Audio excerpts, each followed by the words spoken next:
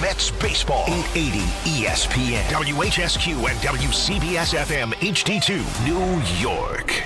Don. There's no tush push if you're not pushing the tush. Hahn. I want you protecting my blind side. And Rosenberg. When I was 7, I was riding shotgun and smoking cigarettes. This isn't North Dakota. This is New York. This is Don, Hahn, and Rosenberg. The best threesome I've ever heard. On ESPN New York and streaming live on YouTube. 301 of the big city. Don, Hahn, and Rosenberg on a cold and rainy Tuesday. The kind of day you don't want an opening day of baseball, but usually you get. It feels like every bit of it just right a here. Crappy day. Oh, no, expect it. Count down to it. What day's opening day? March, 30th? 29? What is it? Yeah, it's going to be right around there. One of those yo-yo days? It's a yo-yo day. You know what, though? It's guaranteed to be like this. It does suck, but at least it's not snowing. Okay? I don't know. We're in that world now. At least it's not No, snowing. you know what? I would take an inch or two of snow today over what we got. Come on. It didn't. Yeah. It snowed earlier, I think. No, it was a wintry mix, I believe. Okay. I don't know if we get a nice snow coming down as opposed to just a cold rain. This is the worst kind of day. We've had too much. It's too raw. We need the rain to wash away the snow. I get it. Clean it up. And in another week, it's going to be 60 degrees. We're going to love it. We're going to be on the roof. Right on the roof. We got to get all the snow out of here. The only way to do it, rain. March 25th will be your opening night. Yeah. March 26th will be your opening day. Okay. You can get a day like this. Yeah, well, can you? Oh, it you happens. get full. The only question is, will there be snow somewhere? We'll see. But no, it's nastiness. No, it's nasty, and we've got 4 full hours today, right up to 7 o'clock. Alan Hahn is at the Garden because he's got work tonight. Bet your The ace. Knicks are taking on the Raptors, so he's all getting ready for that. And Peter and I are holding down the fort here in the studio, Bet your ace. and tons to talk about. Aaron Judge apparently addressed the troops. We got to get into that a little bit later on. Address the troops. Yeah, The WBC troops. the WBC troops. You know, I mean, I think he just kind of addressed the group before we began a tournament. Right. That's of course. That's exactly like, what it is. You know, this is not, you know, No, this is not Douglas MacArthur standing in front of the army. You know, let's dial it back a little bit. but it's more of a visual component. Okay. But Eddie Izzard, I'm a big fan. Great, really funny comedian. Big fan. Had the Dress to Kill HBO special like 20 years ago, and he just talked about like European movies, American movies. Bombs are going up. Like in Europe, the movies are like you walk into a door and you're like, oh, I didn't know you were here. Oh, it's okay. Come in. You sure? Like that's the WBC. It's like it's just it's something. It's something. It's a thing, but it's never going to be the Olympics. It's never going to be 4 nations. We heard from Bob Costas. He said it. No less of an authority. Yeah. Than Bob If Costas. baseball had a face, it would be Bob Costas. Bob, really? Yeah. Well, by the way, is it Thursday yet? Not yet. It's Tuesday. We could talk about it. But we can't have that guy. Oh, you could do whatever you want, but it's supposed to wait till Thursday. Because there are a couple of guys. But sorry, There's a couple of that guys already. already? Real quick, I'm Can sorry. you write it down because you always forget. I know. I'm the one who forgets. Alan, We all forget. Alan, have you seen the statements from Luke Cornett and Al Horford? Oh, I was going to bring this up during ENN yesterday, but we ran out of time. This story's very interesting. Some people aren't thrilled with the Magic City celebration in Atlanta. Yeah. There's some pearl clutchers in the NBA. Ah. They're not thrilled about it. Well, Beyond the fact that they're playing the Magic? That's if you want to be upset about something. Because I'll be honest, when you guys sent me the thread of it, I didn't get it. No, right. It took you time. Yeah. But I looked at it, I'm like, is it because they're playing the Magic? It's awkward. Magic City playing. And then, you know what? I completely lost interest and didn't investigate. But maybe I should have. Wait, so you know nothing? I know nothing. You don't know the whole story? No. I thought we discussed. Where No, was? we didn't discuss this on the air. Was Don gone?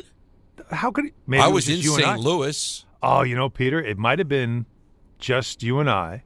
Just you and Just I. you and During I. an ENN or something? Who is that duet, by the way? Give me the names. I should know this. Right? Sharing love Peaches and Cream. together. No, it's two. No, it was Ashford and Simpson. two soloists. They weren't a Oh, duo. I think Eddie Rabbit is one. That's correct. No. Linda Ronstadt. Yeah, there you go. Boom! The old rabbit in Ronstadt.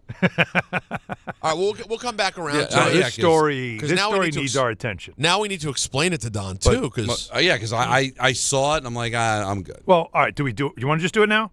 No. well, what are we doing now? This is the open to the show. We're doing this. I mean, this is. Can you imagine? This. We are literally at the altar of sports radio. This What is- are you doing? We can do what we were discussing at the end of the meeting if you like. This is the opening prayer. I didn't Yeah, this is understand. it. Yeah. I didn't know that Well, I this thought was you- like the most No, sacred part of the entire Yeah, proceeding. this is My bad. If you treat sports radio as church, Yes, which I do. this is it. This is the very open. important moment. And then the 5 o'clock hour is the gospel, and then we get the host at the end of the show. Like at the end of the last call crew's the host. That's the host. And then we go.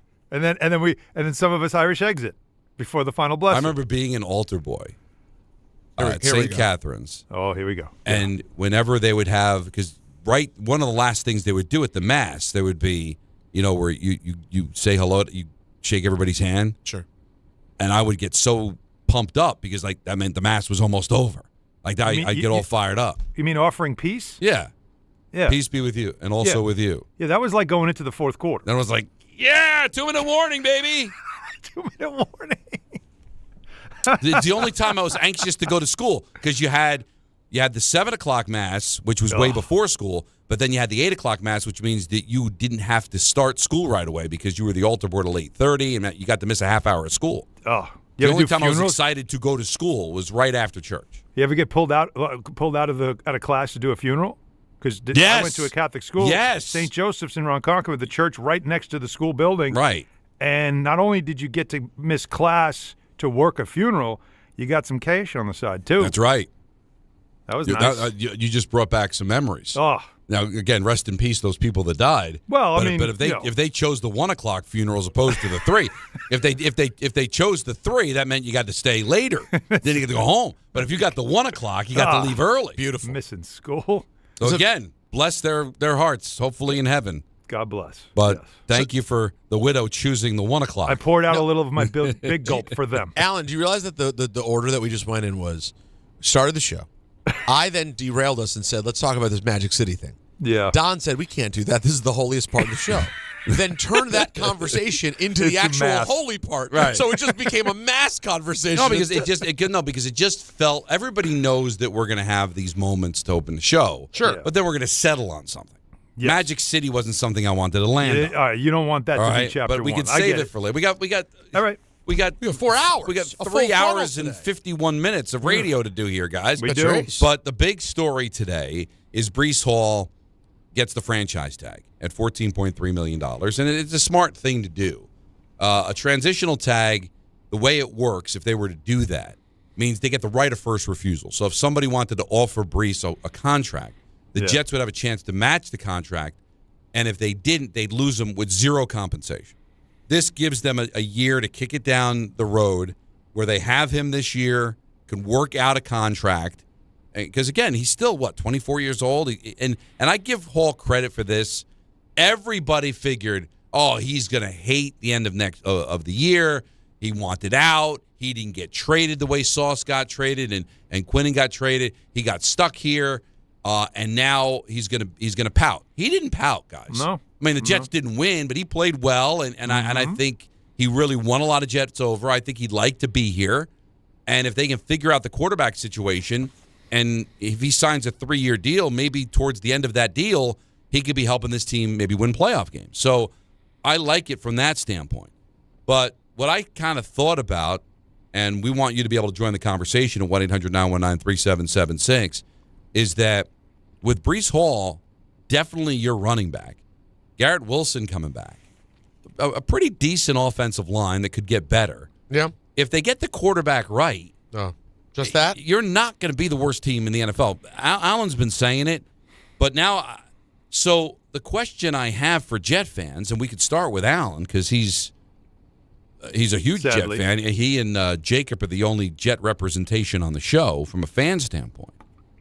is that for the tanking crowd, would you just let's just go 0-17 and let's just get the number 1 pick in this quarterback-heavy draft and let's stop jerking around. But it's probably going to come to the expense of losing Aaron Glenn. He's going to be gone, and you're going to be bringing in another head coach, which I think a lot of Jet fans would want anyway. Or do you want to start winning some games and be a competent organization and win 5, 6, 7 games and find out that Glenn is actually a good coach and is worth the money that he's being paid? Right. And then you take your draft equity and you trade up to get the quarterback. Which would you rather do? I think I know what the fans out there at 1-800-919-3776 want to do, but Alan, what would you want to do? I think it's just after 15 years, Don, it's time to start seeing progress, right? Like all kidding aside and all the fan emotion stuff aside, just sitting in the reality of it, because it's easy to do in the it's easy to do in the off season. Is you got to start showing progress. You got to get out of the muck, and you've got to actually start looking like a team that's heading in a direction that feels like a team that could at some point turn this thing around and end the longest drought in North America when it comes to professional sports. Yeah, because the Sabres are making the playoffs this year, it looks like. So you're going to be all by your lonesome. Yeah, that's it. You're going to be the only embarrassing team to go that long, 15 years. And got to admit, it's probably going to be 16. But at least in the 16th year, you got to show something. So the only way you're getting a number 1 pick or a number 2 pick is if you're as bad or worse than you were this past season. And that means something god-awful happened because your coach told you that he learned from mistakes he made in his first year as a rookie head coach. He's not going to make them again. And the GM has a lot of cap space and a ton of draft picks to get you enough talent to make you at least competitive. So, my God, if they're back to 4 wins or 3 wins next year, something awful happened, which means a whole upheaval again, and you're going through the whole damn process all over again. So my long answer is, no, I need to see progress. I can't sign up for another god-awful season. If it happens, it happens. And I'm so used to it, I'm numb. But if you're asking me what I prefer, I need to see progress. Yeah, the positive byproduct of them falling on their face is that you'll get the quarterback. But you don't with know. Garrett Wilson, you hope you will. with Breece Hall, if they go out and get Cousins or whatever quarterback they decide to get, you know, a defense that has the chance to get better. Remember, Aaron Glenn says his superpower is calling plays. He's going to be calling plays this year. Right. Special teams that I thought was very, very good last year. Listen, it's going to be hard. You got a tough schedule. But what the tankers don't realize is everything you just said. At some point, you got to just start winning some games here. Yeah. You got to have something work for you. Yes. And when you have some talent, when you've got a good running back room, you've got a good wide receiver, you go out and get a quarterback. Again, I'm not going to sit there and tell you they're going to compete for a playoff spot because they won't. But to just every year just look lost and defeated and out of it by Halloween, it's just not. But you got to make up your mind. It's not good for an organization. But, it's just not. I guess the quarterback piece is going to be so big here because if you don't get the quarterback, let's say they don't draft a quarterback, and they end up bringing someone in to be a serviceable quarterback with the idea of we don't know who the future quarterback is. Well, then putting things together and adding win to your win total can now hurt the likelihood of you finding the quarterback. Well, but that's why when I asked the question, I said, you're pretty good. You'll just have to use your draft equity to make a trade and move up to be able to get the pick that you need. Assuming that you're able, whoever's ahead of you allows for that to happen. But there seems to be, listen, if you got your heart set on Arch Manning, then you're right. Maybe it's going to be difficult to do. But apparently there could be a few quarterbacks to come out of here, and you just need to be in the top 3 to be able to get the quarterback that you want. Now, we're also probably able to take a look in our mind's eye, Susan, and take a guess of who the other teams would be that even next year would be in that conversation, right? Right. Arizona. Because they're not going to find it this year. Mm-mm. Right? But, they're moving on Cleveland- from Kyler Murray. Cleveland and, could be, depending what happens. Does Miami get Malik Willis? If they do, then maybe not. But if they If they don't, then But maybe you're lucky, and the Mendoza-led Vegas team wins 2 or 3 games, and they're not drafting a quarterback. Maybe Robert Sala's first year is a tough one in Tennessee. They're likely not going to be drafting a quarterback. No. They just At least they drafted have. Cam Ward. I'd like to get the Raiders past 2 or 3 wins to feel that they're definitely not in this conversation. How about you mean 4 or 5? How about get them to 4 or 5 wins? Well, you take a quarterback at number 1. I think Right, you so want to invest in them. we need. Well, so They need to get an offensive line. they're moving. That'll be their story. Is they're Right. going to need tackles and all kinds of But stuff. like that. they'll would be out you of hope- it next year no matter what. But what Yeah. you hope for is, if you're a Jet fan looking to make a deal, is that whoever has the first overall pick doesn't need to draft a quarterback. Right. Yeah. But if it's Cleveland, Now, the perfect world would be the Raiders love Mendoza. He shows them so much, but their defense is so bad, they're just a terrible team. Their line, yeah. And they're like, we're good on this pick. We want to jump back in the draft, get a bunch of other picks. I know, but you still. It's scary, still though. have to look like a functioning franchise because all of this aside, you'd go into an offseason with a top pick and your GM doesn't survive because he didn't build a good enough team. Or the GM survives because, remember, he was hired after Glenn. And he's part of the process of hiring the next coach, but there's no way Glenn survives another year as a bottom 3 team. No chance. Because, again, if he's a bottom 3 team, that means something terrible happened. And that means he's getting worked on the sideline. He might not even survive the season if it's that bad. Reich takes over. and let's face it, they're not going to want to tank. I know there are fans out there that want them to tank. They're not going to want to tank for all the reasons you just said. Yeah. Glenn doesn't want to lose his job. Mucci doesn't want to put himself in a position where now his job's going to be on the line going into 27 because he was the GM of 2 miserable teams. You'll see the quarterback they get that they're probably going to be trying to win. If you weren't trying to win, you might just say to Brees Hall, I'll put the transitional tag. Somebody will take you. I'll lose you for nothing because I don't want to win. But I think they're going to try to build something to try to win. And now you're basically rooting for a team to lose, hoping that Muji and Glenn are not the guys. So, yeah, you put yourself in a position to get the quarterback, great. But now you're looking for a GM. Now you're looking for a head coach. You're chasing your tail. Now, because again, as good as the quarterback can end up being, you're not going anywhere without a coach or a general manager. Can I have a different scenario? Please. Because instead of tanking, the other scenario that comes up to me is this: is you find through, because you have cap space, you find through free agency, and you have Frank Reich, who does know people, right? I know it didn't work out for him as a head coach, but the guy was a really good offensive coordinator. Do you find one of the guys that has that bridge quarterback kind of thing about him? And I know none of these names. Everybody's going to just throw up when they hear these names, but these are still quarterbacks who have had some relative success, all right, in the NFL as starters. You can go old with Flacco. You could find a retread or project like Mac Jones or Jimmy Garoppolo or somebody like that you're not committing to long term. They're looking at you as, this is my way of Sam Darnolding the system. Get me to a place where if I get them just capable, it'll add stars to my resume and I'll get a bigger deal somewhere else, right? Mm-hmm. And that's like a Mac Jones or a Jimmy Garoppolo. Like, do you do that and with your 2 first-round picks say, I need a future quarterback?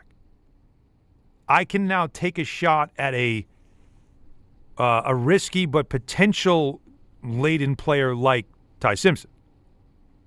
And you take him with the idea that I don't have to play him right away. I can give him the time he needs to develop. And that could be my future quarterback with my current quarterback. And at least I have somebody of experience under center, because we know in New York with the Jets, the last thing you want is to have an inexperienced young quarterback trying to make his way. Yeah. Because we know some places that can work fine. Here, it's very difficult to do. So does that sound like a happy medium type place? Or did everybody just so fixated on a Manning that they have to be awful so they can get Arch Manning? Well, Are you that convinced that he's the guy? What you're hoping for is to pull off what the Giants pulled off last year. That Right. sounds very similar, doesn't it? Yeah, you get Jackson Dart at 25. You got a couple of veteran quarterbacks to bridge until he's ready, and it turned out he was more ready than I think anybody anticipated. No one realized. Right. That was the best case scenario, or the worst case scenario. Well, the worst case scenario is he doesn't work out at all. But if he is going to work out, then maybe it's all right. It's in 27, and he doesn't play at all in 26. And he watches Kirk Cousins, or he watches Geno Smith, or he watches, because I wouldn't get a Kyler Murray. I wouldn't get a guy that had a chance to stick, or Daniel Jones, apparently, because the Colts are issuing the transition tag on Daniel Jones. It's at 37.8. So if he gets a deal, say, worth 40, that sounds familiar because that was the deal he got with the Giants, and the Colts don't match, he then goes to that team. Otherwise, he'll stay there if nobody else tries to claim him.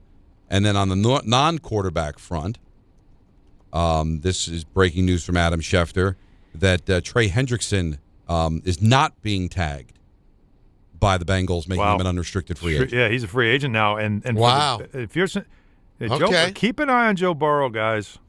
I know it sounds crazy, but at some point he's got to look and say, what are we doing here? Man, they're so cheap. Well, that's why we talked about Burrow to begin with, because of the fact that he's going to want to get the hell out of there. Yeah, because they're not he's going to spend any money. Yeah, they're not going to trade him, but he's going to have to create what Carson Palmer told him, to prepare for years ago. Like you're going to want to get out of there, just like he did. Like that could be coming down the line. Not right away, but it could be coming down the line. There's a lot of things to discuss around the Jets, but Breece Hall's not going anywhere. And, for those that want to feel bad for him, but the way he played last year tells me that, and he said all the right things, that maybe he feels like if they can get their act together, this is a place he might want to be. He was a pro. So I respect that. And you listen, you gotta, even if you don't want to see the team, you gotta feel the team, guys. All right, you got to go out there and you got to have some talent. Got to have something to build around. So when you do turn the corner with the quarterback, he's got somebody to throw the ball to. He's got somebody to hand the ball off to. He's got guys in front of him to be able to protect him. All that still has to happen. 1-800-919-3776. Get to your calls on this. Also at 4:30, talk about it Tuesday. We'll get into that. I gotta decide what I'm talking about because I don't want to lose my guys on talk about it. Is that a talk about it or is it an ENN? We'll discuss. We'll ponder. You've got an hour to sort that out. Yeah, mentally, emotionally. I've got to talk about it though. So. Oh, good. Yeah, I got something that we all can relate to. I have something too that's All very right. relatable. Really? Okay. 6 o'clock, we've got ENN, and it's a full vehicle today as we lead you into the Knicks and the Raptors from Toronto, a little 7:30 tip, and Alan's going to be on the coverage for that. So he's at the Garden ready to do all the stuff for MSG TV. Lots to get into. A lot of really cool things to kind of break down for you till 7 o'clock. It's Hahn Rosenberg right here on ESPN New York. That's the ease at which you get information. You want it, you get it. Like that. Ask your phone. Group chat. Smartphone. You're always connected and informed in real time. No waiting. So if you're diabetic and still using finger sticks to read your blood sugar, what are you waiting for? Knowing your blood sugar levels instantly is important for managing diabetes. Call US Med at 888-665-0696. To learn more about continuous glucose monitors, a real-time instant method to track your blood glucose, US Med is an approved provider for Medicare and over 1,000 private insurers. And the best part? Call 888-665-0696 and we'll give you a free insurance benefits check today. So call 888-665-0696 today. That's 888-665-0696 and manage your diabetes as easy as... Hi, I'm John D'Agostino from D'Agostino & Associates, the injury firm. You know what's interesting about the words personal injury? The first word is person. And at D'Agostino & Associates, that word means everything. That's because I handpick every person in our firm, from the pleasant professional person who answers your call to the experienced person litigating your case in court. Because every person in my firm is an extension of me, and the only way to exceed our clients' expectations is to deliver the highest level of personal service every single time. And that starts with hiring the right people. You see, we know that every client is a person too.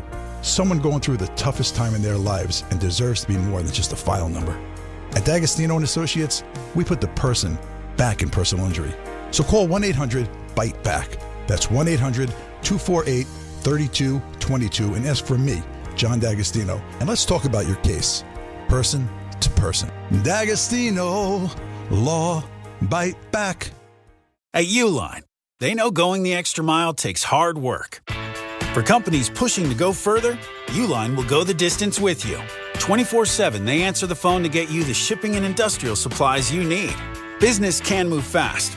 Unexpected large orders, adverse weather, new safety guidelines, and changing economic trends. Uline works hard keeping 41,000 items ready to ship, minimizing detours on your way to the extra mile. Visit uline.com. It starts with the first early morning, the uniform, the training, the challenge. Every trooper remembers day one at the academy. But where they end up, no two stories are the same. At the New York State Police, the path you take is up to you. If you're ready for a career with endless opportunities for growth, start here. Go anywhere. Apply today at joinstatepolice.ny.gov. Hey Yankees fans, 2026 Yankees individual game and group tickets are on sale now at yankees.com/tickets.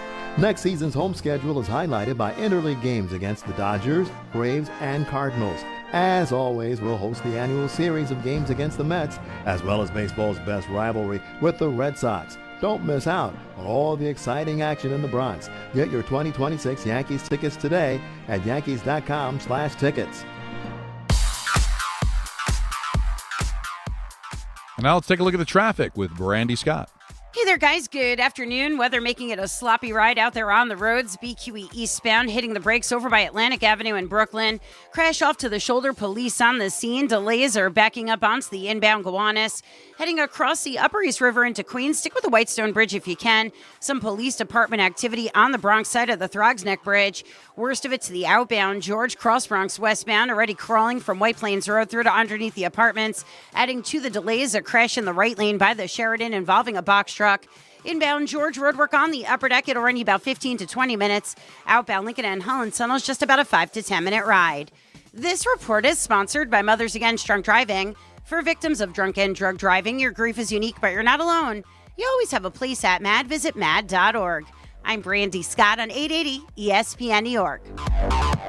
Texting enrolls you in a recurring automated text message. Consent not required to purchase. Message and data rates may apply. It's crazy to see how much everyone's changed at these reunions. Did you see Brian? He's in better shape than he was 25 years ago. How is that even possible? Yes, he told Tim he started taking Nugenix Total T2. The testosterone booster? Yeah, but he said it's way more than that. It also skyrockets nitric oxide in as little as 3 hours. Tim started taking it right away, and trust me, I've already noticed results. Wow, I might just have to go catch up with Brian. After 40, energy, strength, drive, it all starts going downhill.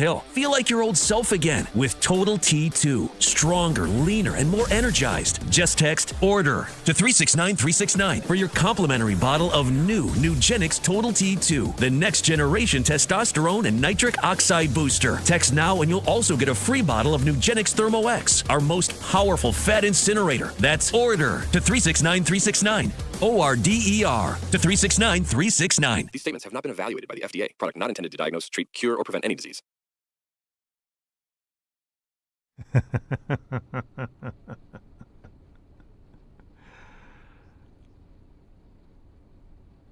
Here it is, just you and I. You never heard the song before? I'm listening. Wait, which Gale is it? It's Crystal Gale. Crystal Yeah, Gale. not yeah. Not Ronstadt. Damn. I didn't think it was Linda Ronstadt. I'm enjoying this. Hold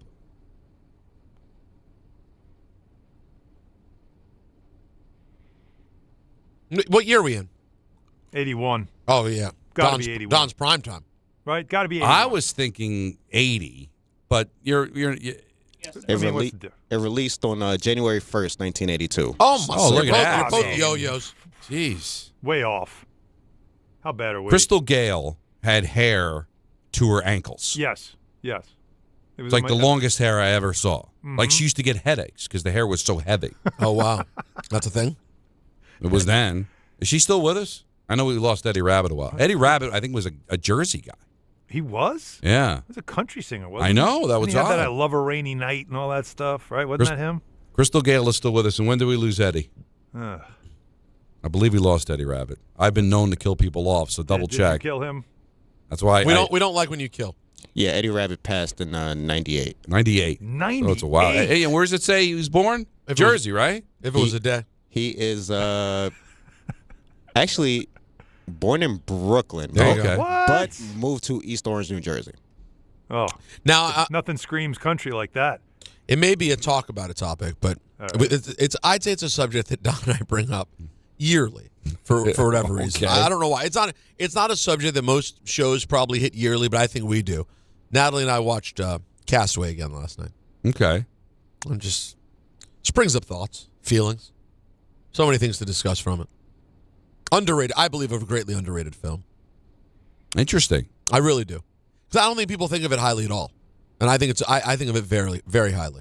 And remember last time we discussed this topic. We dove into the FedEx of it all. Right, because we thought that maybe they we found out they didn't pay for it. They didn't pay. That was the subject they wanted, was it to be a FedEx thing. There's a lot of things that are very emotional about that movie. Very, very deep. The Wilson scene really crushes me to this day. Crushes. It's a real human. He's screaming, "I'm sorry," in the middle of the ocean. And then after he's screaming, "I'm sorry," that's not the worst part, Don. After then he's let go, they kind of fade away and come back, and they show Hanks laying shirtless, tattered, miserable, on the raft by himself, just weeping after Wilson's gone. Weeping. Only his last friend. His last friend. And there's a beautiful scene right before you lose Wilson, too, of when he starts going away from the island. And the music's a big part of that film. Yes. I think it's Danny Elfman. I forget. The music comes in. And I don't know if you remember, Alan, and that's the first time you see Hanks look back after he's gotten through the first big wave. He looks back at the island like, I'm leaving it. Like, either way, I'm gone. I'm either, right. No matter what happens. He has crossed the line. I've crossed the line. Yeah. And the music they play is like there's almost a sadness also that he's leaving. No, as he's sad going as this through whole it. thing is, it's Yeah. It's a very interesting movie, man. Very visually, very visually emotional, right? You don't hear a lot. There's not a lot of talking. No, there's just so much about it that if you can get lost in it, it really can move you because there's not a lot of, obviously, dialogue. And the actual crash scene is just horrifyingly scary and well done. Mm-hmm. And the guy who's on the flight with just completely saves his life. I didn't really pay attention to that till last night. But the guy who's on the flight, the other FedEx worker, who I think is the body he finds that washes up, that guy literally forces him to sit down, first of all, then comes and brings him the raft and puts the raft in his arm and makes him hold it before he then hits his head on the ceiling, knocks himself out, and then dies. Yeah. It's a great movie, man. And I got to have to me, all that stuff is great. I hate the ending. Not the ending where he's at the crossroads. That's awesome. Oh, you're fine with the crossroads. Okay. Well, because it's kind of cool. But it's interesting. Finding his wife married and settled, it's just this poor, you almost I know. everything he went through, he finally survives, and then you realize, no, there is no celebration that he's back. There's no happy. He lost her again, as because he said. literally, everything's gone. Well, that's what's so sad about it. Doesn't that crush you, though? But totally. But isn't that what I think, Don? My argument would be that's what elevates it to being a really good movie instead of a silly it's just not movie. a disaster. Well, the easy way film. out would be that she runs into his arms and everybody's correct. happy. Yeah, that's not the way it's going to go. Instead, they have the wonderful kissing scene, and then she's like, "I got to go home." And then Peter. No. Listen, no, guys, I wept when it happened. All those parts hit me at one after another. He gets I'm her yelling, back. just drive away. Go. You're out. Go. Just go. Drive away. And it's big from Sex and the City. Yes. That's who the new man is. And he's awkward about it, but how would you be if you were in his shoes, right? You're like, well. Well, and Natalie at first was like, she's like, I don't know, 5 years, already has a baby. I said, Natalie, they probably legitimately gave up on the guy in this story. They probably had a funeral. In a few months, though. In a few months, you'd have to move on. She's like, I always knew you were alive. I held on. I knew. They told me I was crazy. I knew you were alive. But even if you were saying that, by a year, people are saying you got to move on with your life. Everywhere you look, it's just sadness because then his friend early in the movie, whose wife was Oh. just diagnosed with cancer, and now through the time she passed. And he apologizes to the friend. Right, that I he should have wasn't been there. I should have been there for Well, you. you know what? Oh, you're killing me with this. You're killing me. But, Don LaGreca, continuity director, it's no. still... And I know they were trying to make a point, but who in Here their we right go. mind would think, after a guy's been on a deserted island for 4 years, all right, they throw a party I for know him where when you're he comes going. back Oh my with God. crab legs? No, and sushi. What are you doing? No, and sushi. Right. I mean, what do you think this guy ate on the island, you yo-yos? Get him There a steak. There should be like, there should be steaks and Potatoes, Big Macs and like Taco Bell, like Like, It's ask so him, true. It's what a was the great one take. food you craved on some of those nights? We're getting it for you. And I guess they did it for the scene where he's like looking at the crab legs, and then he can't sleep in the bed. He's got to sleep on the floor like he did. But dude, like, what idiot would say, "Oh, let's just have a bunch of seafood"? You probably got a hankering, right? You've been on an island. Oh wait, that's probably all you ate. No, you know on what? the island. I'll push it a step further. So I thought that last night for the first time. And what are they doing here? Yeah. And then the other part I thought was, all the friends leave him in the hotel. I would have thought one friend might go up to him and be like, "It would be nice to include it. Hey, you want me to stay? You want me to stay on the couch? You're so right. You've been alone for 4 years. You want me to stay How on? would you leave the guy alone again? Like, no. We're going to keep people around you for a while. Sorry, buddy. Listen, I know Hey, sleep it's well. great to see you. It's been 5 years, but our kids got school tomorrow. I got to go home. Yeah. You can't get a sitter? Yeah, let me leave you to your thoughts, okay? This has been a big day, a lot going on. You probably need some time. You probably just need to be alone for a little while. 5 years. I'm going to propose. We're never going to have any free time because I mean beyond sports, and we already know that we should be doing a music podcast. That's right. This movie breakdown thing, we're pretty good at. No, I thought that's what this was. Yeah. No, but we need a full pod. We can't just have. No, we we can can't do just not just to squeeze in here. It needs to be full time. Yeah, because there's so many layers. To And this with Don as continuity director, the Dontinuity director. right, and he I sees fall for all the everything. and I fall for the cheese. So That's I'm right. always doing that. 100%. So this is a must. Anyways, It's just What are I we think doing? Tom What are we doing? Hanks is Goofing off, talking sports. He's- I know. He is a victim of his own success, though, because Tom Hanks, because it's not that people don't appreciate the movies, that you compare it to all the other things he's been in. It's tough to crack even a top 10 of Tom Hanks films, as good as that film You've is. already done the top 5? It feels like I did. It feels like you have all. I Tom think Hanks? yes. No. Yes, you Yeah. did. I I had was to here have for done this. Can we also agree though that no matter what, when you're watching these movies, it's not like some actors. It's always this one character, and you feel like he's playing the same character all the time. Tom Hanks is not. It's like Forrest Gump's not on a island, right? He's someone else. Would you agree? Oh, what, in You know what I mean? Castaway? Like, yeah, when I'm watching Castaway, I don't think it's Forrest Gump is stranded on this island. Oh, not at all. No, this is. But what he is he's the other. He is a version of Tom Hanks in the movie. It's certainly not Forrest Gump, but he is very Hanks-like. He's Sleepless in Seattle-y Hanks. He's You've Got Mail-ish Hanks. You know what I'm saying? Yeah. Although that's what actors are. I'm tired of people acting like most actors are always someone completely different. Like Denzel gets that a lot. Like he's always Denzel. Yeah, he but really is. all the actors we love are very often a version of themselves that we know, and then every once in a while there's something completely different. But that's where De Niro? the true greatness comes from. Is when you're able to sell being somebody that you're not. Mm-hmm. Correct. Yeah. Like what's his name from Sideways? Bob. No,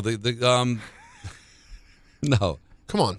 For the commissioner's son, the baseball commissioner's son, know. Giamatti. Yeah. Oh, yeah. Paul Giamatti. Yes. Paul Giamatti's. Yeah. Like he never gets recognition because that's him. Yeah.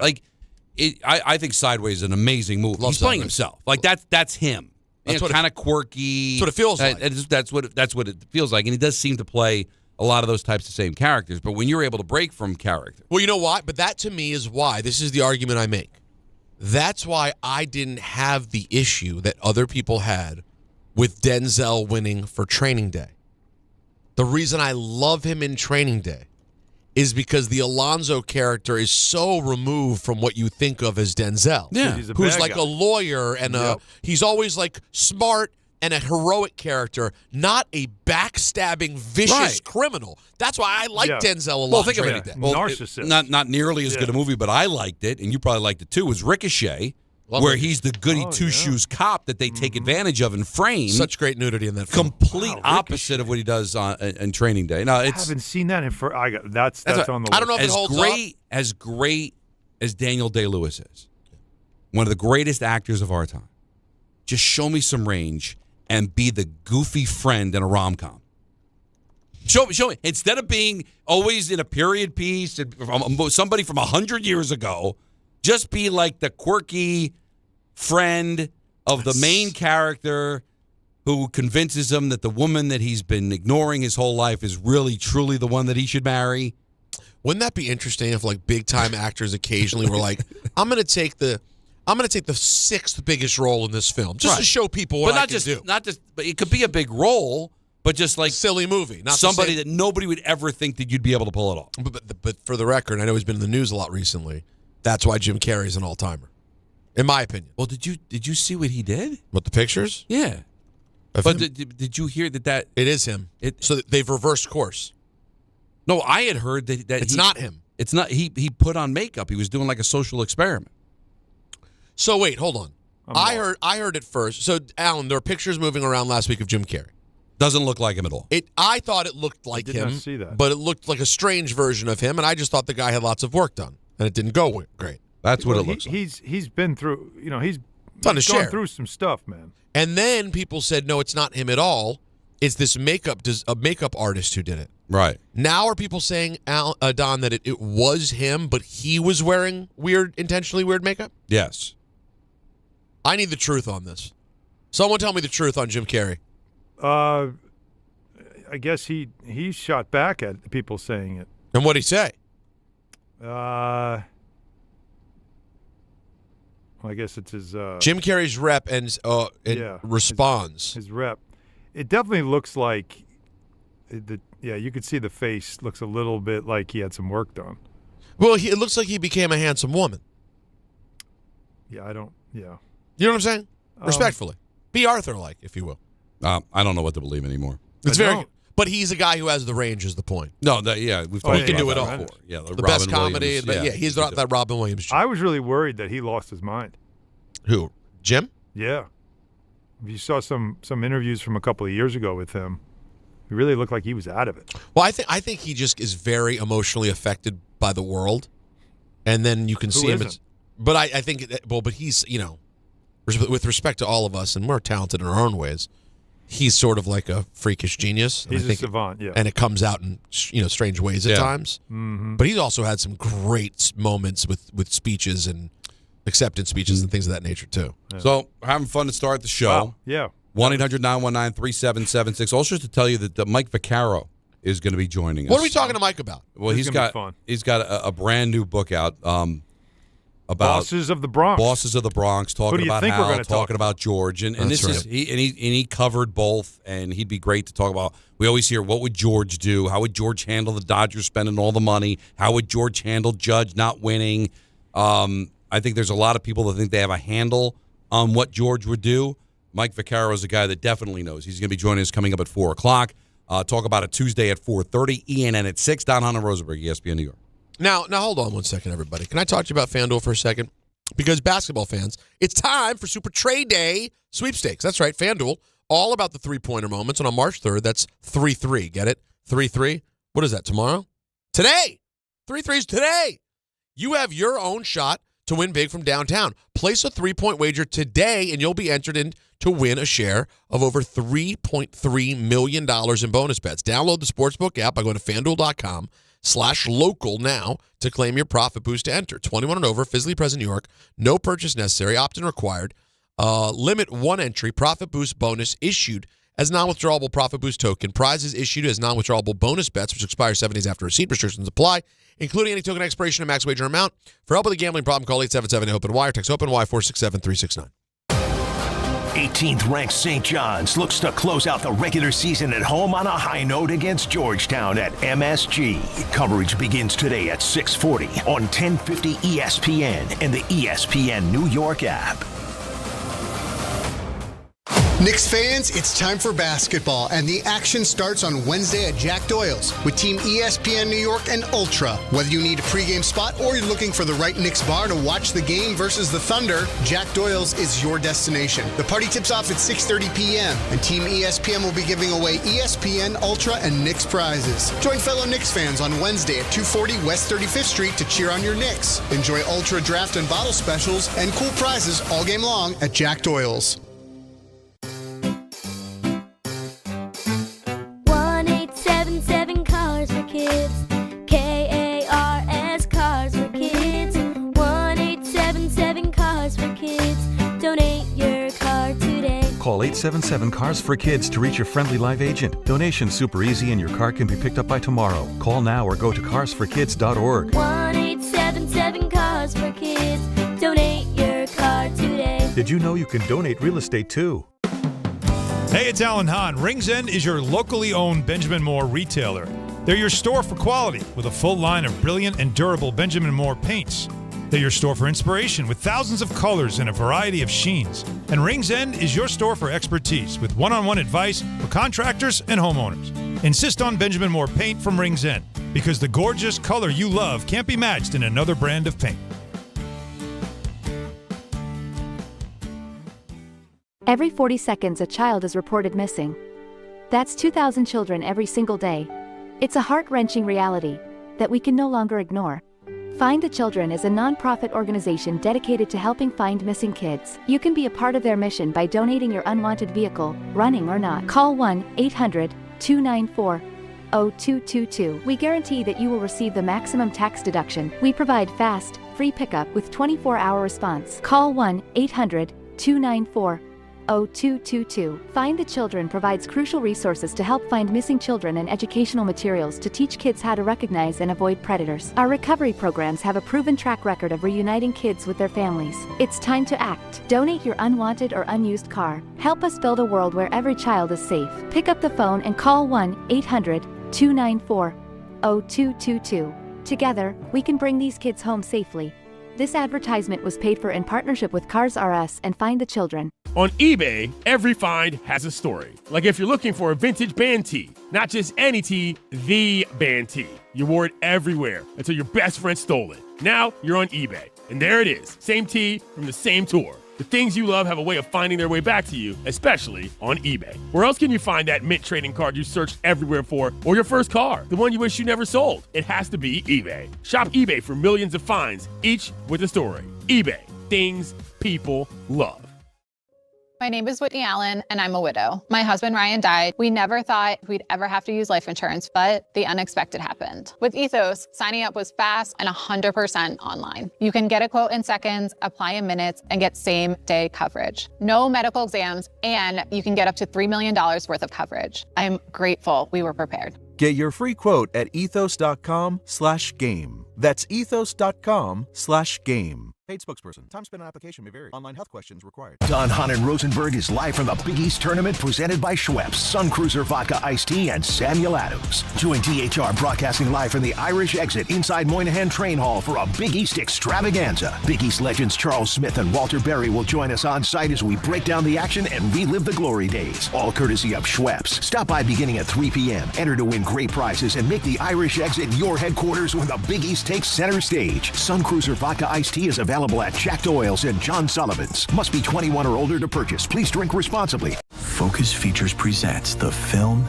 Hamnet from director Chloe Zhao and producers Steven Spielberg and Sam Mendes. The AFI hails. Hamnet lifts the audience high above humanity. And now the Golden Globe winner for Best Picture of the Year has been nominated for 8 Academy Awards, including Best Actress Jessie Buckley and Best Picture of the Year. Hamnet, our stories live forever. Rated PG-13. May be inappropriate for children under 13. Now playing in theaters everywhere. Guys, I'm a big fan of having the right game plan on the ice and at home, which is why I use Viking Pest Control myself. As a pest control provider and proud partner of the New Jersey Devils, Viking has been protecting homes for over 45 years with expert pest control service and solutions tailored just for you. From ants and cockroaches to rodents, stinging insects, and backyard mosquitoes, Viking keeps pests out of your house and out of the play.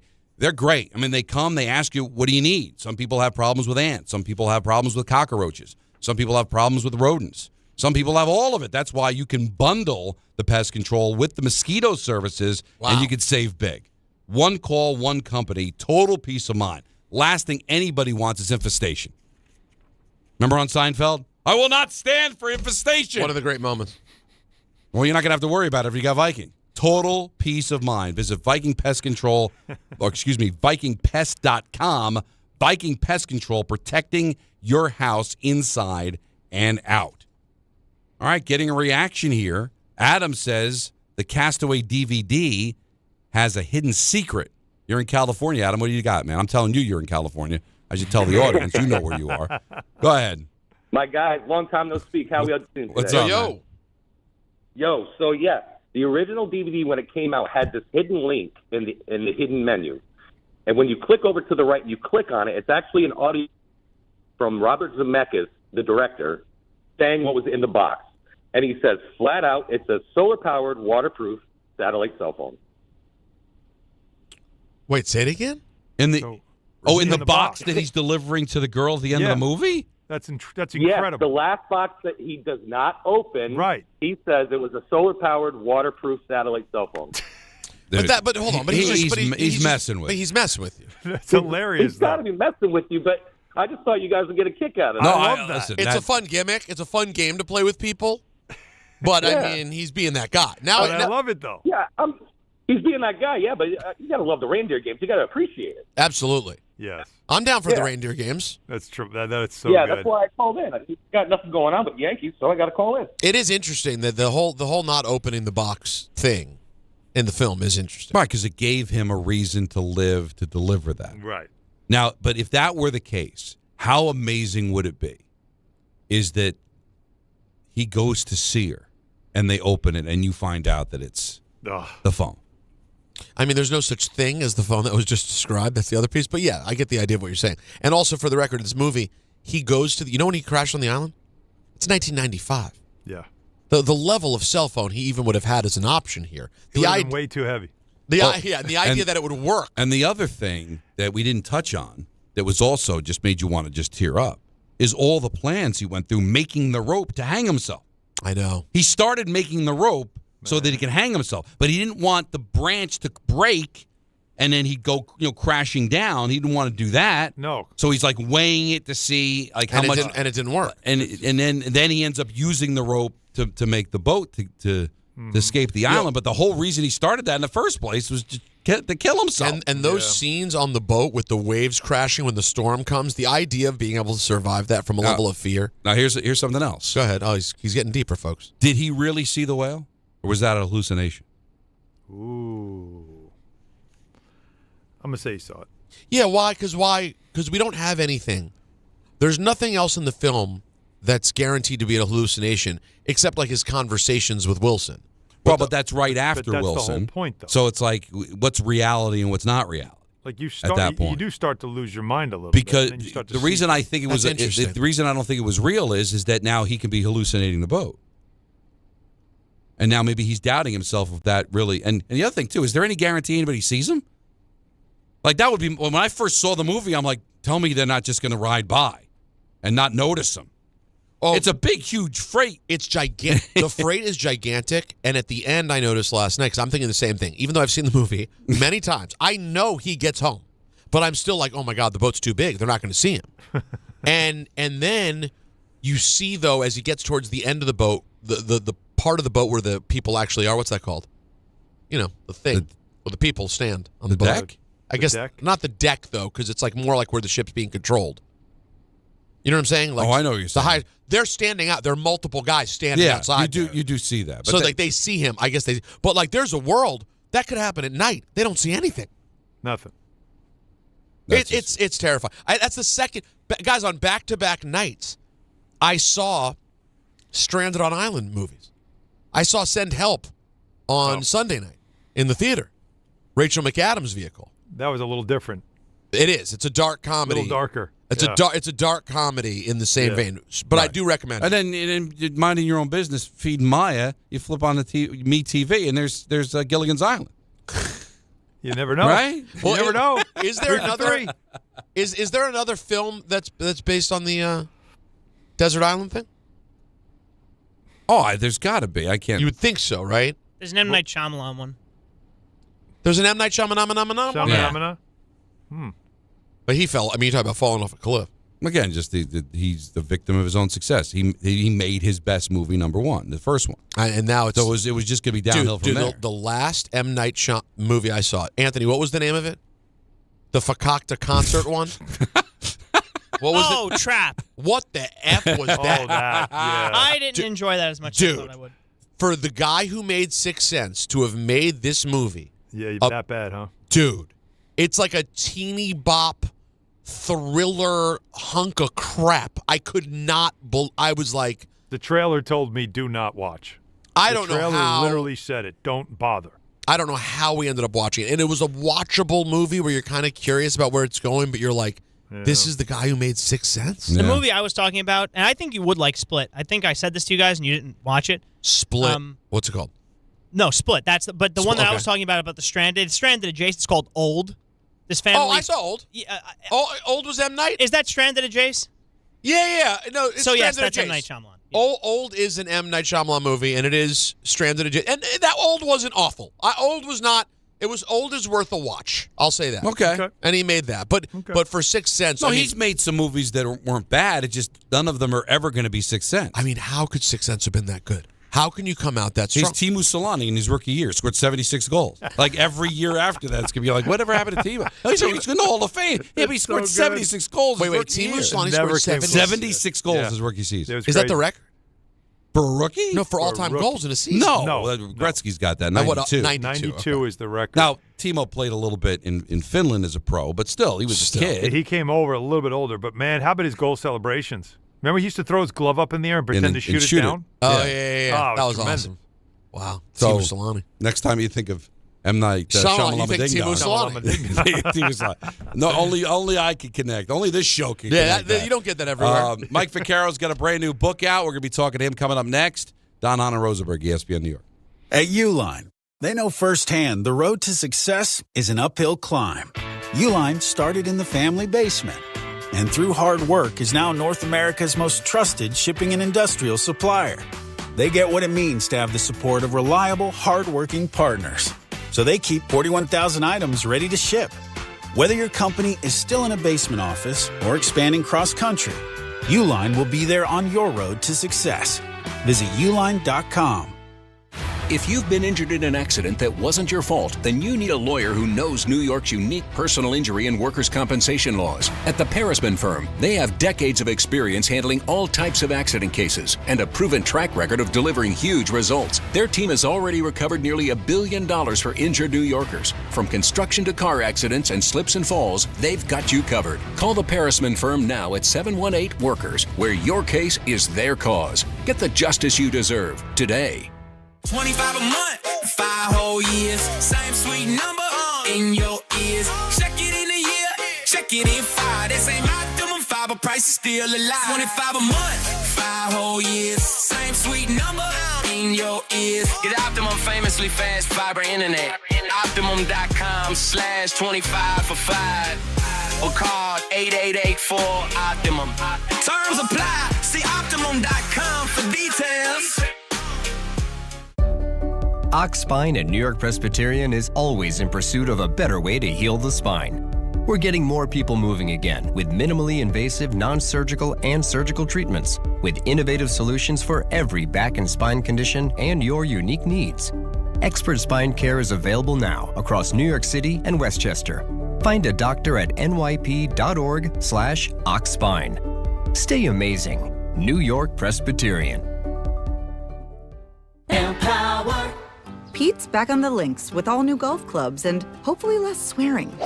Dang, sliced it. He worked with Empower to help him get good at money so he can be a little bad. Heads up! Oof. Talent sold separately. Guy said these were slice proof. At least he has money for lessons. Invest well, live a little. Start today at empower.com. Harry Douglas here. I don't wait for birthdays to celebrate. I grab Confetti Craze 5-Hour Energy. It tastes like rich vanilla birthday cake with buttery funfetti goodness. Seriously, it's unapologetically extra in the best way. And it's sugar-free, so I get all that cake flavor without the guilt. It's tiny, portable, and ready for whenever I need a quick boost. I keep one with me because you never know when you'll need a little party energy. The Funfetti flavor is back on 5hourenergy.com or on Amazon. Crack open a Confetti Craze 5-Hour Energy shot today. Hey, this is Mika Zibanejad. Hey, this is Adam Fox. Catch every Rangers game right here on 880 ESPN. WHSQ and WCBS FM HD2, New York.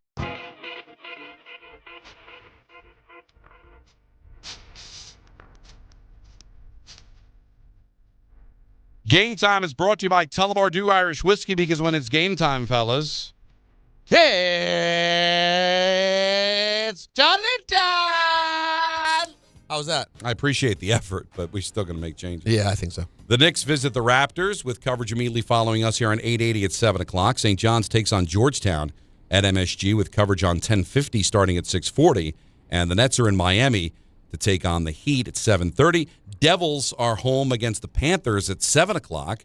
That game's on TNT, so I'm not doing it. That's why I'm here in the studio. Matter of fact, the next three after this are all nationally televised. Haven't you been off enough, Don? Jeez, well, get back to work. Because I enjoy doing the games. I don't know if you realize that. I know you do. And just coming off of 3 weeks of not doing a game, and the next thing you know, I'm off another week again. Like, what's going on? What a job. What a gig you got. One of the best people on the face of the earth, and I got to meet him through, well, you say one of. Yeah. So okay. you do cover widen some your reach a bases. little Yeah, bit. sure. Let's, but got to meet him several times through Michael, and he'd always come on the show. But he's got a pulse on a bunch of things, a bunch of sports. He's been around forever, and he's Mike Vaccaro. He's got a book coming out on March 24th called The Bosses of the Bronx with George and Hal on the cover. And how often do we talk about stuff like this? So a million things to ask Mike, and he joins us here on Hahn Rosenberg. How are you, man? Well, Dennis, I just hope that I'm equal to that introduction. That was something else. I appreciate it. You are so worthy of that introduction, if not more. But the topic of conversation, it's so pitch perfect that this book is coming out because there's so much conversation around Hal and George.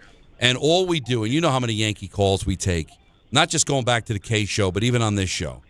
What would George do? How would George handle the Dodgers spending money? How would George handle his star player, Judge, not having a ring?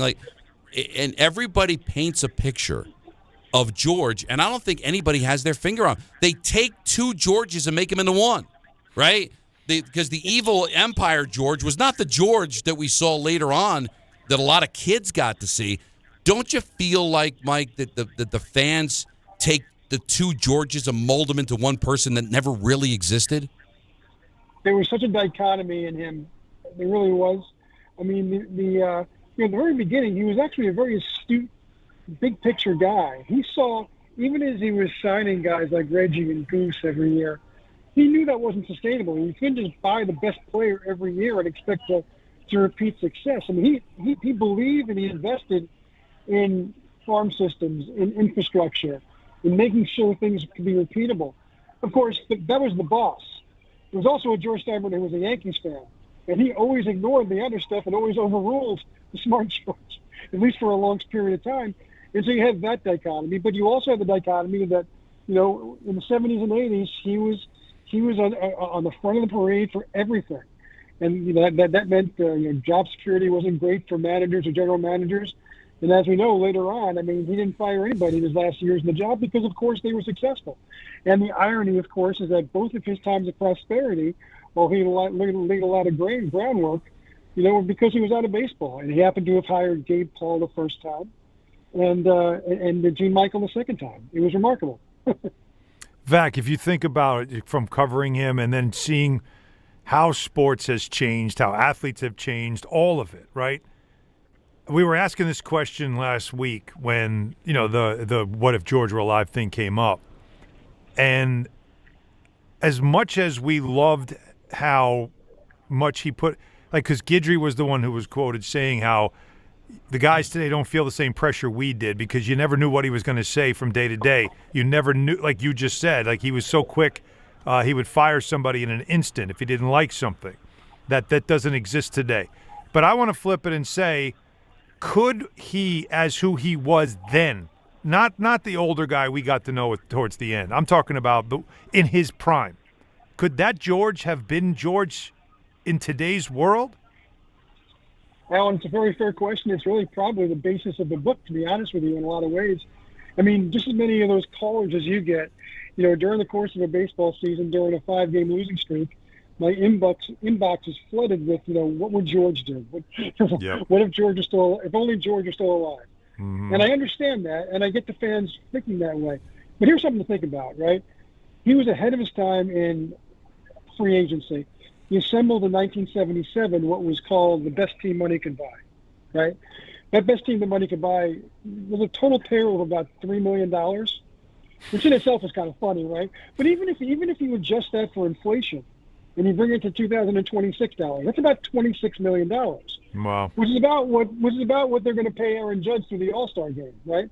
So it was a different time, a different world. And look, in those days when George would talk to his investors and they'd wonder why they haven't seen a dividend in a couple of years, he'd laugh and say, well, that's the cost of your season tickets. And everybody would have a laugh and they move on. Now, Hal has to have a lot of different conversations with his partners when you're talking about baseball players that sometimes cost $750 million.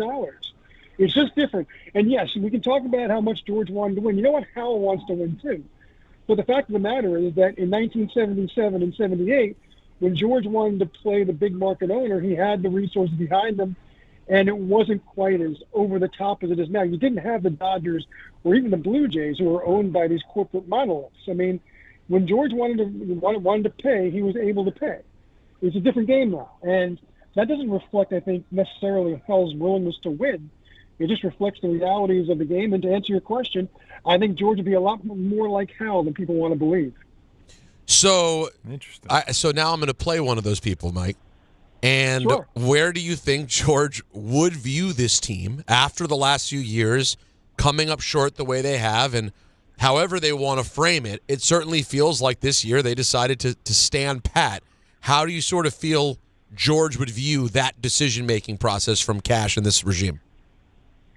Yeah, that's a terrific question, Peter. And the honest question, I think, is that Aaron Boone wouldn't be the manager anymore, and probably Brian Cashman wouldn't be the GM anymore. So that's part of it that fans are always hungry for, the bloodthirst of wanting to get rid of the guys who aren't winning championships. That would probably have been realized. Now, with that, then you flip the question and say, well, then who would he have brought in to replace them, and would they have been better? And that's when you go back to the George that kind of was starting to lose his grip on success in the late 80s. He would make these impetuous decisions, and they never won because he could never get any kind of sustainability, never got anybody he trusted in charge. But, when they lost 10 games in a row, the manager was getting fired. It didn't matter if you were Yogi Berra or Dick Hauser or Gene Michael, you were going to get whacked. Now, what I try and tell folks who always say that is, yes, you probably would have gotten what you wanted in terms of people would have been fired, but I'm not sure you would have gotten in terms of the consistency the Yankees have been able to maintain for almost 35 years. That just wouldn't have been possible if you would have had the kind of every year different manager, every year and a half different GM, every 6 months different pitching coach. I mean, I just don't think that would have been anywhere close to sustainable. But definitely, if George were alive today, I will say with authority that I don't think these guys would probably still be on the job as long as they've been on it. Mike Vaccaro is the author of The Bosses of the Bronx, and we're talking to him here on Don, Hahn, and Rosenberg. The other thing he would do is call out his players. Mm-hmm. Do you think at some point he would have said something publicly about Judge, not up until last year anyway, responding in the postseason? Yeah, 100%. He definitely would have. And, to be honest with you, Don, I think one of the things that I like best about this book is that for generations of fans who just weren't old enough to remember what George was like when he was George, when he was the boss, when he was the king of the back page, I don't think a lot of people who are Yankees fans now lived through those years. And while there were some problems, there was also a lot of entertainment value to it.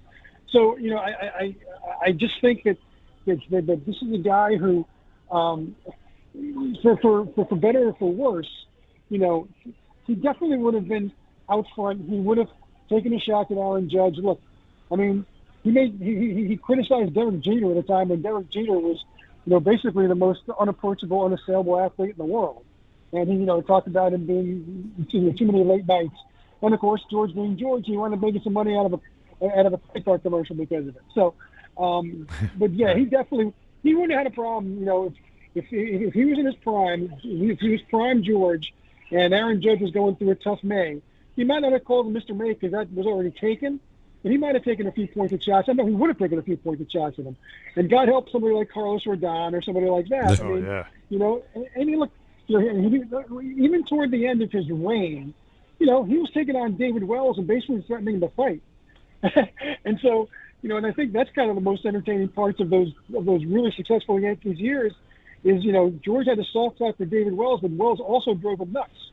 And he was more than willing to tell David that to his face, and that's just not something you're going to see around the Yankees nowadays. It's just not.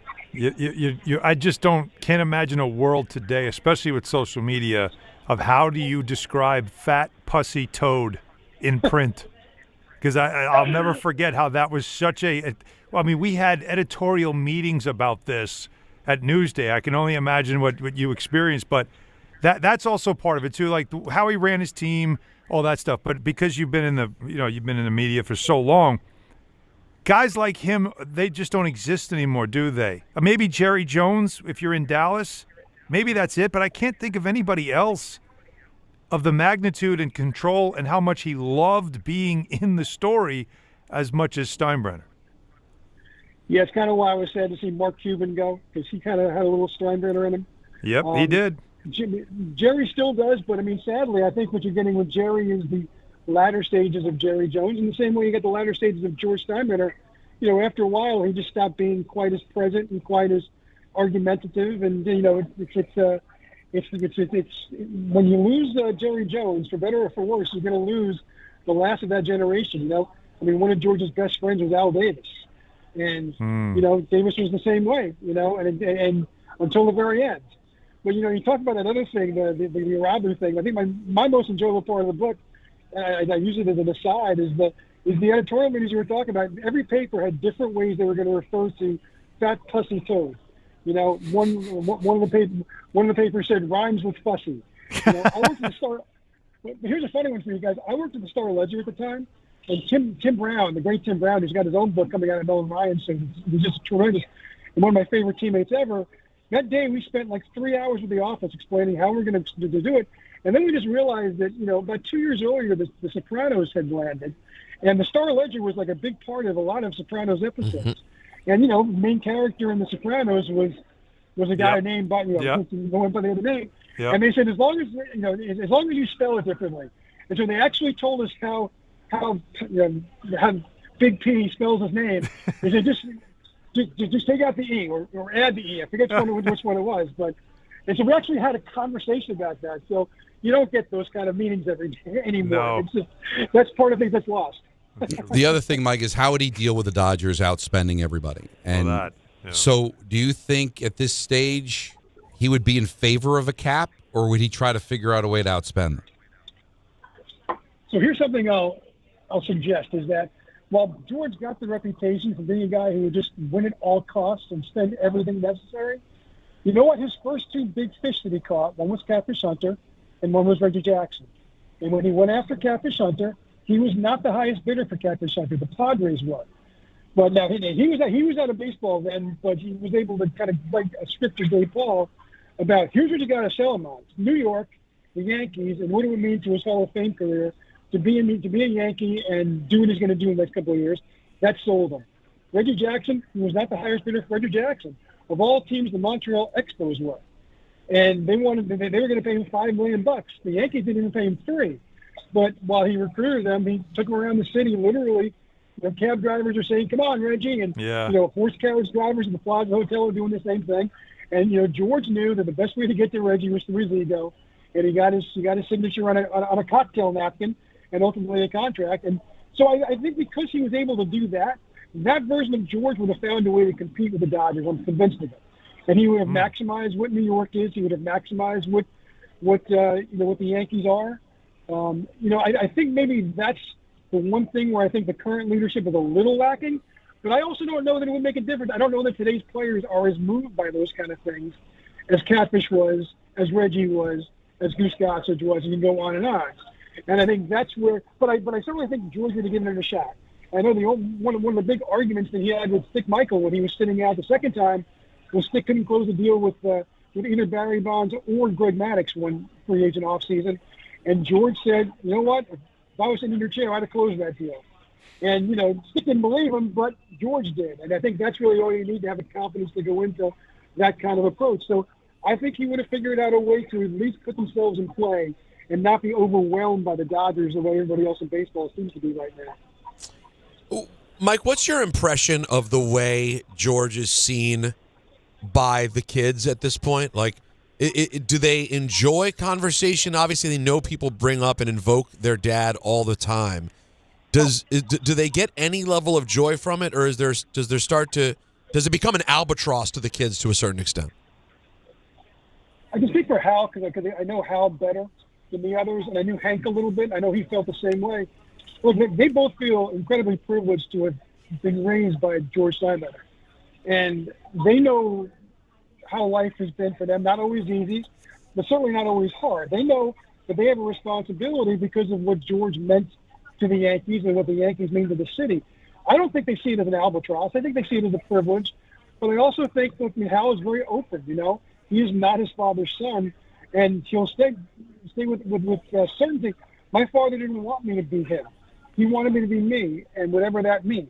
And so, and I think, look, I do think that we all had a lot of fun during the brief time when Hank was in charge, because it was kind of like a junior boss thing going on there.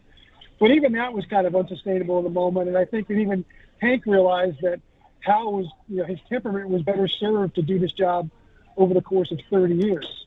And as a result, that's what you got. But the one thing Hal told me, he said, how do you say it? Tell me you don't know me. Say I don't care about winning. I mean, he cares a lot about it. It bothers him that they haven't won in 16 years. But there is no magic elixir now. And the irony is that, everybody wants to, say that Hal or that Cashman relies on the idea of a crapshoot. And on the post we did a couple weeks ago, we never found Brian Cashman actually saying that. And we know why, because Joe Torre got ripped for saying it all the time. But it's funny because even Hal now refers to, Brian calls it a crapshoot. It is a crapshoot. People don't want to talk about it, and that's understandable. The thing I always say is that fans are allowed to be as ambitious as they want. I don't think Yankee fans are spoiled. I think Yankee fans want what the Yankees have always been. And, it's just harder to do that these days. Oh, for sure. But this false perception of Hal doesn't want to win. No, Hal wants. I don't buy that. Yeah, I don't buy it either, because he wouldn't have as high a payroll as he does. Right. But the fans are convinced that he should lose money to win, just like his father would. His father wouldn't stand for losing that much money to win. But his father invested $168,000 in the Yankees, and 30 years later he was a billionaire. I think his dad knew the value of a buck too. Let's be very honest about that. All right. But here's the other thing. Don, I follow you when people say Woody Johnson doesn't care. John Mara doesn't care as much as he used to do. You say about the Wolf Lines, of course you care if you're an owner. I mean, nobody cares as much as a fan, but owners care. And I relate in the book a conversation I had with James Dolan once at a time when he was very unpopular with the Knicks fans, and he would talk about it. He's like, nobody gets treated the way I do. And I said, well, all due respect, Steinbrenner, once got basically chanted, goodbye George the day he was released from baseball by 40,000 people at Yankee Stadium. And he said, well, by the end, they treated him like a king. I'm like, well, yeah, by the end, but because he won. That. And then Dolan said, maybe the funniest line I ever heard James Dolan say. He said, well, maybe they'll love me when I'm dead. They just want to win, but it is just kind of crazy. Even I know you said the Yankee fans aren't spoiled, but there's no other organization like this that holds itself to that type of standard. That is all, as you just mentioned, is become like mythical, where there isn't really that statement, or second place is first loser, and the mission statement is that championship or bust. But that's the perception, and there's no Cowboys, Montreal Canadiens, Boston Celtics, all the other dynasties and all the other sports have gone through their lulls. The Yankees have not really gone through their lulls. Haven't finished under 500 in over 30 years. But I don't know if there's another organization that comes close to the standard that the fans have set for the Yankees. No, there's not. You guys probably have plenty of Celtics fans in your life and Cowboys fans in your life. And look, part of, I think, being fans of those teams is having elevated expectations. Patriots fans for a long time had the same thing. But you're right. No other team has, basically championship or bust in their mission statement. And that's what the Yankees' mission statement is. And, yes, it's still part of the people who are running the operation now believe, but that was invented by George. There was no such thing as, I think it was Pat Riley who said there's winning and there's misery. Mm-hmm. And I think George really kind of embossed that for a lot of years. Pardon the pun. I love that quote.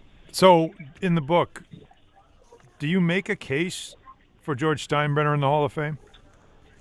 I do, Alan, and I'll put it this way. For a lot of years, I was anti, because I just think of a guy who got thrown out of baseball twice.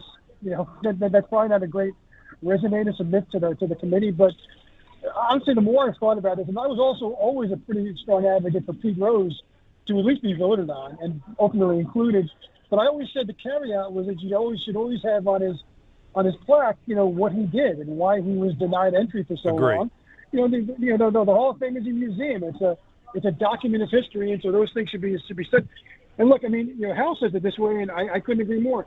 It's impossible to write the history of baseball without including a couple of chapters on George Steinbrenner. And for all the good, for all the bad, he was ahead of the field with the modern way of economics. He was ahead of the field with cable, with radio, with digital, with all that stuff. The Yes Network, all of it. And and yes, there was a bad. He was suspended. He was kicked out of baseball twice. And to me, okay, when you put him in, you put all of that on the plaque, and that's all part of who he was. But look, you guys know this, right? If you play fantasy football and there's one guy in the league who takes it more seriously than everybody else, you guys call him up. Here's Steinbrenner, right? You see the helicopter mom coming down at a soccer game. Here comes Mrs. Steinbrenner, right? Father Harrington at St. John's fired a bunch of coaches. We all call him Father Steinbrenner. There's no other person in the history of sports who is referred to singularly like that, like George Steinbrenner, and I think that should be represented in the Hall of Fame. I've changed my mind 180 degrees on that, and I guess it comes up for nomination again next year. He's never gotten close, really, to get there, but I think at some point he's got to, especially when you see the other owners who are in there. Based on that, of course, we can go through all that. Based on that, based on Harold Baines being in the Hall of Fame, Daniel Murphy probably should be too, but you never know how that works out. But I think he definitely belongs in there. Well, Mike, before we let you go, are we going to have baseball in 27? Here's what I think. I think there's definitely going to be a really, really hard work stoppage. There's no question. I just don't see how they can bridge this gap because the gap is so vast. I just think there were too many people who were around in 94, 95 when they really did try to go nuclear with the sport. And it took them a long time to recover. And in fact, what it took was players basically, becoming steroid freaks to regain interest, right? I don't think anybody involved with baseball wants to go through that again. So I hold out hope that there'll be some baseball. I think it's going to be one of those, garbage 60-game, 80-game, 70-game years, which none of us really likes. Right. And we've had a couple of times. Mm-hmm. I still hold on to that hope. Maybe that's not, but I also think I might be being naive because I realize how vast the gap is between salary cap, no salary cap, salary floor, all those issues. So, I guess what I would say to everybody is enjoy this baseball season and enjoy this book because there might not be a lot of baseball to talk about this time next year that isn't going to make you, want to go for the Maylocks. All I hope, Mike, is, me being a hockey fan, I hated seeing the entire 04-05 season canceled, but it came out a better sport after it. If you are going to take out a significant year, make changes, do something so we don't have to go through this again. Like, if you're going to have a 70-game season, have it come at the expense of actually instituting change so we don't have to go through this every 4 or 5 years. Otherwise, don't bother because I don't want to sacrifice half a season and nothing change. Yeah, and look, I think that's the baseball has been so good about, or at least the Player Association has been so good about being incredibly, strong to their principles. And look, at the beginning, that was they had the moral high ground almost every time. It's a little different now because the pure fact of the matter is that there are haves and there are have-nots, and the have-nots now outnumber the haves, and that's the problem. I think there was still a time, maybe even as recently as the last when you might say it was 50-50. You might include certain teams like the Cardinals as a big market team. I don't think you call them a big market team anymore, do you? No. I mean, there's the LA teams, the Chicago teams, the New York teams, the Red Sox, and the Phillies. And that's about it. I'm not saying those teams all are going to win every year, but after a while, I can understand why it gets harder and harder to sell the Pirates and the Royals to their fans, because they know better than anybody that it's just it's a loaded game right now. And I'm a guy who's never going to tell somebody they can't make the maximum amount of money they can make. So, I mean, in theory, I'm always going to be philosophically opposed to a salary cap, but I understand why something has to be done to be able to make everybody, or at least give everybody a fighting chance. I'll tell you what, Vac, not bad for a Chaminade guy. I'll leave it at that. Look at you. Well, you know, every once in a while we have to answer back to you and Kenny Atkinson and the rest of you friars. The Bosses of the Bronx comes out on March 24th. Order it. It's going to be amazing because Mike's amazing. Thanks for giving us a couple of minutes, man. We'll talk to you soon. Guys, I really appreciate it. Thank you so much for having me on. All right, Mike Vaccaro, he's all over it. He does a great job of the Post as well and covering everything. He's the best we have. He's so good. Yeah, he's really solid. He's a good guy. In print, in words, in talk. Now, that was a good spot. Yeah. Talk about it Tuesday. It's coming up next. Don Hahn Rosenberg, ESPN New York. My name is Whitney Allen, and I'm a widow. My husband, Ryan, died. We never thought we'd ever have to use life insurance, but the unexpected happened. With Ethos, signing up was fast and 100% online. You can get a quote in seconds, apply in minutes, and get same-day coverage. No medical exams, and you can get up to $3 million worth of coverage. I'm grateful we were prepared. Get your free quote at ethos.com/game. That's ethos.com/game. Paid spokesperson. Time spent on application may vary. Online health questions required. Hey, John, why so glum? I just got let go. The company's downsizing. This is the third time in the last 2 years.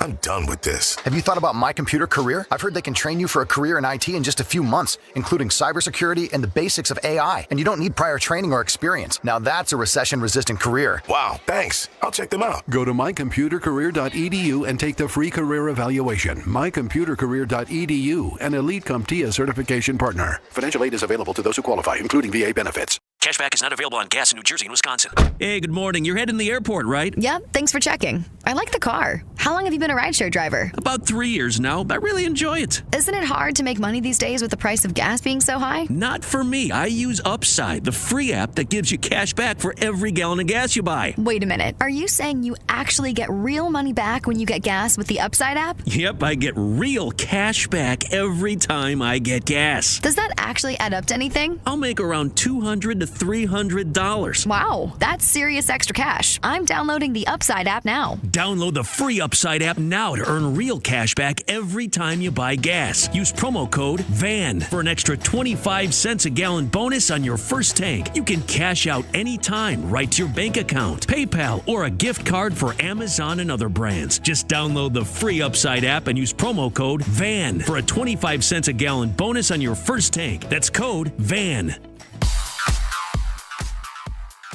Now let's take a look at the traffic with Brandy Scott. Thanks so much, guys. Weather making it a messy ride out there on the roads. We're going to start off in Nassau County, Wantagh southbound, crawling toward Hempstead Turnpike, a crash in the right lane. Police and ambulance on the scene. You're not moving much there from the northern state. Better off sticking with the southbound Meadowbrook heading into the area. Still have this police department activity on the Bronx side of the Throgs Neck Bridge. That is you jam trying to make your way across the Upper East River into Queens. Not so great on the Deegan northbound, heading over to the outbound George. Looks like we've got something brewing right after the cross Bronx. Delays go back across the Triborough and up onto the Bruckner. Inbound George roadwork picked up on the upper deck, just about a 5 to 10 minute ride.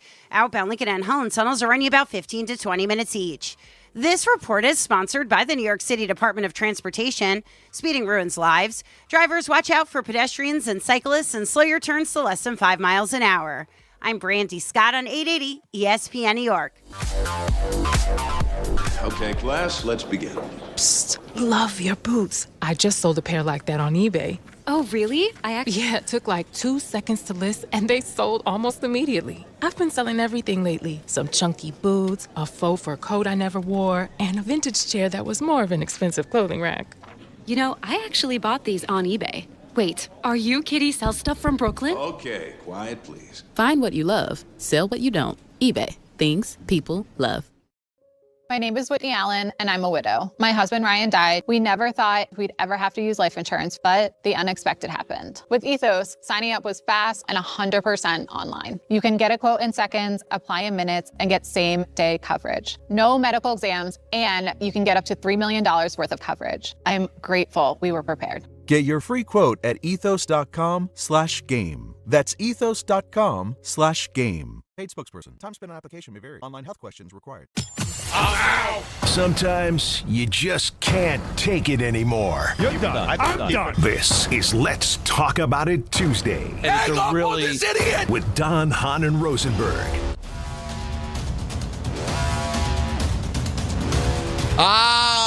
Talk about it Tuesday, folks. So many people do things, or maybe it's not even people. Maybe you're the person who did something. You know what I mean? That you just need to talk about. Those things that you just go, you know what? Something needs to be said. I obviously spoke my mind earlier about Castaway. Just what a fine film it is, though. You were defending the film because you believe that it's vastly underrated. I believe it's vastly underrated and it needed to be discussed. Well, and it was our second segment of the show. That's a lot of love. No, it was a lot of talk about it there, and that was good to get that out. It needed to be done. I felt. Yeah. I tried to find Robert Zemeckis on social media. His daughter is on social media and very active, but Bob himself doesn't appear to be very, very active. Why don't you DM her and see if we can get Bob on? Well, that's what I was thinking about doing. I didn't know how that she'd react. You know, if that's a bad look. Hey, nice to meet you. What's up with your dad? Sup? Because she's got 143,000 followers in her own right. She's an actor, an author, and director herself. Was there another Purge? Because I lost like a couple of thousand followers. I oh, really? That. I thought you meant a new installment of the movie, The Purge. No, meaning like because sometimes don't they like cleanse like any bots or anything? They say that, but it doesn't really ever happen. Well, I guess people just aren't happy with my work. Well, tell me, please go ahead and tell me what's going on in your world, Don, because you said you had multiple things to talk about. Well, but I wanted to settle on something positive because I think, Alan, you're going negative, right? No. This is positive. This is something that I think needs. This is a great example that a major corporation did, and I feel like it should start to become the norm. All right, you know what? It sounds like you're hot. Go. Yeah, go ahead. So I don't know if you noticed this, but United Airlines has quietly updated its contract of carriage last week. And one change that they made stood out to a lot of people that this has made the rounds now. The change is this now. It's now listed as Rule 21. Okay. Playing audio or video without headphones. The airline now has a refusal to transport section. It gives flight attendants explicit authority to remove you from the plane for that.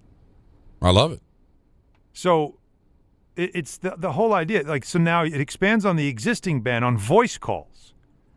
Now it also includes video calls, FaceTime, Zoom, all that stuff that Teams that they did not have written in. So once the doors are closed, you can't do any of this stuff. Nothing that is audible. It has to be earphones only. And I think that's what it should be because it's all about the needs of the many, not the needs of the few. And so I think that this sounds like it makes sense, doesn't it? It makes sense to say that no, you shouldn't be standing there on speakerphone talking audibly with whoever you're talking to with your phone cranked up to 10 while everybody else is sitting there going, what the hell are you doing? But no one can say anything because there's no rules that say I can't do this. Well, now there is. Mm-hmm. And so I am now asking not only all the other airlines, but any other company, any other place of business to make this a universal rule that you cannot talk on speakerphone in public places around people. Love this. Because let's all agree, it's freaking annoying. No one wants to hear your conversation, and add to it, just audibly, it's almost painful because we know phone speakers are horrific. They don't have quality sound, and usually on the other end, it's generally inaudible gibberish. So I love this. I think we need to discuss this. Is there anybody that disagrees with me that this shouldn't be a universal rule?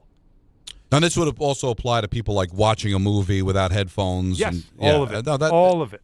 I mean, I take the subway every day. It does happen on the subway too much, and I think it's done by people who want attention. But They're you mean begging you. But for the to record, say you mean something. the speakers? You mean the speakers are on, right? Like they're not talking into headphones quietly. No, not that. They're loudly and the person's responding, and you're hearing it all. That's what this rule is. This is not about you have headphones on, you're talking to someone, and you're answering, you're talking to the person. It's a one-way. No, maybe I'm hearing you murmur a little bit. This is that just the speakers going, and it's just No, I haven't experienced that much. Not on Unfortunately, planes. It's a regular thing on the train. On the LIR. That's crazy. No, I fully support there being a ban on that.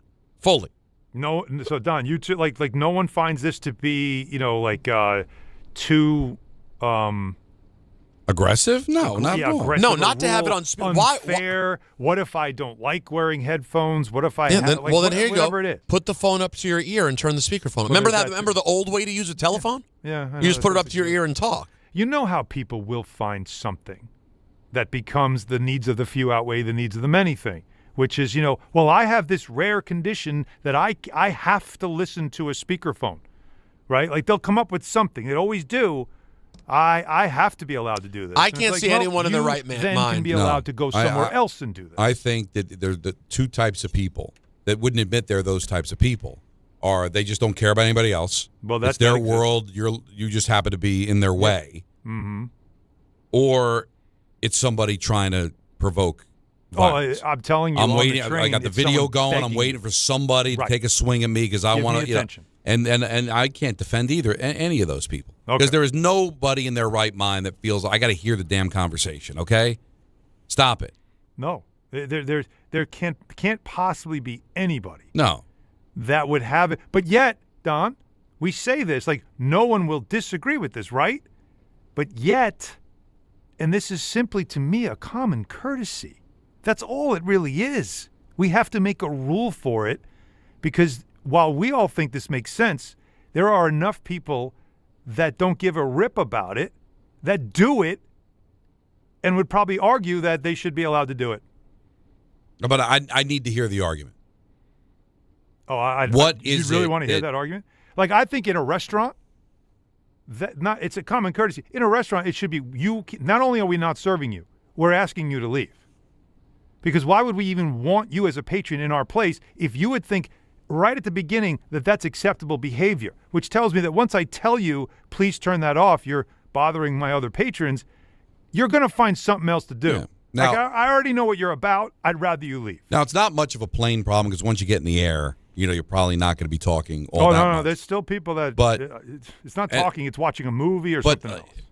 But on the only thing, and I'm not saying I'd accept it, but hear me out. On a train, there is a quiet car. So could the person say, hey, listen, if you wanted quiet, if you didn't want to hear my conversation, then you should have bought a ticket in the quiet car. But you're not in the quiet car, hence it's loud, and I'm going to be like everybody else. This is the way I want to talk on the phone. If you don't like it, get another ticket. They could respond that way because there is a quiet car where you're not supposed to use your phone. Yeah. So they are kind of suggesting, hey, if you want to be a yo-yo, go to that car. So it's on you.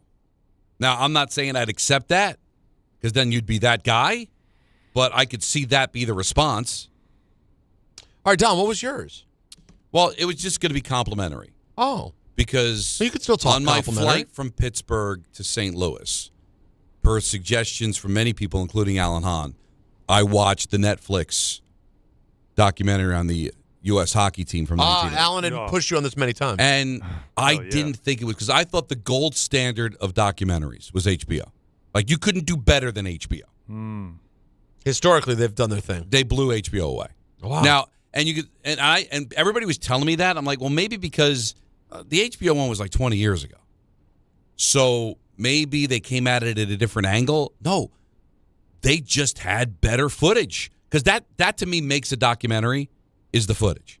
And apparently I got to talk to Ken Morrow, who was on that team. He was in St. Louis when I was doing the Devil Blues game. He said there was a company that they were able to get all this extra footage. It was amazing. I don't know if you've seen it, Peter, but they would show you Bud Snyder today, and then the interview that he did when he was in camp with the Olympic team. And so they're looking back at each other from 46 years ago or 45 years ago when they made the documentary, because it was around the 45th anniversary. And how emotional they got looking back, the audio that they had. They just had better footage. They just did. Well, that goes a long way. And I thought that because I think people are starting to really figure that out, that's really what makes a documentary. And really just they did a tremendous job. And I was talking to Alan about it yesterday, that like Kenny Morrow's a guy that you don't know if he's happy, sad, very stoic. I mean, he broke down during the documentary because he had a letter that Herb Brooks sent all the players after it was over, kind of like de facto apologizing for the way he kind of abused them during camp and everything, because he wanted the best for them and hoping that they'd be able to maintain relationships now after it was all over. Some did, some didn't, and he ended up passing away about, 22, 23. It was like 2003, I think he passed away. So, significantly past 1980, but, he hasn't been a part of all the different celebrations and all that since then, outside of the 20th. And just Kenny talking about it to me in St. Louis, like you could see how passionate and emotional he was, and then you wrap it all around what just happened last Sunday. It was pretty Perfect special, storm. And I really enjoyed it. It's not that long, so even if you're not that big of a hockey fan, it was an hour and a half, right? Yeah, but it really just really tells the story, and it really just tells the story. And I really should do it because I really haven't ever spent that much time. Well, with it. It makes it more personal. Again, the movie Miracle, those are actors and they're playing characters, right? Like really, although it's all based on reality.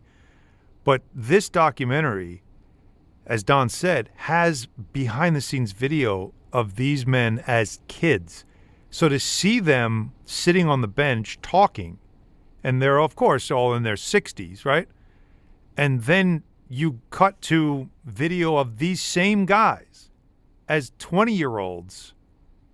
It just feels you get a much deeper connection to them, and the passage of time and the memories and how close they are. There was something about it that, because I'm like you, Don. I'm like, I saw the HBO one. I saw the Carl Malden movie way back in the day. I remember seeing that when it came out. I saw the obviously Miracle. I've watched Miracle a billion times. My son can quote every line from the movie. And I'm like, I'm so saturated by, the 1980 gold medal thing. Like, there's nothing that I haven't seen. I also saw the one that was based on the Russians, right, Don? That one, too. That was really good. Yeah. That one on the Russian team. But this, and I'll watch it, and I'm like, I'm better for it that I watched. No, it was really good. And we've lost a few of those guys since then. Yeah. But they really just did a tremendous job. So if you get a chance to see it, it's on Netflix, and it's absolutely outstanding. Get ready for Rickleball Madness Friday, March 20th. ESPN New York is taking over Pickleball Heaven in Medford, New York. Catch a live broadcast of DiPietro and Rothenberg starting at 6 a.m. Then stick around for our social ladder pickleball tournament. We'll crown our champion, then roll right into a college hoops watch party to cap off the day. Sign up now on the ESPN New York app. Spots are limited. Rickleball Madness brought to you by Pickleball Heaven, the standard of indoor pickleball. Well, there could be another quarterback option that isn't really all that unattractive. No, if you're a Jet fan, Peter. Depending on the price. That's the thing. Well, the price I'm seeing is very, very right. Well, that's what could within make their budget. That could make it attractive. Yeah, because at a different price, not as attractive. Gusta. Oh, okay. Well, listen. No me gusta. Speaking of money, speaking of attractive, basketball fans, it's time for the Super Trade A sweepstakes. FanDuel is all about those 3-point moments, and today, 3-3, you have your own shot at a big win from downtown. Place a 3-point wager, and you'll be entered to win a share of over $3.3 million in bonus bets. Download the Sportsbook app by going to FanDuel.com/local to claim your profit boost, all right? 21 and over and physically present in New York. No purchase necessary. Option required. Limit 1 entry. Profit boost bonus issued as non-withdrawable profit boost token. Prizes issued as non-withdrawable bonus bets, which expire 7 days after receipt. Restrictions apply, including any token expiration and max wager amount. For help with a gambling problem, call 877-8-HOPE-NY or text HOPE-NY at 467-369. Don, Hahn, and Rosenberg until 7 o'clock right here on ESPN New York. 18th ranked St. John's looks to close out the regular season at home on a high note against Georgetown at MSG. Coverage begins today at 6:40 on 1050 ESPN and the ESPN New York app. Do you have trouble getting in and out of the bathtub? Are you afraid you'll slip and fall entering or exiting a tub? Safe Step walk-in tubs can transform your bathtub from an area of concern to a calming refuge. Call them today at 1-800-731-4558 and save $1,600. Safe Step walk-in tubs and showers are proudly made in Tennessee and offer an ultra-low step-in, avoiding that difficult climb over a traditional bathtub wall. They also offer a variety of therapeutic benefits that may help soothe your aching muscles and joints, increasing your mobility, boosting your energy, and improving your sleep. Safe Step walk-in tubs are designed to easily fit your existing tub space and are often installed in as little as one day. Just dial 1-800-731-4558 today to save $1,600 and receive a free shower package. That's 1-800-731-4558 for a free no-obligation consultation and to save $1,600. Safe Step walk-in tubs. Safety never felt so good. Wild Turkey Bourbon and ESPN New York are bringing you the ultimate New York game day. 2 games, 1 damn day. We're kicking things off on Wednesday at Spritzen House 33 Beer Hall at 33 Nassau Avenue in Brooklyn starting at 7 p.m. Stop by for Wild Turkey tastings, exclusive giveaways, and your chance to win an epic New York sports experience. Opening day energy in the Bronx, Knicks at night vibes, all in one unforgettable day. So grab your crew and experience Wild Turkey at Spritzen House 33 Beer Hall this Wednesday. Must be 21 or older. Drink responsibly. Hi, this is Don LaGreca. Just like the New Jersey Devils protect their home ice, Viking Pest Control protects your home. And I know because I use Viking at my own place. As the pest control provider and proud partner of the New Jersey Devils, Viking brings 45 years of trusted experience and expert service to keep ants, cockroaches, stinging insects, rodents, and even mosquitoes out of your zone. Their local team builds a personalized game plan that actually works. And when you bundle pest control and mosquito services, you score big savings. One call, one company, total peace of mind. Visit VikingPestControl.com. Protecting your home inside and out. At Uline, the prevailing opinion is, if you don't live it, you don't believe it. The people at Uline believe in hard work, and they live it by being there 24/7 to answer your call, having 41,000 items in stock, and offering same-day shipping from 12 locations across North America. Business owners, sellers, buyers, shippers, and packers believe it. Uline is the hard-working, dependable source for your shipping and industrial supplies. Visit uline.com.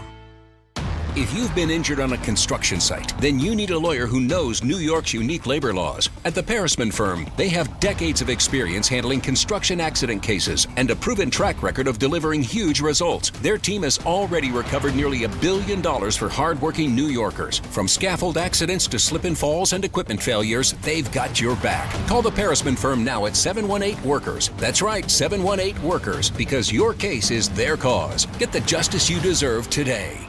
Texting enrolls you into recurring automated text messages. Consent not required to purchase. Message and data rates may apply. It's crazy to see how much everyone's changed at these reunions. Did you see Brian? He's in better shape than he was 25 years ago. How is that even possible? Yes, he told Tim he started taking Nugenix Total T2. The testosterone booster? Yeah, but he said it's way more than that. It also skyrockets nitric oxide in as little as 3 hours. Tim started taking it right away, and trust me, I've already noticed results. Wow, I might just have to go catch up with Brian. After 40, energy, strength, drive, it all starts going downhill. Feel like your old self again with Total T2. Stronger, leaner, and more energized. Just text ORDER to 369-369 for your complimentary bottle of new Nugenix Total T2, the next generation testosterone and nitric oxide booster. Text now and you'll also get a free bottle of Nugenix Thermo X, our most powerful fat incinerator. That's ORDER to 369-369. ORDER to 369-369. These statements have not been evaluated by the FDA. Product not intended to diagnose, treat, cure, or prevent any disease. Step inside the game you love with the NBA app. Tap to watch every game as it's happening. Jalen Brunson does it again! And never miss a moment of the jaw-dropping action. Get closer to the players than anywhere else. Follow the latest schedules, scores, and stats. Keep up with every story from across the league. And with NBA ID, it's all personalized to you. The game lives here. Download today. 25 a month, 5 whole years. Same sweet number in your ears. Check it in a year, check it in 5. This ain't my doing 5, but price is still alive. 25 a month. Don Hahn Rosenberg with you until 7. Get Optimum famously fast fiber internet.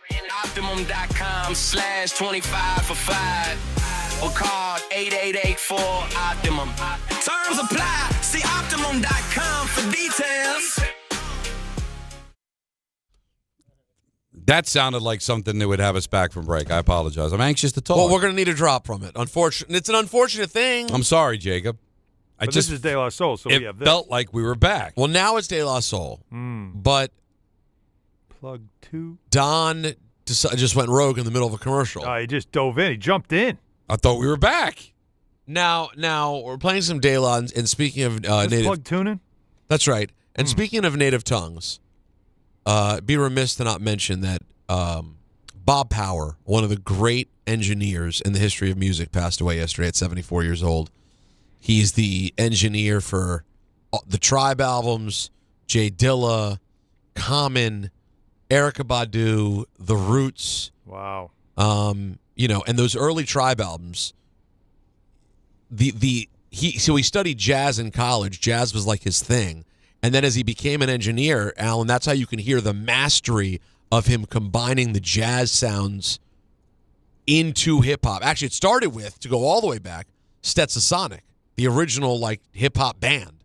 Wow. And then, of course, produces those albums for Tribe, which, Don, for a lot of people, I saw a note online sort of comparing Low End Theory to Sgt. Pepper's, one of those albums that's it just changes things like that. Yeah. The album gets made, it just changes, and the sound of the times changed with it. Exactly, like that.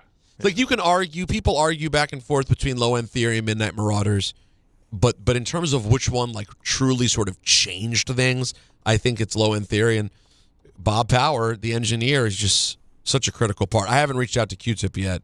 Wow. But yeah, everyone sort of from that world is mourning him today. So we should hit some rest in power. No pun intended. We should hit some Low End Theory joints today as well. Anyways, that sounds good. Just let me know if it's a break or a commercial. Yeah, because listen, this the funny but you weren't here, Alan. The best part is Don goes, "We're back." Anthony goes, "No, we're not. No, we're not." And while he's yelling, "No, we're not," Don's already got his headphones on and will not be stopped. Right. And then cracks the mic. John comes running in the room. Jacob's terrified, and we've never seen anything like this before. Mass hysteria.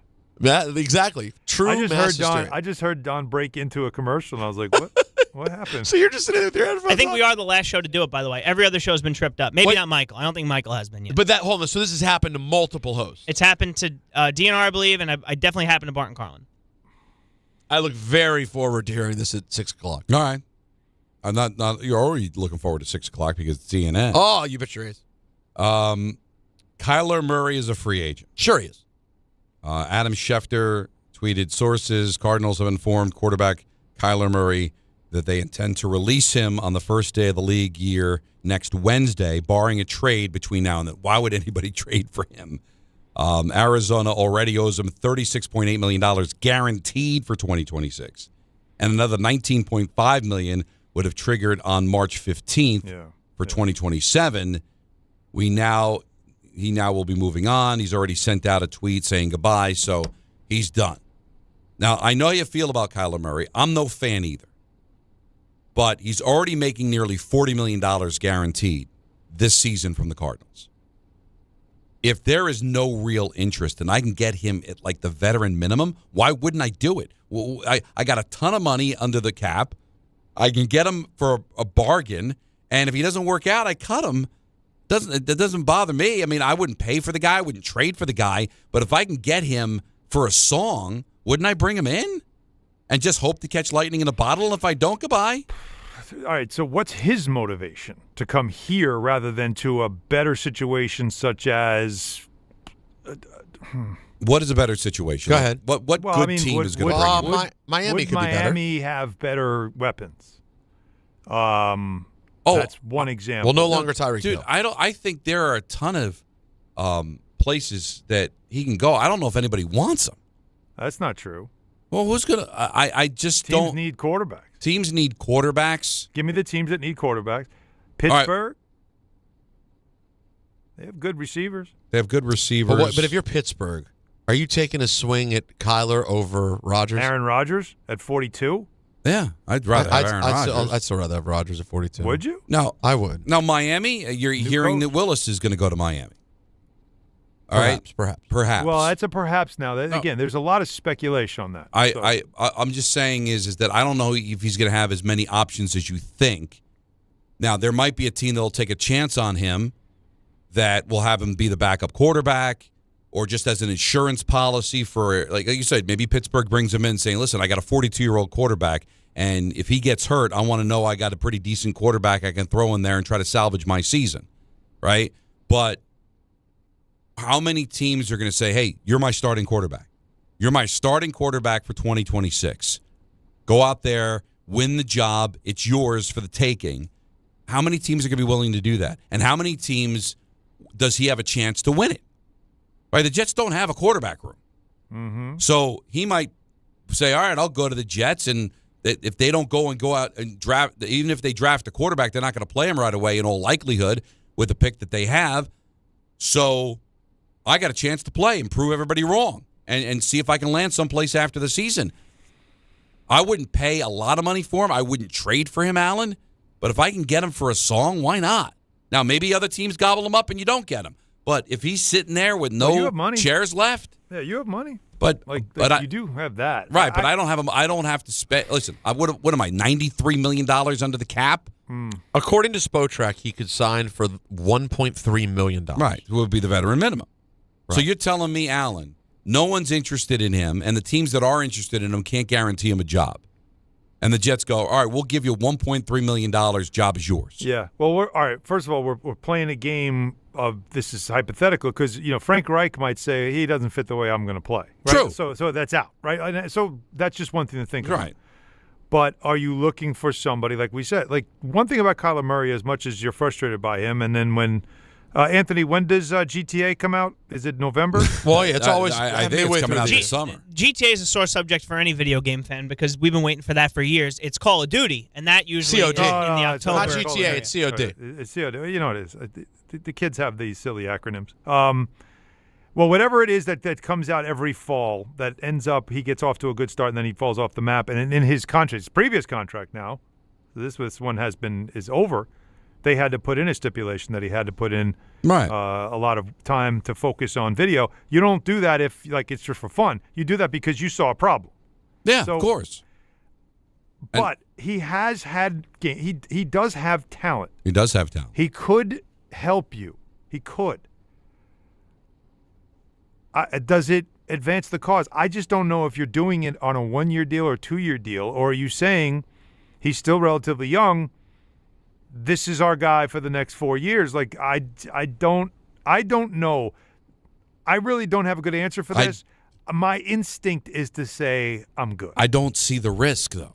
Like you're saying, the risk I'm is good. Getting stuck in a multi-year deal. Well, no, but that you don't do that. What I'm saying is that I need a bridge quarterback. It's nobody else is interested in him. All right, so no one else wants to sign him, and all he's got is my flimsy 1-year, 1.75 seconds, $1 million contract. Right. But I can offer him something maybe other teams can't, and that is New York a market. real chance to win a job with the Jets for the year and be given 17 games to stick it to everybody in the league, and then maybe build up my numbers, and then become a free agent at the end of the year and go to town. Have him Sam Darnold this thing. Well, you're using each other, right? Like the Jets would just use him as a quarterback that maybe wins me some games, bridges me to my next quarterback, and he could be looking like, hey, I don't care about the Jets, but you know what? I want to win games too. I want to do well, and I want to build up my numbers. In this scenario, don't you have to then get a quarterback in the draft this year? Because you're probably not going to be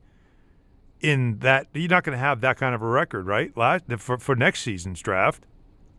You don't expect to be that bad.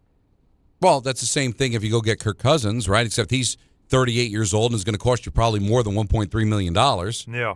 Right? Well, you got to trade for him, I'm just saying he becomes attractive because I'm almost getting him for free. Yeah. And all of a sudden during camp, he's showing up late because he's playing Call of Duty. Bang, you're cut. Doesn't cost nothing. Big deal. $1.3 million. So what?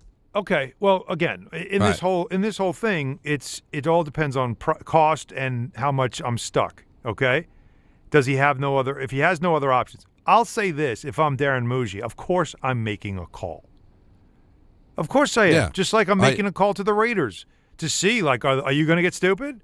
Are you not that sure about this guy? Are you willing to move off the one? If you are, how much is it going to cost me? I need to have a piece of paper before the draft that gives me all the options that I have to consider.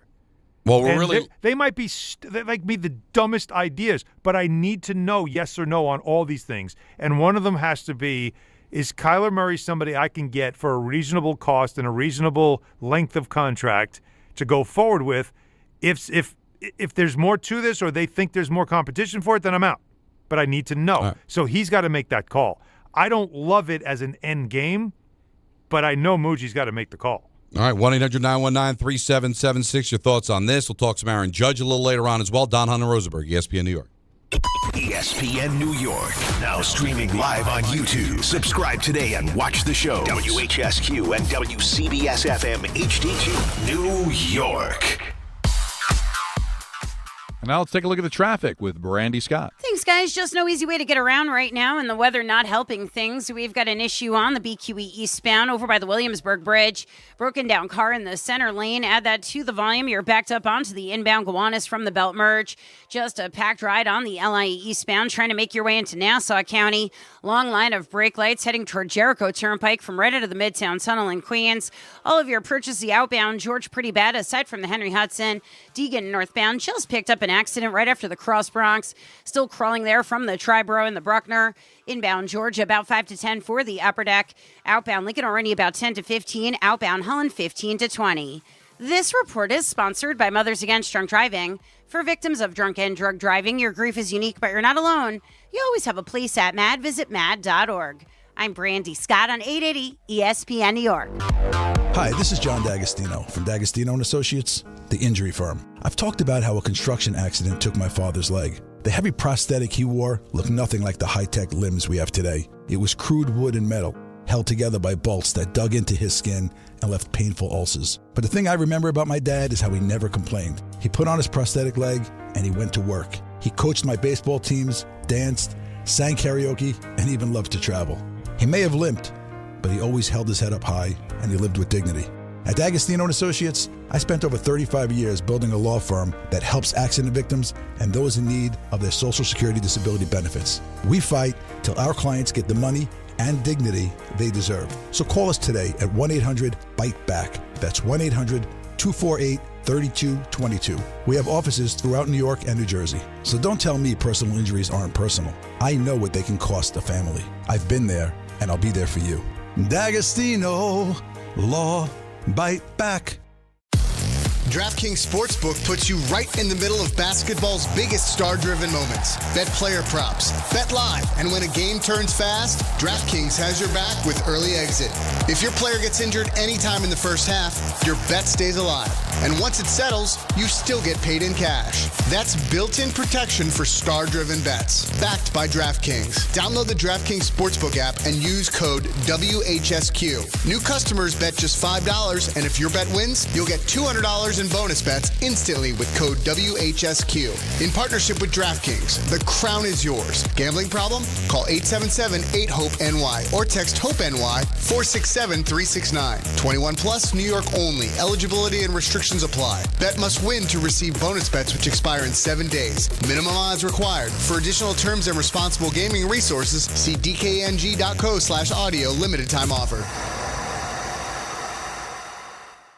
Out on the course, they're the PGA Tour's best players. But in the arena, they're prime time. And Season 2 of TGL presented by SoFi is back with lights, cameras, action. We're talking big moments, big personalities, big names in the stands, all on the big screen. Big-time matchups with shot clocks, hammer drops, timeouts, overtime, and playoffs. It's city versus city, squad versus squad. The sport just hits different under the lights. It's TGL presented by SoFi. Keep up. It's golf. Tune into every match. Only on ESPN. Harry Douglas here to tell you about Confetti Craze 5-Hour Energy. It tastes just like the best birthday cake ever. vanilla, buttery, frosting vibes. It's basically a party in a bottle. Confetti Craze makes it easy to turn any day into a party with its delicious birthday cake flavor and big birthday energy. And here's the best part. All cake, no sugar. I bring these tiny bottles everywhere to cakeify my day with tasty caffeine boosts. The Funfetti flavor is back on 5hourenergy.com or on Amazon. Crack open a Confetti Craze 5-Hour Energy shot today. Game Time is brought to you by Tullamore Dew Irish Whiskey, because when it's game time, guys, it's Tully time. We're still doing it. You see, like, honestly, like we don't have to. Like, at some point, you're going to have to make a decision. It's Tully time. Yeah, that's it. I made it. Start again. Start over again. Cool, man. I made a decision, but I spit in your face. Right. So I'm going to lay out. I say it's over. So try again. I'm going to lay out. All right, Jacob, it's up to you. Hopefully, Jacob will help you out here. No, that's not don't. it. That's stop it. No, stop it. No, I'm not going to say that. I'm going to say this. All right. That anybody, this includes you, Peter, that plays the Carlin drop at this point, it's just me. And well, I didn't play it. You can't tell me that you like Chris Carlin. I love Chris Carlin. I didn't play it there, but I will play it again.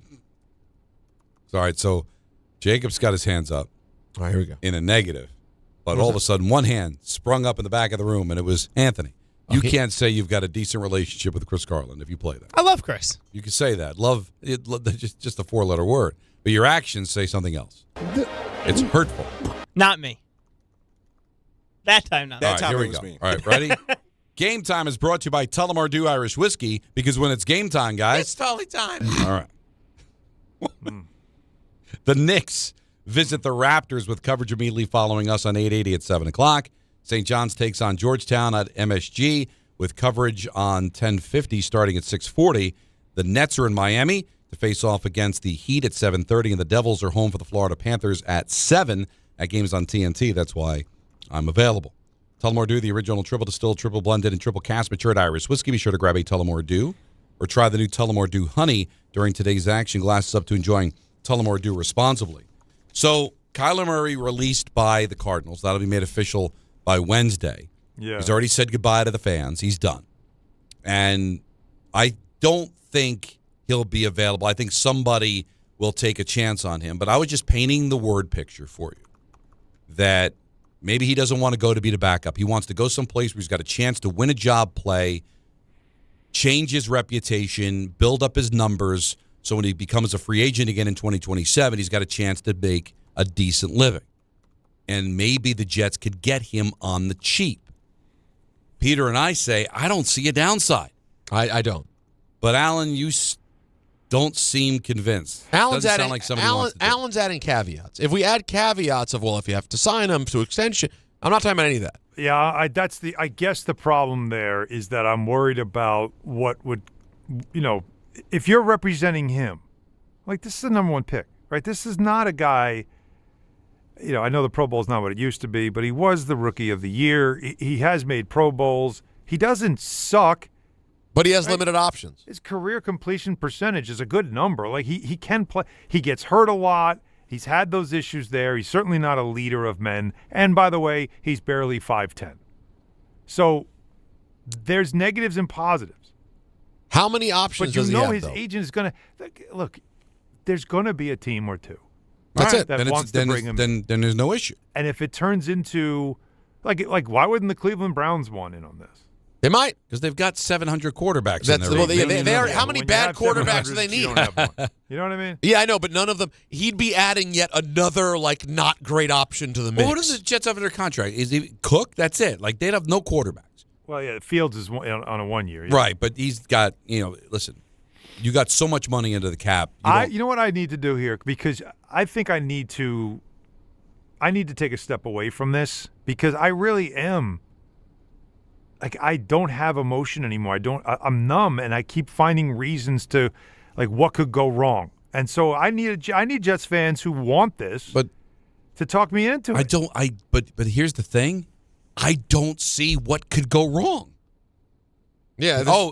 In camp, he showed up late because he was playing video games. All right, cut. He can't complete a pass in a preseason game. Cut. Cut, and then what?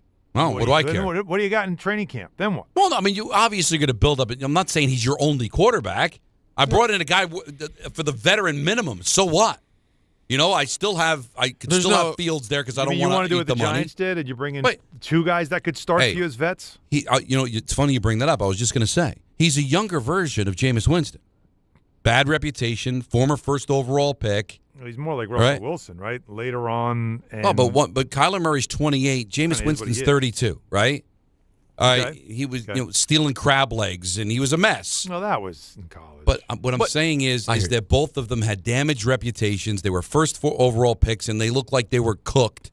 And then the Giants brought him in with almost no intention of playing him. And the next thing you know, he's doing some great things in Detroit and playing well to the point where I think the new regime is going to re-sign him and bring him back. But Jameis wasn't a starter at that point. He was already in New Orleans. Like he hadn't been a starter since Tampa, since Tom Brady came in and understood. And I said he's a younger version of Jameis Winston. Kyler could be looking for a reclamation project. That's what you're saying. 2 of the last 3 years, he didn't even get to 10 games. Right. Because he's hurt. Right. So in his mind, he could believe he still has a shot to become the guy somewhere. But guess what? He's now getting cut, and it's going to be a prove me year. And he's going to go. What better place to go to prove me? Well, but where are the other place that is so desperate for something? He'll get all the coverage and this. No, I'm you're trying saying to serious? Make the case. Yeah, I agree. You don't want to go try to prove it in Cleveland. No, I know. Again, for him, there's a lot of reasons to look at the Jets and think this is exactly where you want to go. Because I'll tell you the story of a guy named Ryan Fitzpatrick, who the Jets signed, and nobody thought a thing of him because they had a guy named Geno Smith. Then Geno Smith got punched in his chin by a teammate, and Ryan Fitzpatrick suddenly became the starter. And then he became Fitzmagic, and everybody fell in love with him. Like it can't, and all because he helped the Jets win 10 games. Right. And that's all it was. They didn't make the playoffs, but that's what can happen when you go to a sad sack franchise that doesn't have anything nice. Is that whatever you do is exponentially bigger. And how about New this? York, and it's the Jets. But you could also argue, go to Minnesota where they don't know their quarterback situation, and they have a great quarterback coach. They have a head coach that just works magic with these guys that go in there. That's where you go. Steal the job from McCarthy, and then you reclamate your career. So Minnesota's by the way, intriguing. 2 of the best receivers you could possibly want to throw to. Minnesota's intriguing. Cleveland is not. Minnesota's the better. Miami will not be interested. Miami will not be interested. They're not going from Tua Tagovailoa to Kyler Murray. Doesn't make it literally the same situation. Right. I want to go to an off-injury, undersized quarterback. No, that's a good point. They're not doing that. So Minnesota's probably the most daunting one. Look at the 2 guys you got to throw to there. That makes sense. Atlanta's also an interesting one. And a coach that just takes reclamation projects and turns them into something. Yeah, so they can go somewhere else. Well, which, by the way, is what you want to do if you're Colin. Now, the reason I'll give you a reason why maybe you say no, is because of what you said, Ryan Fitzpatrick. Go out there, you win 10 games. He has a phenomenal season. And you got to sign him. I got to sign him. Mm-hmm. And the Jets did, and he played another year. It fell flat. But as long as you as an organization say, Kyler Murray is not my future. Like, we're going to use him to bridge. He's going to use us to try to build up his numbers. All right? I want to try to win some games. He might be able to do that. Good for him. Hopefully he'll sign a big-time free agent contract someplace else. He is not our guy. Now, if he goes out there and wins the MVP, maybe you got to, reevaluate and say, maybe we got to bring this guy back. Yeah. And now you're in a really good spot. I mean, that's if everything comes together. But I am intrigued by the fact that there could be something there. Okay. And for the veteran minimum. Now, like you said, if all of a sudden it becomes a bidding war, I'm out. If he says, I'm not coming unless you give me a multi-year contract, I'm out. But if all of a sudden the music stops and the Jets are the only chair and he's got to take the veteran minimum, I'm taking that chance because I don't see any real downside to it. I get it.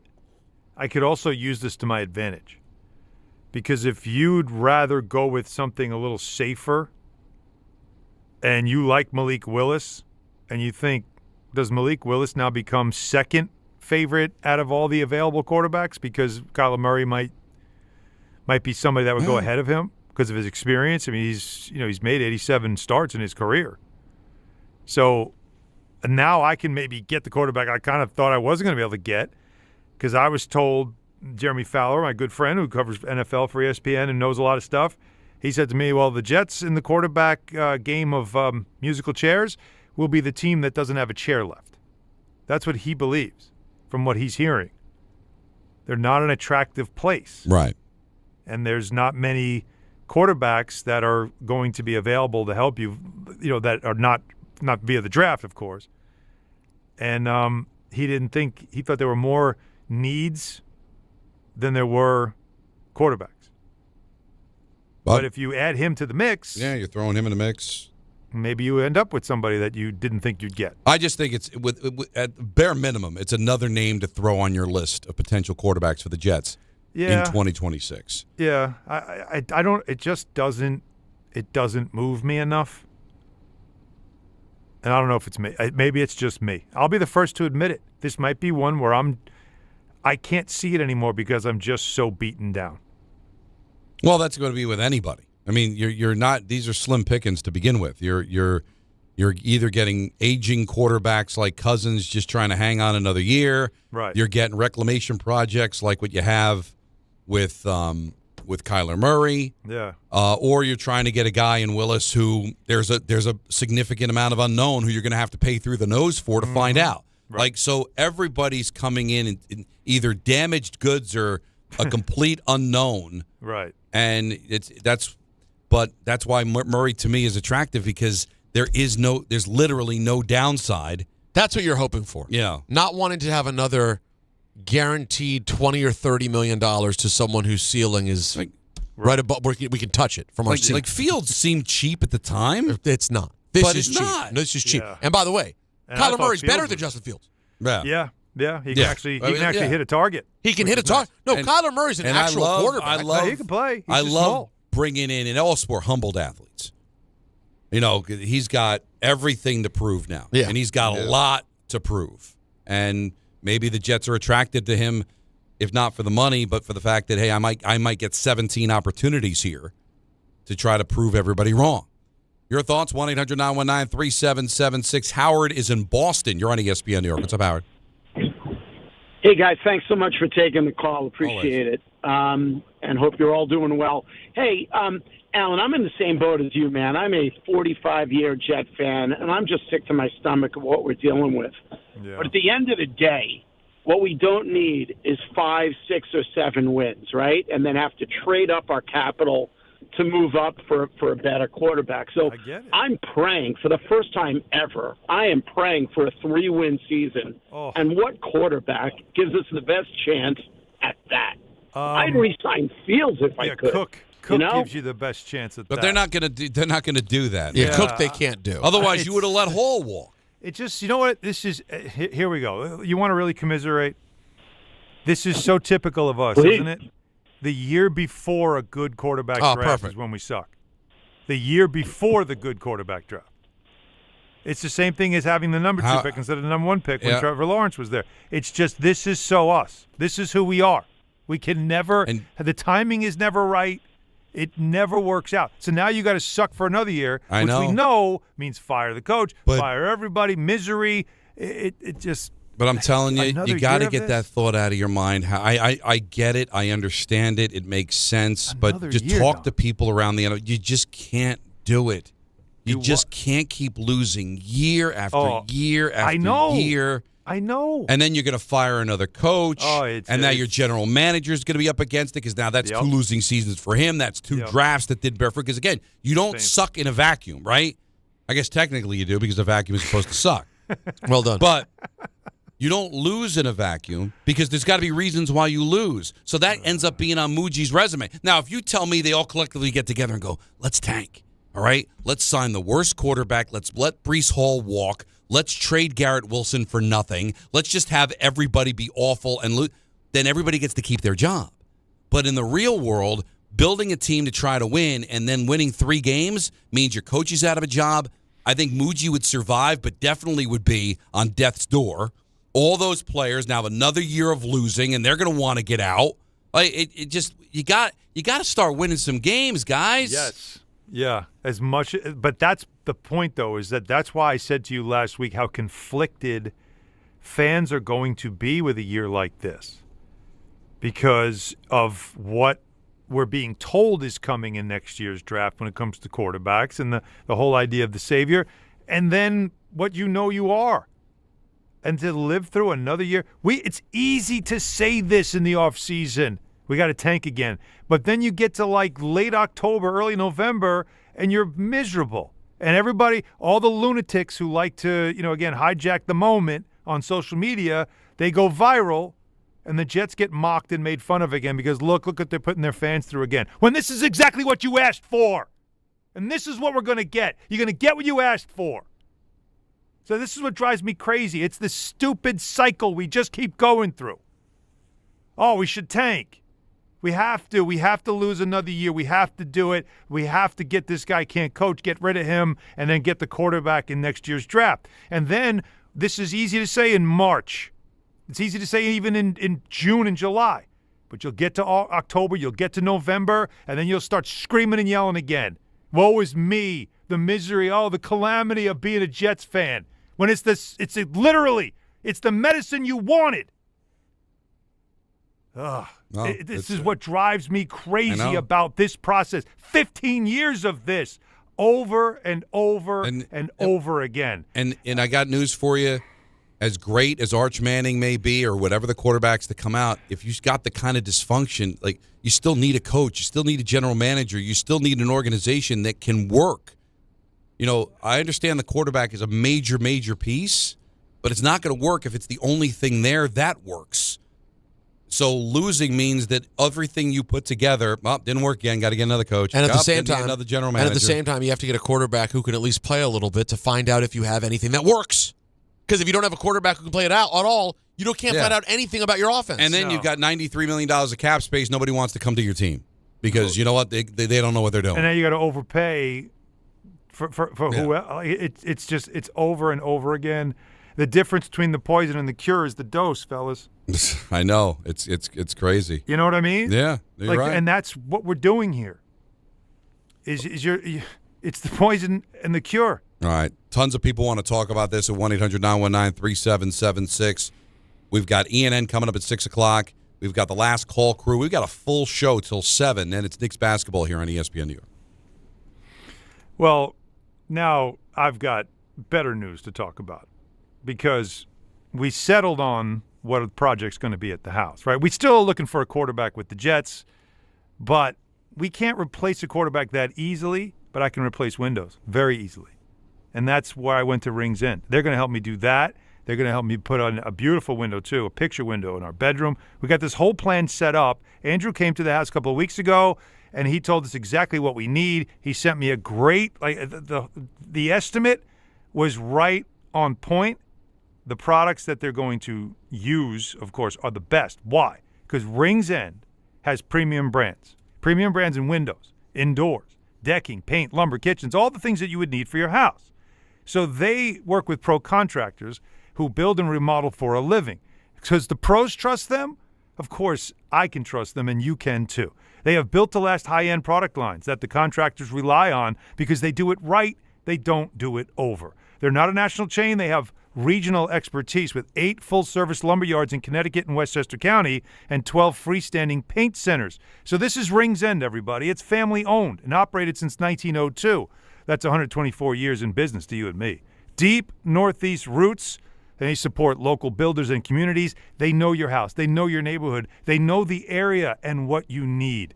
And if you can't make it to a store, you can shop online. Go to ringsend.com. That's ringsend.com. Get a project done at your house today. 18th ranked St. John's looks to close out the regular season at home on a high note against Georgetown at MSG. Coverage begins today at 6:40 on 1050 ESPN and the ESPN New York app. March the 20th of 2026, there's one place to be. And that place is Pickleball Heaven. Pickleball Heaven. It's a pickleball facility, massive facility in Medford, New York. We're going to do the show there that day from 6 to 10. Then there's a tournament. And then after we win the tournament, Rick, we'll stay and watch some basketball with the people. Now, the worst part of all this is the name. Listen, I got to participate in Rickleball Madness. What do you want from me? You're a teammate of Rickleball. Yeah, right. You're part of the event. You're the co-headliner. If my name was Dave Pickleball, it would still be Rickleball Madness. I think that's accurate. I don't want this kind of pressure. I would prefer it be named after you. No, you don't. You want all the shine. No, I don't. Call whatever you want. Dave's Pickleball Extravaganza. Sorry, Dave. We're still calling it Rickleball Madness. And it's Friday, March 20th at Pickleball Heaven in Medford, New York. More details coming soon with DiPietro and Rothenberg on ESPN New York. Focus Features presents the film Hamnet from director Chloe Zhao and producers Steven Spielberg and Sam Mendes. The AFI hails. Hamnet lifts the audience high above humanity. And now the Golden Globe winner for Best Picture of the Year has been nominated for 8 Academy Awards, including Best Actress Jessie Buckley and Best Picture of the Year. Hamnet, our stories live forever. Rated PG-13. May be inappropriate for children under 13. Now playing in theaters everywhere. New year, new season, same goal. Feel good and stay in the game. But if neck pain, back pain, joint pain, or sciatica is holding you back, it's time to handle it. I'm Bart Scott, and I'm telling you to call Dr. J. Shaw at Sandwell Pain. Dr. Shaw is an Ivy League trained, double board certified, and he specializes in getting people back to living pain-free. No surgery, no scars, no long recovery, no pain medication. Just precise, non-surgical, image-guided treatments that work. Same-day or next-day appointments are available with offices in Woodbridge, Livingston, and Inglewood. Stop playing through pain. Go to SandwellPain.com. Relief starts today. I know that hiring can be challenging. You sort through tons of resumes and you get too many so-so applicants. You're just waiting for someone to match your role perfectly. Well, now, there's a place where you can meet them fast. ZipRecruiter. Need to hire right away. Start your search for strong candidates. The right fit awaits. Build your team. Build it sooner. Meet your match on ZipRecruiter. Just head to ZipRecruiter.com/ESPN right now to try it for free, and you're on your way to meeting your match. 4 out of 5 employers who post on ZipRecruiter get a quality candidate within the first day. So try it now. Go to ZipRecruiter.com/ESPN. Once again, that's ZipRecruiter.com/ESPN. Meet your match on ZipRecruiter. Try it free.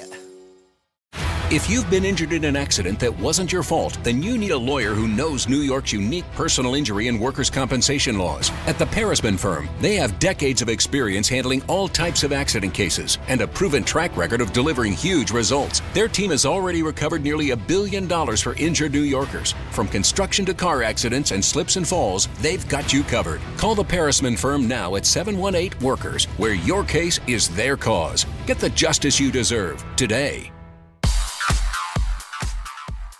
Now let's take a look at the traffic with Brandy Scott. Thanks so much, guys. We're going to start off in Jersey. Devils are home tonight at the Rock in Newark. Probably want to give yourself a generous head start. 280 just crawling in both directions, heading over to 21 and the Stickle Drawbridge. Issue on the Turnpike Eastern Spurs southbound by 15X and Secaucus. Crash in the right lane. You're not moving much there from right before Route 3. Inbound George, stick with the lower deck. Upper level, about a 15 to 20-minute ride. Best of it's the outbound George, southbound Deegan and Henry Hudson. Outbound Lincoln Orny, about 15 to 20. Outbound Holland, 20 to 30. Slow crawl over at the Triborough Bridge getting into Queens. Crash right after the spin involving a box truck. You're backed up onto the Bronx and Manhattan legs. This report is sponsored by WeatherBug. Get the fastest local alerts and accurate 24/7 forecast with the WeatherBug. It's easy to use so the weather never takes you by surprise. Download the free WeatherBug app in the App Store today. I'm Brandy Scott on 880 ESPN New York. Get in the zone, AutoZone. Jeff's day is off to a slow start. So he heads to AutoZone, America's #1 battery destination, where Sammy, a local AutoZoner, tests his battery for free. Looks like he just needs a charge. And Sammy does that for free too. In no time at all, Jeff is back on the road, ready to finish the day strong. Free battery testing and charging at every store. No hassles, just help. Get in the zone, AutoZone. Restrictions apply. Shh, here he comes. Surprise! The people above your catering business are doing major construction, and the drilling is only during business hours. It's so loud. Progressive knows small business owners usually don't like surprises because they cost you money. But a good surprise that could save you money, getting personalized discounts on a commercial auto quote with Progressive. Also, that That isn't powdered sugar on the floor, it's plaster from your ceiling! Surprise yourself. See if you can save in as little as 8 minutes at ProgressiveCommercial.com. Progressive Casualty Insurance Company and Affiliates. Discounts not available in all states or situations.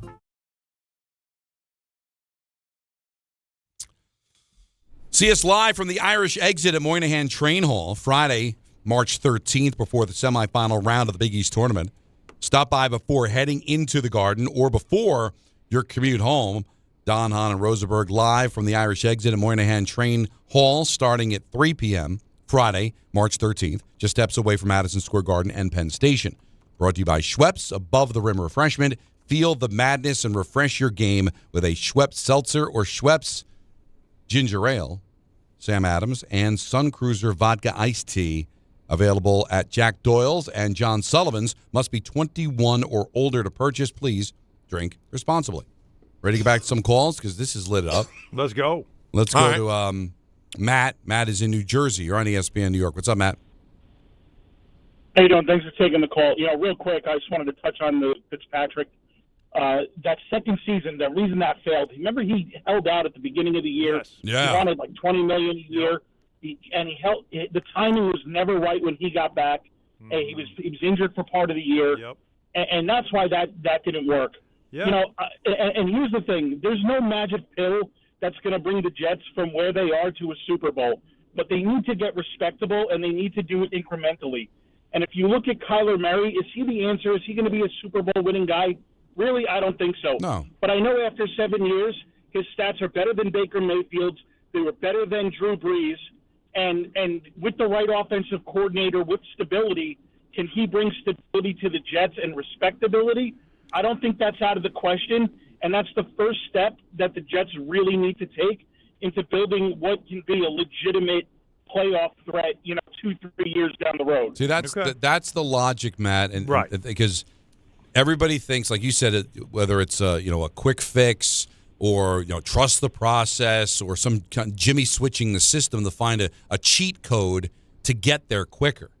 You've got to function as an organization. They're not even functioning as an organization right now. Now, I'm not telling you Kyler Murray can do that, but I also could tell you that at 28 years old, he's put up some numbers. Alan gave you how many games he's played in the National Football League. My motivation as an organization, as much as this pains Jet fans to hear, is to go out there and win as many games as you can in 2026. Oh, wait, Don, and you're not going to be able to get the quarterback. First things first. Too many times you had the quarterback. You had Sam Darnold. Yeah. But you didn't function as an organization, and he left. Maybe if you were a little bit more functioning after Rex Ryan, maybe Sanchez would have worked out better. Zach Wilson, that was a bust, all right? That was just a bad pick. Mm-hmm. But you can't tell me all these picks, Alan, were bad. Some of them were just, you weren't ready for these quarterbacks. Make sure you're ready for the quarterback, that you have a coach, you have a general manager, that you have the pieces in place to start moving forward. And you still, as much as you cringe at it, still have the ability with all these draft picks that if you love a quarterback next year, you still could trade up to get it. All of a sudden, to the plus of 15 years, that you want everything to be perfect. Get the quarterback. Have all the money under the cap. Still have all the draft equity. Yeah, in a perfect world, that'd be great. But in order to do that, you got to continue to be bad. And that just eats away at an organization. It makes it even more of a joke. I think a lot of people's pushback on you there, John, everything you said I agree with. But as I'm trying to be a contrarian, the argument is like, what's one more year? It's been 15. Like is one more year going to tarnish the reputation of this franchise any more than it already has been? I mean, it has been soiled and sullied. There's nothing more you could possibly do to this franchise. But what you're so arguing, one more year, all right, one more year isn't going to kill you. Then what you're arguing is that the organization decides we're going to tank. We're going to try not to win. Muji's back. Glenn's back because we're going to lose on purpose. Well, not lose on – no. You're going to lose because you're just not going to be good enough. But I'm also not going to waste money or assets on a quarterback that I know is not going to advance the cause enough to get us where we need to get. Right? The risk with Murray is the fact that he played – all right, so 2 years ago he played 17 games, but – he played 8 games the year before that and 5 games this past season. His availability has been a major issue lately. Oh, yeah. right? But his also, by the way, he's never part of winning. His teams don't win. He's averaged 7 wins a season in 7 years. But because of the money that you hope you spend on him, that pivoting away from him doesn't hurt you. Like, I'm not telling you that you're going to have Cook and Murray and bring back Tyrod Taylor and go, okay, we're good. I'm saying that to bring him in as part of your room, have him battle for the job. Hey, best case scenario, he wins the job and he plays well for you. Worst case scenario, he's cut. Now, the reason Fields was bad is because now you can't just cut him. There's no way Murray's stepping into that at 28 years old. Well, but hold on, but real quick, just for the record, there's no way that would happen. It's like, Don, they can view it that way, but Kyler Murray in this group will win the job. I guarantee it. Yeah.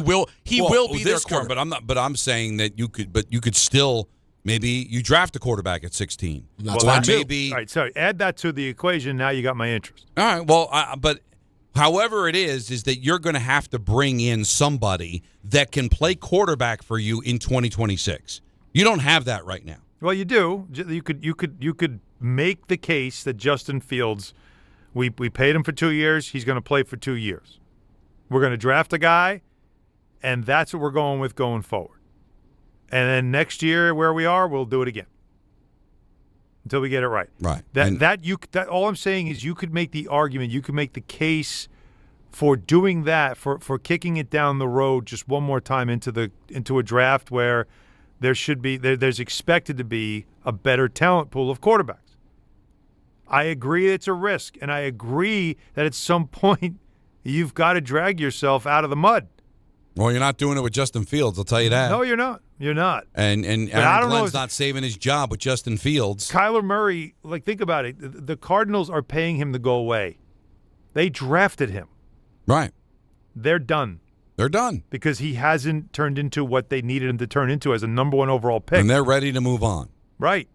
So that's why it's just that there's something that doesn't feel right about all this. Oh, but everybody. Atlanta was done with Kirk Cousins, right? When you got Justin Fields, the Bears were done with the Steelers were done with him after the Bears were done with him. All the quarterbacks are going to be available to you. The Giants were done with Daniel Jones. I understand. And listen, and Willis. The reason Willis is attractive is because he's landlocked because of Love. Yeah. But he was already given up on by the team that drafted him. Right. And now, and that's going to cost you a fortune because there's going to be tons of teams that are going to be offering him lots of money and the starting job. Listen, this is not an easy thing. And if I had better trust, I feel better about whatever decision they're making. But the problem is there just is no trust here right now. Yeah, but I think that Muji, even though it's only been a year, other than reputation of the organization, the history of the organization, there's really no reason not to trust Muji. It's not him. It's the guy above him. Well, then you're dead. No, honestly, then you're dead. Because if that's the conversation, then everybody do themselves a favor and stop being a Jet fan. Because Woody's not going anywhere. Right? So let's not even talk about it then. Because if Woody's going to get his fat hands in, I'm just going to give you a little secret. You're never winning. All right? So all we can do is talk about the football of it all. I don't have an answer for Woody. But if you're worried about Woody, you have every reason to be worried about Woody, and he's not going anywhere. I know. So it's like banging your head against the wall and expecting it not to hurt. That's why I'm numb. At some point, the first time, I'm like, oh, you banged his head. You okay? Second or third time, I'm like, something's wrong with Allen. He's banging his head against the wall. Yeah. That's what it feels like to be a Jets fan, just so you know. First time, shame on you. Second time, shame on me. Correct. What about third time? Unconscious. There's no third time. I'm unconscious. Let's go to Mateo in New Jersey. You're on ESPN. Hey, New York. What's up, Mateo. Hey, guys, listen. We cannot tank another season. We cannot. I stopped going a year ago because of the way things were going. I did not go this year at all. I know a lot of season ticket holders that will just giving away their tickets. They are going to lose a ton of money if they try to tank again because there's just nobody's going to come back. We got to take Simpson at 16 if the Browns don't take him, and we got to get a vet if it's not Justin Fields Kyler Murray or somebody else. Well, that's the plan. But all right, you know, so you're all right. So Kyler Murray is someone, Mateo, that you would be okay if they did something. Again, a very similar to Justin Fields type deal, right? A 1+1. You'd be fine with that. I want to win 8 games. I want to win 8 games. Wow. yeah. Now, whether Kyler Murray can do that for you or not is obviously debatable, but that's the plan. I'm really glad we're getting some phone calls on this, guys. That it's not like, go get Geno Smith, he stinks, we're going to lose again, and then we'll be able to get our quarterback. I like the mindset of let's put together the best team possible. I got Breece Hall, right? I got Garrett Wilson, and let's see if we can do it. We got an offensive line that wasn't too bad. I'm not telling you you're going to the playoffs. That schedule's a beast. But, guys, you've got to function. And Woody Johnson's a billionaire, but he's right. Another year of nobody going to your games? Another year of the only time you're sold out is 70% of the building is rooting for the other team? Yeah, how long? Come on, how long, man? I know, the Buffalo Sabres, for people that don't follow hockey, look like they're going to snap the streak of 14 consecutive years missing the playoffs, which means that the Jets will stand alone as the longest streak without going to the postseason. Right? I understand what Alan said. We are the champions. Hey, what's another year? Well, just another year because another year comes at the expense of another coach, maybe another general manager, and all this cap space. I'm like, why would I want to play for the Jets? And listen, 8 wins, 7 wins doesn't wipe that away, but just show me you know what the hell you're doing. Unless you could pull off what the Giants pulled off and go out to get the best available coach, which you might be in a position to do if you tank again. But who's the next John Harbaugh that's available? Is it Mike Tomlin? Well, I mean, you got to wait a year, probably. You know, again, I understand we have built up the quarterback as the end-all, be-all, but there's other things that got to work right in order for that quarterback to excel. Where's my music again? Oh, interesting. Oh. Sad music. This is... No. Wait, you know what? I hope that was a joke. Here, let's start it over again. I wanted it so bad. Start it clean. Start it clean. Go ahead.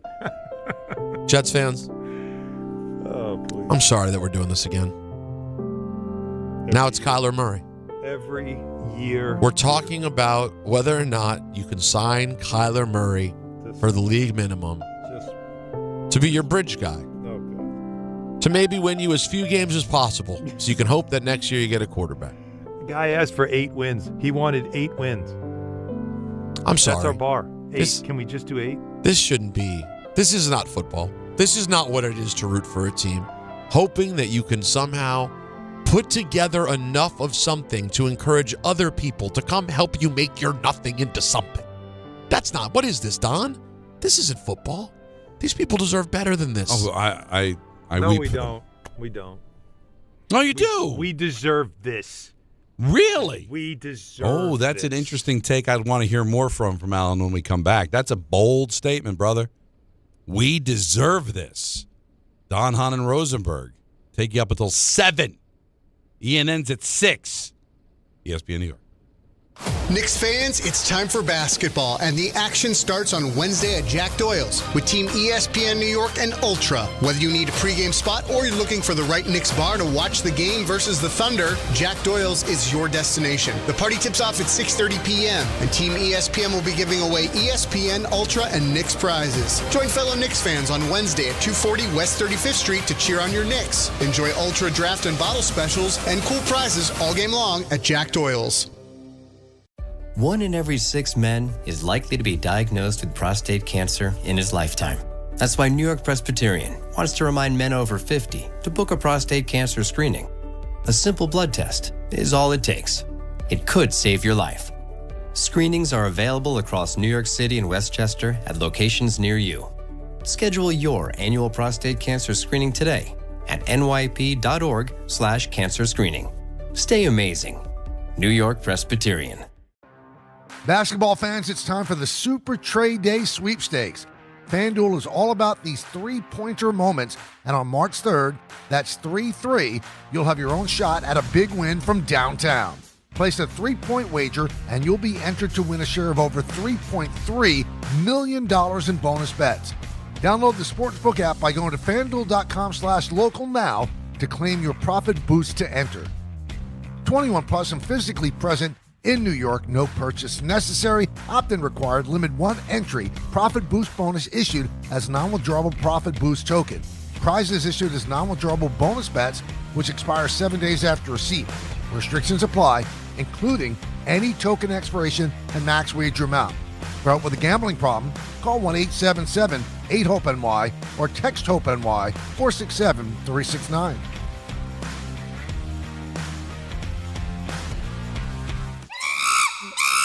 Monkey Sports, built by players for players, is your one-stop shop for hockey, baseball, lacrosse, and more. Find top-name equipment and expert in-store services like sharpening, break-ins, and relacing. Shop in-store at Monkey Sports in Farmingdale or Woodbridge or online for all the top brands. Whatever your sports, Monkey Sports gets you game ready fast. Monkey Sports, where athletes shop. Hi, I'm John D'Agostino from D'Agostino & Associates, the injury firm. You know what's interesting about the words personal injury? The first word is person. And at D'Agostino & Associates, that word means everything. That's because I handpick every person in our firm, from the pleasant professional person who answers your call to the experienced person litigating your case in court. Because every person in my firm is an extension of me, and the only way to exceed our clients' expectations is to deliver the highest level of personal service every single time. And that starts with hiring the right people. You see, we know that every client is a person too. Someone going through the toughest time in their lives and deserves to be more than just a file number. At D'Agostino & Associates, we put the person back in personal injury. So call 1-800-BITE-BACK. That's 1-800-248-3222 and ask for me, John D'Agostino. And let's talk about your case, person to person. D'Agostino Law Bite Back. My name is Whitney Allen, and I'm a widow. My husband, Ryan, died. We never thought we'd ever have to use life insurance, but the unexpected happened. With Ethos, signing up was fast and 100% online. You can get a quote in seconds, apply in minutes, and get same-day coverage. No medical exams, and you can get up to $3 million worth of coverage. I'm grateful we were prepared. Get your free quote at ethos.com/game. That's ethos.com/game. Paid spokesperson. Time spent on application may vary. Online health questions required. Out on the course, they're the PGA Tour's best players. But in the arena, they're prime time. And Season 2 of TGL presented by SoFi is back with lights, cameras, action. We're talking big moments, big personalities, big names in the stands, all on the big screen. Big-time matchups with shot clocks, hammer drops, timeouts, overtime, and playoffs. It's city versus city, squad versus squad. The sport just hits different under the lights. It's TGL presented by SoFi. Keep up. It's golf. Tune into every match. Only on ESPN. Friday, March 20th at Pickleball Heaven in Medford, Long Island. Play with them, play against them, and we didn't change the name. It's still Pickleball Madness. Meet Rick DiPietro and see his hot, sexy body and play pickleball with him, watch college basketball with him. What a treat that'll be. Get to play pickleball with Rick and Dave, and it's going to be great. Tell him how to sign up, Dave. All you do, there's a little tile on the ESPN New York app. Click on that tile, it'll lead you to how you can join, and away you go. Pickleball Madness is brought to you by Pickleball Heaven and ESPN New York. Attention New York Verizon mobile customers. Score a massive win with award-winning Fios Home Internet for an incredible $20 a month guaranteed for 3 years. Switch today for savings you can count on. Call 1-800-VERIZON now. For new Fios customers with AutoPay, mobile and home discount enrollment required. 3-year price guarantee applies to the Fios base monthly rate only. Additional terms apply.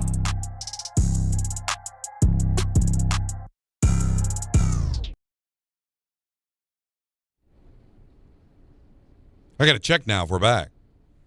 Yeah, this is Tribe. This is Tribe Called Quest. There you go. You're safe. But they could be involved in a commercial like that. I don't know. Because that's not a real song that you're. The one that tricks you. The song that tricked me was not a real song, Jake? No. That was an Optimum commercial. I know it was an Optimum. But the song was like it was made for that, like the ZipRecruiter. It's an Optimum song. Interesting. It sounded good. Like it sounded like something. Something you might want to spend time with. Well, not necessarily. It sounded good, but I didn't like it. Can that be true? That you didn't hate it, but you also wouldn't go Meaning spending it just time sounded like it was professionally done, that this was something that might actually be a song that gets airplay, that people pay money to see performed. But I don't like it. You get what I'm saying, Alan, or no? Yes, because it's happened before. Well, apparently we were the last show to have it happen, too. No, there's been other commercials, though, where it's like the whatever the music is in the commercial, the quality of the song feels like radio quality. It doesn't sound like a cheesy commercial song. No offense to this sponsor, Oh. but it wasn't like I was stepping on Cars for Kids. All right, Wow. Cars for Kids didn't fool me. No. You can't get up from that. Are we still, by the way, are we still playing Cars for Kids? Yeah. Oh, yeah. Oh, yeah. On our air? Oh, yeah. Absolutely. Still. Yes. Almost every other break. 1877 Cars for Kids. See? And he knows this why. Because it creeps into your ear. It's an and then earworm. it just gets in. You get infected. I think we dropped in another 6 the other day. All right. Wow. So I'm just saying, I didn't get fooled by. No, you won't be fooled again. That's right. Fool me once. Shame on you. Yeah. No. Fool me twice. I'm not getting fooled again. Let's go to Griffin in Connecticut. You're on ESPN New York. Hi, Griff. Hey, guys. Hey, is everything all right? Yeah, I was just in the middle. I was watching the Expedition game, so I was in the middle of listening, and I forgot that you called me. So I'm good. I didn't. I thought you called us. All right.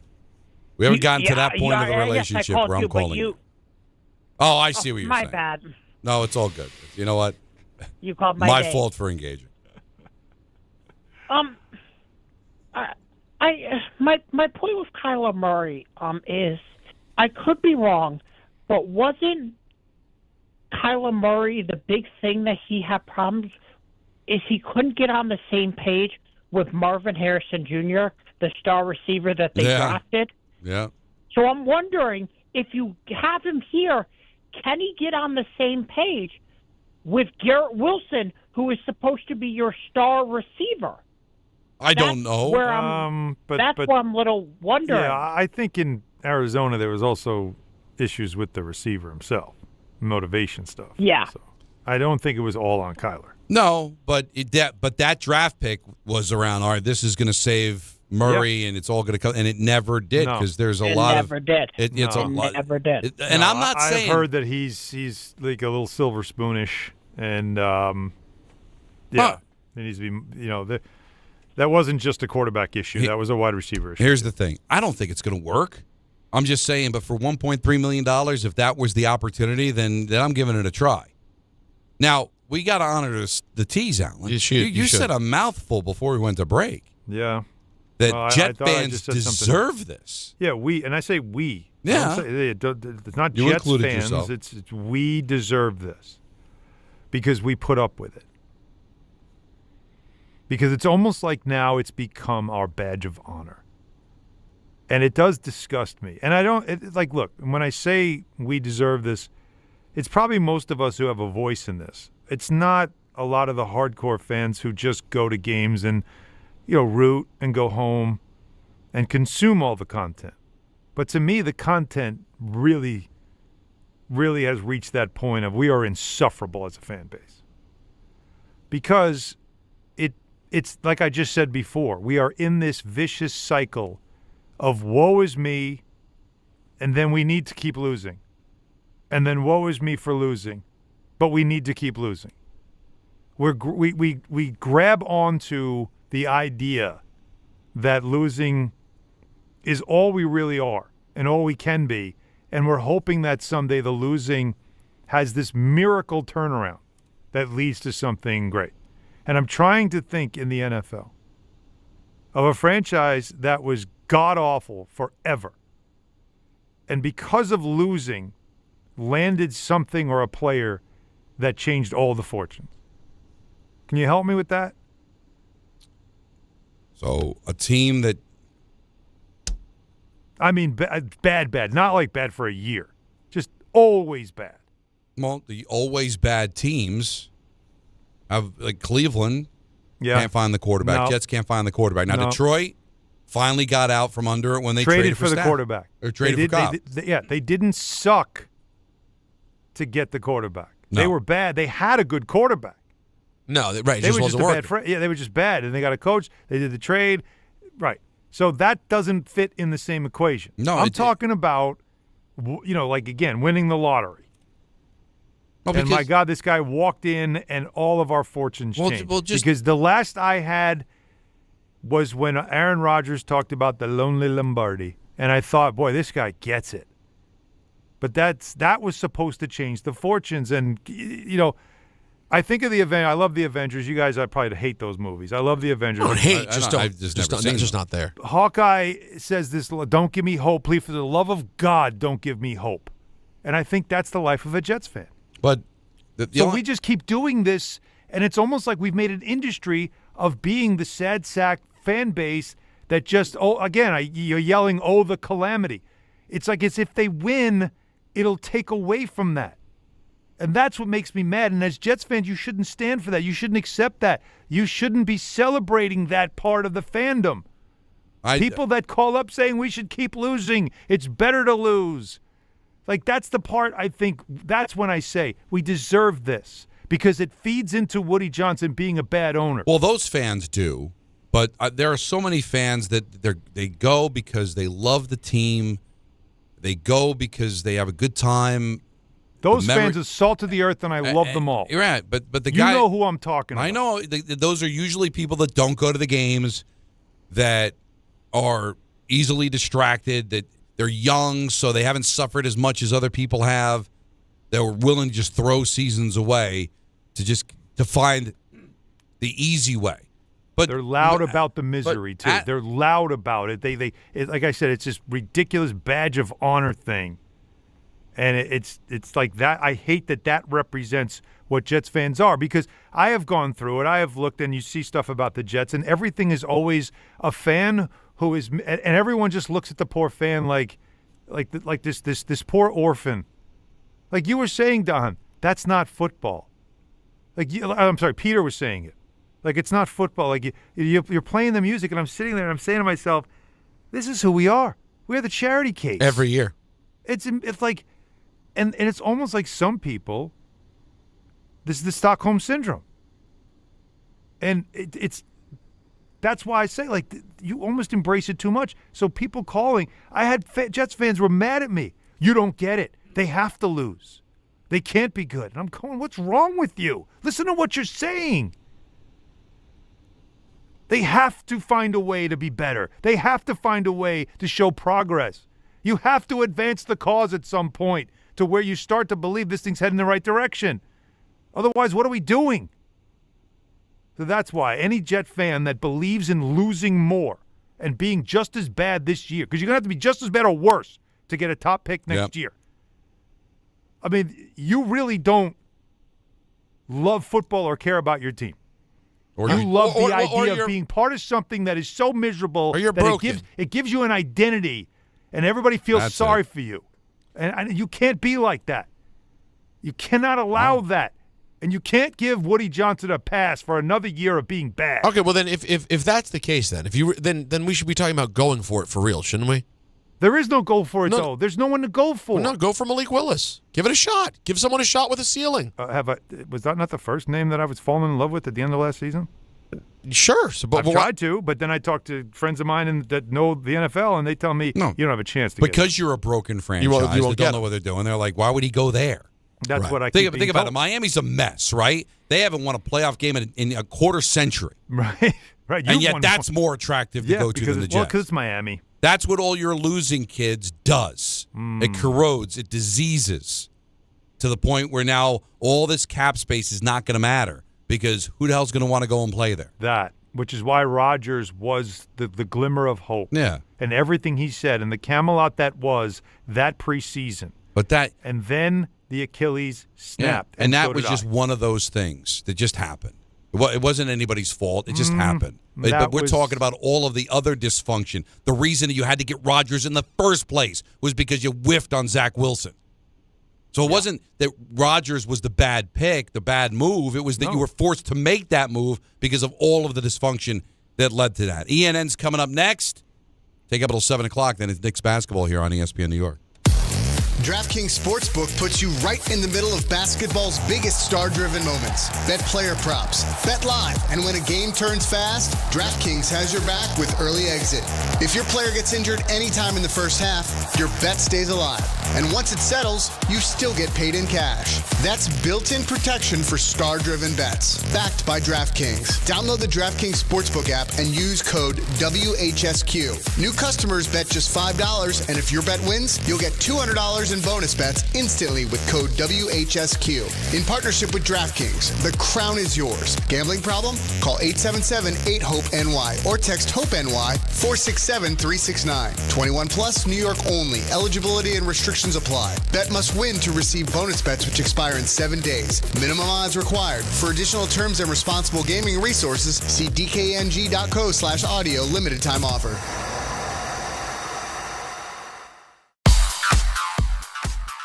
And now let's take a look at the traffic with Brandy Scott. Thanks a million, guys. I hope you have an awesome rest of the night. Get home safe and quick. We've got some slick spots out there on the roads because of the weather. MSG St. John's taking on Georgetown tonight. If you're going to drive into Midtown, stick with the west side over the east side of town. FDR just crawling in both directions between the Triborough and the Midtown Tunnel. Not so great on the LA eastbound heading into Nassau County. A big crash over by the Seaford Oyster Bay. Right lane is out. Police on the scene. You're bumper to bumper from the LA and Queens. Best of it's the outbound George, southbound Deegan and Henry Hudson. Cross Bronx westbound slam from White Plains Road on through. Inbound Georgia about 15 to 24, the upper deck. Outbound Lincoln Orania 15 to 20. Outbound Holland 20 to 30. Over in Jersey, Devils are home tonight at the Rock in Newark. 21 packed both up and down, heading over to the Prudential Center. I'm Brandy Scott on 880 ESPN New York. Finding great candidates to hire can be like, well, trying to find a needle in a haystack. Sure, you can post your job to some job board, but then all you can do is hope the right person comes along, which is why you should try ZipRecruiter for free at ZipRecruiter.com/ESPN.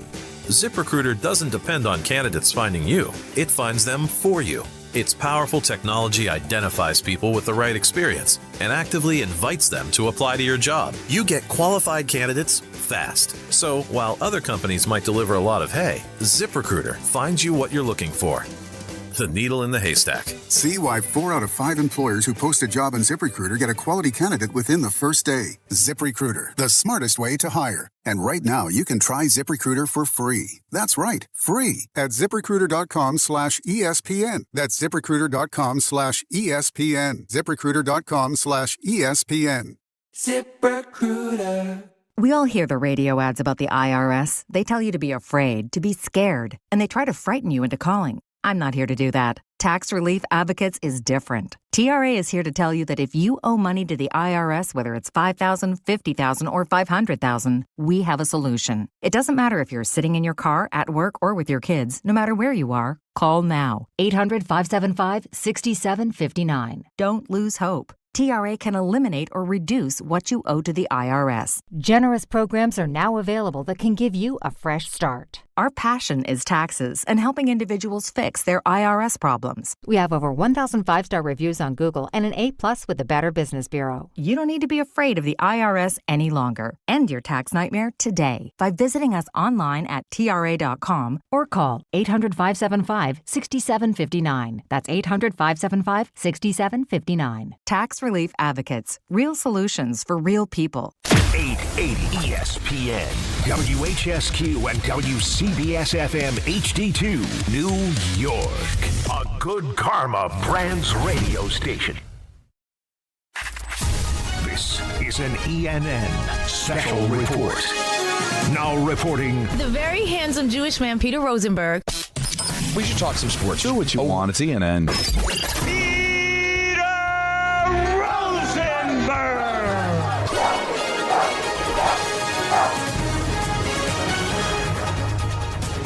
Hey everyone, how you doing? Hi.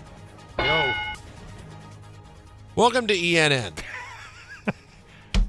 Ray Rowe. You ever watch YouTube?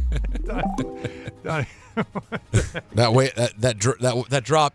That's like a visual drop. Now I can say this. You just gave me flashbacks of my older sister when she would just like walk into a room, because she would light up a room. My sister Debbie, we lost her last year, as you guys remember. Right. And that was her thing. She'd walk in and she'd just be in your face, "Hi!" and just start waving like crazy. That was truly like a visual drop. If you weren't able to and then consume. within the next 20 minutes, we should see it in here. That's right, 20, 30 minutes. ENN tonight, it's brought to you by our friends at Ramsey Mazda. I'd like to start off by saying good evening to Don. God gave him a victory lap before he came out. And to Don. If Bob Costas wanted to sleep with one of us, it'd be you. Wow. Jeez. And lastly, of course, to Don. Don Hahn Rosenberg with you until 7. Yeah, now listen back to it. It's like, what the hell was I thinking? Did you hear the first line? I He's know. giving you the price. It really kind of just tells you in great. general what I think of hip-hop. Yeah, I was about to say, it's very damaging. Exposed, yeah. No, he's very damaging Yeah. for his actual enjoyment of hip-hop. Listen again. Don Hahn Rosenberg with you until 7. I got to tell you, I'm sorry, 25 a Anthony. month. Anthony, I'm sorry. I know you thought your work was done, but Listen, there's always that one team. that's Well, now he's got 7. It's like the third drop. I think, because we haven't talked about it. I think this week will be the cutoff. I think I'm done after this week. That's it. I think we have to put a cap on it, get everybody set up with what they need to. There's a lot of work behind the scenes that needs to get done. So I think the end of this week will be the end. Because I think conference tournaments are starting soon, right? They got to be. Yes. Yeah, actually, LIU, I think we start, I think tomorrow. Right. So I think this week's a good cutoff. So this is the last week. but what for if then? drops. But what if then something great comes along? It's just Then guess what? next year. Next year's number 1 seed, right? I know, but it's hard. But something like this, I mean, Don Hahn Rosenberg with you until 7. Listen, I never claimed to be a hip-hop guy. you got to hear the end though. It's the Optimist famously fast because once you hear the commercial, the true commercial picking up. And the only reason I got out was that I finally heard Anthony say, "We're still in break." So I would have just continued But on. here's the thing that made it insane, Alan. Why did he panic? Like, it's music playing. We sometimes let music play for 10, 12. Like, why? I got to get on the air. He wouldn't be denied. We got to get to sports. He had to get on the air, folks. Rap. We got to talk sports. That was something. I dropped the ball, but I never claimed to be a big hip-hop guy. I just said there's a few Wu-Tang and Ice and Cube, if you're really Ice-T. partying on the weekend, you throw this on. Locked in. Don Hahn Rosenberg with you until 7. I already talked to Lenardi. It's in. Locked in. Lenardi It's says gotta it's be. in. Oh, that's so good. That drop and Miami of Ohio, both in. This isn't Miami. Sorry, Bruce Pearl. This one's getting in. This one's getting in. Yeah, and it sounds to me like this might not be nothing. That might get a 5 or a 6, maybe. Of the added ones we've had since you guys have learned that I've kind of solidified Jacob and I, this is the highest seed I put in. This is the highest. This one just now. This is the of the ones that you guys have said. Oh, this has to go in. You think this is the high? This is higher. Well, I don't think I know it is. You know it the is because highest you seed do I the put work. in. Yeah. So it's leaped over Pound It? Pound It, Johnny. Pound Well, you're not even. See, Peter, this is Alan's first time. Yeah. He's not even thinking. They're not even in the same region. Right. Those are different regions. Oh, right. All right, so I've been waiting all day long. For Sunday night? I was hot on this subject, but you know, listen, we're doing what we do. What was that? Yeah. Could be another drop. So Aaron Judge gave a speech today to his WBC teammates, and the speech was televised for some reason. I don't know why so many people were around here and cameras. And Was it televised or was it just simply somebody recording it? Yeah, I mean, someone's recording it, but there's like so many people around. It's not exactly a super private looking locker room moment. I mean, somebody wanted something for the doc when they win the whole thing. There's a lot. Yeah, I guess there's a lot of people in the room. But here's Judge. Sacrifice for your family at home.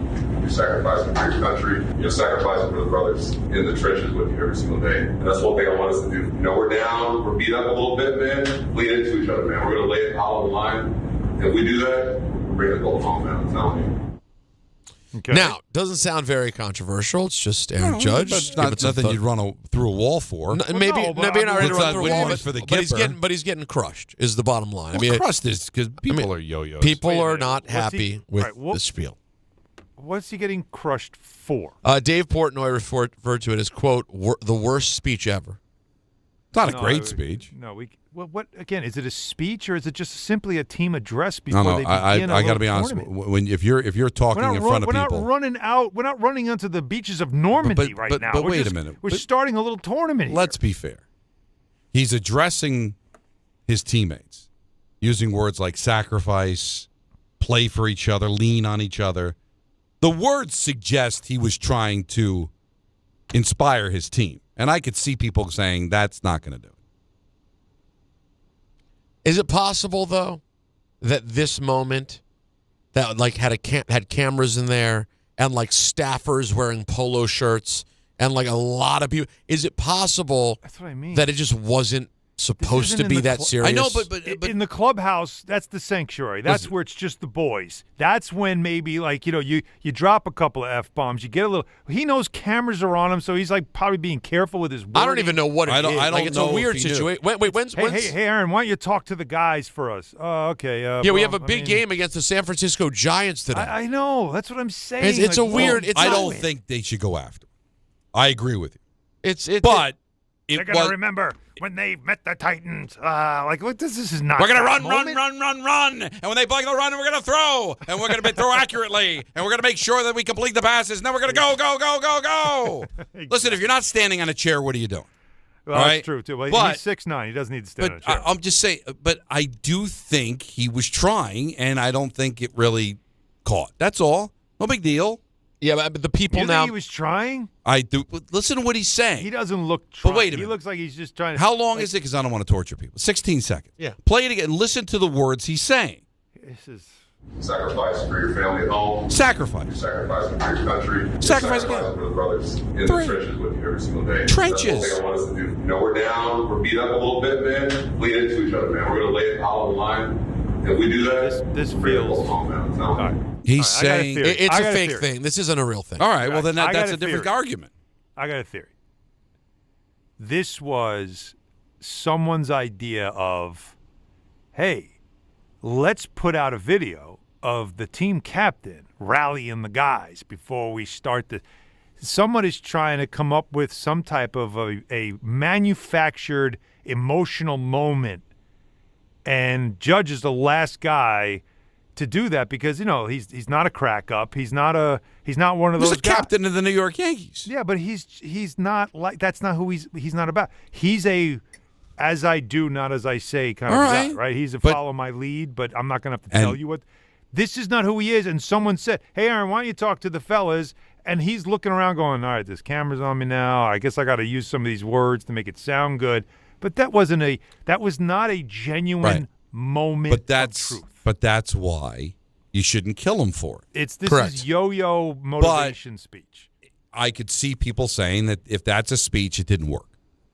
But it's not a speech. But it is a speech. You're trying to make it not be something. It's not because you don't want to insult your guy. I'm saying don't insult him because it doesn't matter. Really? But if he said words that he said sacrifice, play for each other. Just going, you know what? I all can't right even play now because what he told Yes, me I didn't think really. go ahead. We're all right. Yeah. Here. You and I, Alan, are saying this wasn't a real thing. This wasn't a very serious thing. It was for some reason. It's part of a doc. It was a thing. It was literally. It's not even before the first game. It's not before the championship game. It's a nothing that they want us to get on tape.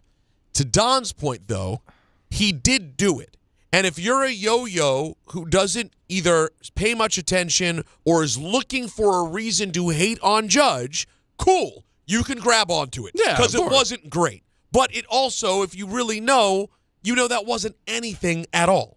So you see what I'm saying? I think all can be true. But I do think, maybe you guys disagree, I think when he did the speech, he meant what he said. It's just not his thing. Sure. Because he said all of the right. It's not what you say; it's how you say it, right? But imagine this though. Imagine right before that speech happened. Hey, Judgy, we want you to do like a little thing here today. And he's like, well, what do you mean? well, we're shooting for the blah, blah, blah, and since this is the beginning of the whole thing, we're just going to, can you just give them like a little something? He had no time to think about it. He probably wasn't I don't proper. know that. This is my guess. Okay. You think last night he was like, tomorrow I'm going to get in there 2 days before this tournament starts, and I'm going to rev these people up. Yeah, no. I think this was just a planned, silly thing. Well, you know he should be red hot then because MLB sent it out. Ugh. So MLB, the reason the World Baseball Classic exists, sent it out.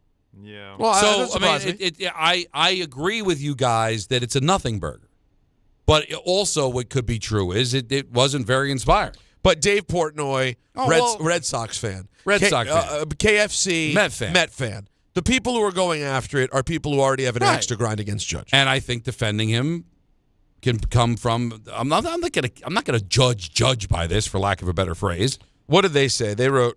Oh boy. No. I'm not. No, MLB. MLB said Captain America and put up a little salute. Okay, it's a bit come much. on, they're not helping him out at all. And then it says Aaron Judge makes a speech to Team USA. Why'd you frame it? You know what this is, Don? Makes a speech. This is what I worried about. This is MLB, and what they typically do is they are trying to now hijack the gold medal hockey Olympic experience thing and the passion of all that stuff. And now try to too hard. Wow, bro. you found it before I could find it. Wow, I was looking. Dragging that on. It's like, all right, let's capitalize on this. Let's hit every note we can. Look, he's our captain, he's our leader, and it's like, guys, we're playing a scrimmage. Like, what are we doing here? Oh, there's no question. Right, because the timing of the WBC is, you could say, is but you don't good for need them. to. When you have to force it, it's like I always have this great example of in Orlando in the 90s. For whatever reason, they would try to do the defense chant for Magic when the Magic were an early franchise, and they would first just do what the organ did at MSG, dun, dun, but no one knew what to do. So then the PA guy, who still does it to this day, you'll hear dun, dun, and he'll go, defense. It's like, if you have to do that, don't bother. Right. Because they're not really chanting. Now they're just doing what they're being told to do. Let it happen organically rather than force it on us, because we all can see that it's a bunch of BS. And it makes him look bad now. I hate this. This is all MLB's fault. This is nothing on Judge. We should be ripping Major League Baseball or whoever's doing the social media. It's their fault, not Aaron Judge's fault. But that's the problem. Is they're coming right off the heels of what the men and women did in the Olympics. They wanted so Olympic bad. hockey is the WBC, and no, it's like the Four Nations. That's why I brought the Four Nations up. The shoplifting the Four Nations. That's what they're doing. But if the players care, then it'll work. But here's the problem. Like hockey, it's easy to show you care. Because the Four Nations got going because when Canada and the U.S. played, there were 3 fights in the first 90 seconds. Right. So unless the U.S. in their first game, throws at the head of every Caribbean player that they're facing, which would be awesome, and there's 3 bench clearing brawls in the game, then maybe there's a chance that people will get into it. But now that'd be crazy. But baseball is not like that. Basketball is the same thing. Oh, now I'm in. But it's they all know that this is different. Right, this is not because you got your starting pitchers on pitch counts. Yeah, and guys can't really be all in because coming up they're going to actually have a season to get going. Like this is just extended spring training for them. I think they want to win. No, of course, but like we can all say this whole thing is goofy. The whole Judge addressing I bet there were guys sitting there going like, "What is he doing?" But you know what, Judge? But he's Aaron Judge. Where I will get on him for, no, you don't make me look bad. I'm not doing it. Yeah, I'm not doing that. No, I'll talk to the guys in private, but don't take some video and then send. And also too, I don't even think it was intentional because that video wasn't quality. That audio wasn't quality. They probably picked it up and go, let's retweet this. Let's send it. You know what? Judge has to be a little bit more, I think, aware. Yes. that these are things you can't put. These are positions That's you can't fair. put yourself in. Now that's fair. There's your criticism, right? That he should have. You think Jarek Jeter would have allowed this? Who's Jarek Jeter? Jarek. Yeah, Jarek is. Well, Jarek Jeter would definitely. No, because you meant Derek, I think, might not do it, but Jarek, I'm not sure. I love this. No quarter given. You guys are the best. Now, but honestly, like but honestly, like there's no way Jeter would have had that burned. He would have had that burned, and you know it. One more time, please. The Jeter drop. Go ahead. Because what Jeter wants to do. That's right. All right, guys, moving to the football of it all. Colts are going to put a tag, the transition tag, on Daniel Jones. What the hell does it even mean? Well, just that quickly. toe tag would have been a bigger story. What is Why it? not something? What is it? 37 points. I forget That's what right. the number is. But right? what it means is that if, let's say, there's a team that says, "Ooh, Daniel Jones is available. I'm going to give him $40 million a year." The Colts would then have the right to match the offer or say, "Bye, Daniel." Yeah. And you don't get any compensation. Mm-hmm. So what they're basically saying is, I dare you to sign him to this. Right. And so we're going to give you the lowest number we can. Mm-hmm. But also know it's enough that no one else is going to take you. Right. $37.833 million for Daniel Jones. And he's coming back from Achilles, right? That's right. The Bengals did not use the tag on Trey Hendrickson ahead of the 4 p.m. deadline, so Trey Hendrickson could be out. He's free. Man, who's going to sign him? My Dallas. You know what? Listen, everybody. Commodore's got a lot of money. Oh. They do have a lot of money. Boy, Cincinnati, man. Although I maintain this. I hate to say it. Uh-oh. But then don't. But I'm going to. Oh, okay. He loves We always talk about You love to say it then. I'm sorry. Every person who gets paid big bucks will tell you like maybe the most important place to spend money, not besides quarterback, is a pass rusher, right? An edge rusher, Absolutely. And I'm sorry, real quick. How's it been working out for Cincy's defense? Hot trash. Hot trash. Are you blaming him? Now it's all his fault? No, I'm not blaming him. But my point, you see what I'm saying though, Don? Right. No. Why am like, I'm just saying, of course it's an important position, but we act like it's the be-all, end-all. He's been one of the best players in the league not on a team that's been putrid, on a defense that's been right. putrid. But their secondary's been really. I get it. It's just the point is though. So how much do you throw at that? Unless you have the other pieces there, he's a fantastic piece. Yeah, but the three most important they get practically pieces. quarterback money. Well, if a they're quarterback thinking, can revolutionize your offense by themselves. But if they're thinking they can just get an edge rusher, in the draft and start over there, and save some money so they could fix other areas, like that's probably what they're thinking. Yeah, we're not close enough. Right. But that's the three most important positions: left tackle, quarterback, and edge rush. But obviously. they're cheap in a cap sport in which they all share revenue. So those fans should be going nuts. Like, wait a minute, I know it's Cincinnati, it's a small market, but billions of dollars being shared in television revenue. You're in the NFL. Now, never mind that, Don. You have a guy at quarterback that if you put him in place, he'll win you a Super Bowl. He's been to a Super Bowl, yeah. Like, he's already been to one. He slayed the dragon no one else could in the AFC. That's right. And then he's never gotten back. But he can. Here's something. The Atlanta Falcons will play a game in Madrid this year, Don. You going to go? No. They're playing at the home of Real Madrid, though. How about that? Interest you? It would interest my son. He's a big Real Madrid fan. There you go. Alan, have a great program. See you, fellas. I love you.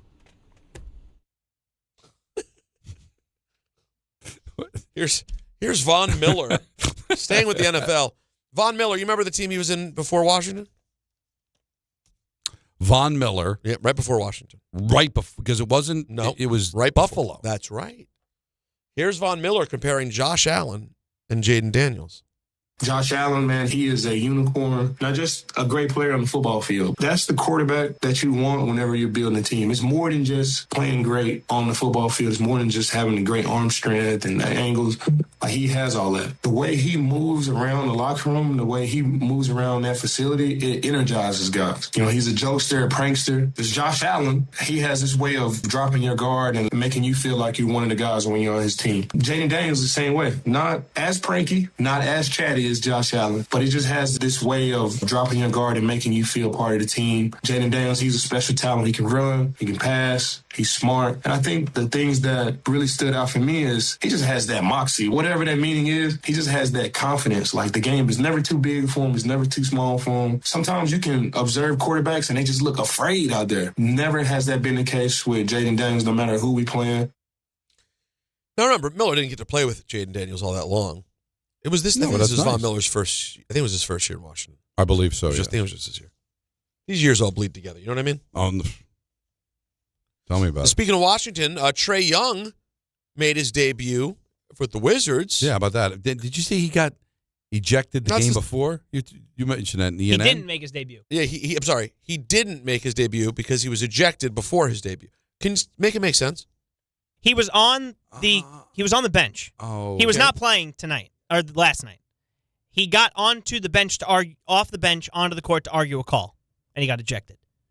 So even though he announced on Thursday he'd be back, before he even got back, he was ejected from a basketball game. On Wednesday. Okay, got it. So not the game he's going to play tomorrow, Thursday, but he was ejected from a game in which he wasn't playing. That's correct. Is that the basketball equivalent of getting fired on your day off? Oh, yeah. Yeah, that's weird. It doesn't happen often. Atlanta Braves DH Jurickson Profar is facing a full season suspension after testing positive for performance-enhancing drugs for the second time in the past year. What are you doing? What are you doing? So, all right, either you're really colossally dumb. Right. Clown show! Clown show! Clown show! Or, or you don't think you can play without it. It's odd. What other reason would there be? Yeah, I know. For PEDs, how about I got one. You're struggling with a physical ailment of some sort. Okay. And it just feels like the only way you're getting back. And so you keep going back to it because you don't want to give it up and you don't want to. But do you really think you're going to get away with it? I don't know. I can't get inside the head of this situation. But that still falls under the I don't think I can do it without it. Why didn't we ever, when we talk about Southern Allen, compare it to Irish Don? I don't think I was trying to be Irish. No, you weren't. That's what makes. Not cheating. But you sound all of a sudden like JJ Devaney. I know, but I was being emotional. Alan it was comes just out a of general nowhere. conversation. But still, in mid-conversation, you getting emotional leads to you becoming Irish. I don't think Schmeedies. I don't think I sounded as Irish as Alan sounds Southern. What do you guys think? Great. Yeah, no, the Southern Allen is more than Irish Don. I didn't even recognize that as Irish Don. Now, that was do you hear it now, though? Do you hear it now? A little bit, yeah. It's not cheating. These K pages, man. You're having fun in there today, aren't you? My brain could be utilized for so many different things, but memorizing where these things. Give us a few more. Come on, you're over there. You're having fun. Let's see. What? No. Okay. Why do you have this guy Rosenberg on the show? Oh, yeah. All right. I think of meatballs. Mm-hmm. Old one. Ma, can I use your iPad? I want to troll Michael K. Classic. Classic. Fix that! Oh, I do like that one. Of course. It's not fair. Oh. Andrew. Smoke show. All right, that's good. Forgot about how great Smoke Show Yeah, was. that was What were we talking about that we both said? But how that's a great trivia question. Somebody out there. I wonder if any of our listeners know what we were talking about when we hit the double Smoke Show. Had to be somebody that was a Smoke Show. And we both felt that way. That'll do it for ENN, brought to you by Let's Ramsey Mazda. Get more for your money at Ramsey Mazda, like the new 2026 Mazda CX-50 or the CX-90. Choose wisely. Choose Ramsey Mazda. Lot on the table to discuss. How do you feel about Judge? How do you feel about the Jets? Talk to us. How do you feel about everything? 1-800-919-3776. We call this the last call crew because we're taking up until 7 o'clock, and then it's Knicks basketball on ESPN New York. 18th ranked St. John's looks to close out the regular season at home on a high note against Georgetown at MSG. Coverage begins today at 6:40 on 1050 ESPN and the ESPN New York app. Good Karma Brands is proud to be an equal opportunity employer, providing equal employment, development, and advancement opportunities to all teammates and applicants. To learn more about careers with us, please send an email to talentacquisition@goodkarmabrands.com. That's talentacquisition@goodkarmabrands.com. Basketball fans, listen up. It's almost time for the Super Trade Day sweepstakes. FanDuel is all about those three-pointer moments, and on March 3rd, that's 3-3 on the calendar, you'll have your own shot at a big win from downtown. Place a 3-point wager, and you'll be entered to win a share of over $3.3 million in bonus bets. Download the Sportsbook app by going to FanDuel.com/local now to claim your profit boost to enter. That's 3-3 on the calendar. You'll have your own shot at a big win from downtown. Must be 21 and older and physically present in New York. No purchase necessary. Opt-in required.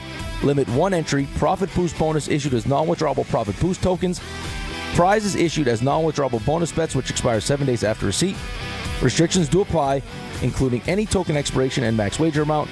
For help with a gambling problem, call 1-877-8-HOPE-NY or text HOPE-NY at 467369.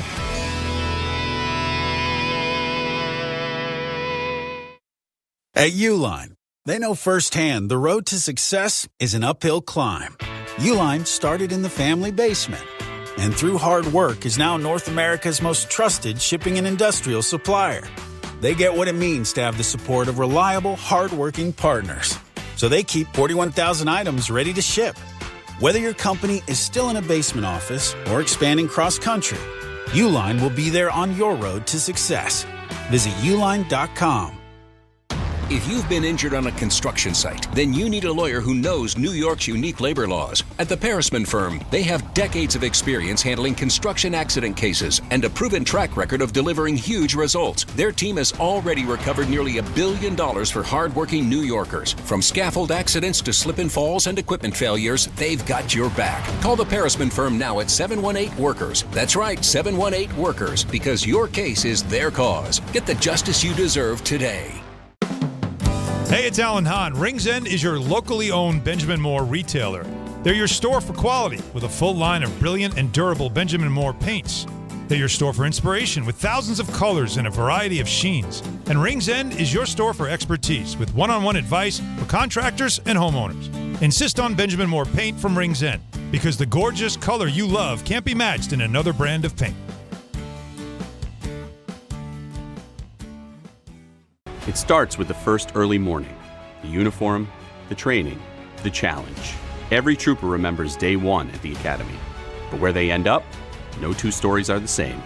At the New York State Police, the path you take is up to you. If you're ready for a career with endless opportunities for growth, start here. Go anywhere. Apply today at joinstatepolice.ny.gov. More people trust their hearts to New York Presbyterian than any other hospital in New York. It's because New York Presbyterian has the most experienced cardiovascular doctors, treating a full range of heart conditions, from heart failure to valve repair, with the most advanced treatments. Find a doctor at nyp.org/heart. New York Presbyterian. New York Presbyterian Hospital, based on U.S. News & World Report 2025 to 2026 cardiology, heart, and vascular surgery rankings. Cashback is not available on gas in New Jersey and Wisconsin. Hey, good morning. You're heading to the airport, right? Yep, thanks for checking. I like the car. How long have you been a rideshare driver? About 3 years now. I really enjoy it. Isn't it hard to make money these days with the price of gas being so high? Not for me. I use Upside, the free app that gives you cash back for every gallon of gas you buy. Wait a minute. Are you saying you actually get real money back when you get gas with the Upside app? Yep, I get real cash back every time I get gas. Does that actually add up to anything? I'll make around $200 to $300. Wow, that's serious extra cash. I'm downloading the Upside app now. Download the free Upside app now to earn real cash back every time you buy gas. Use promo code VAN for an extra 25 cents a gallon bonus on your first tank. You can cash out anytime right to your bank account, PayPal, or a gift card for Amazon and other brands. Just download the free Upside app and use promo code VAN for a 25 cents a gallon bonus on your first tank. That's code VAN.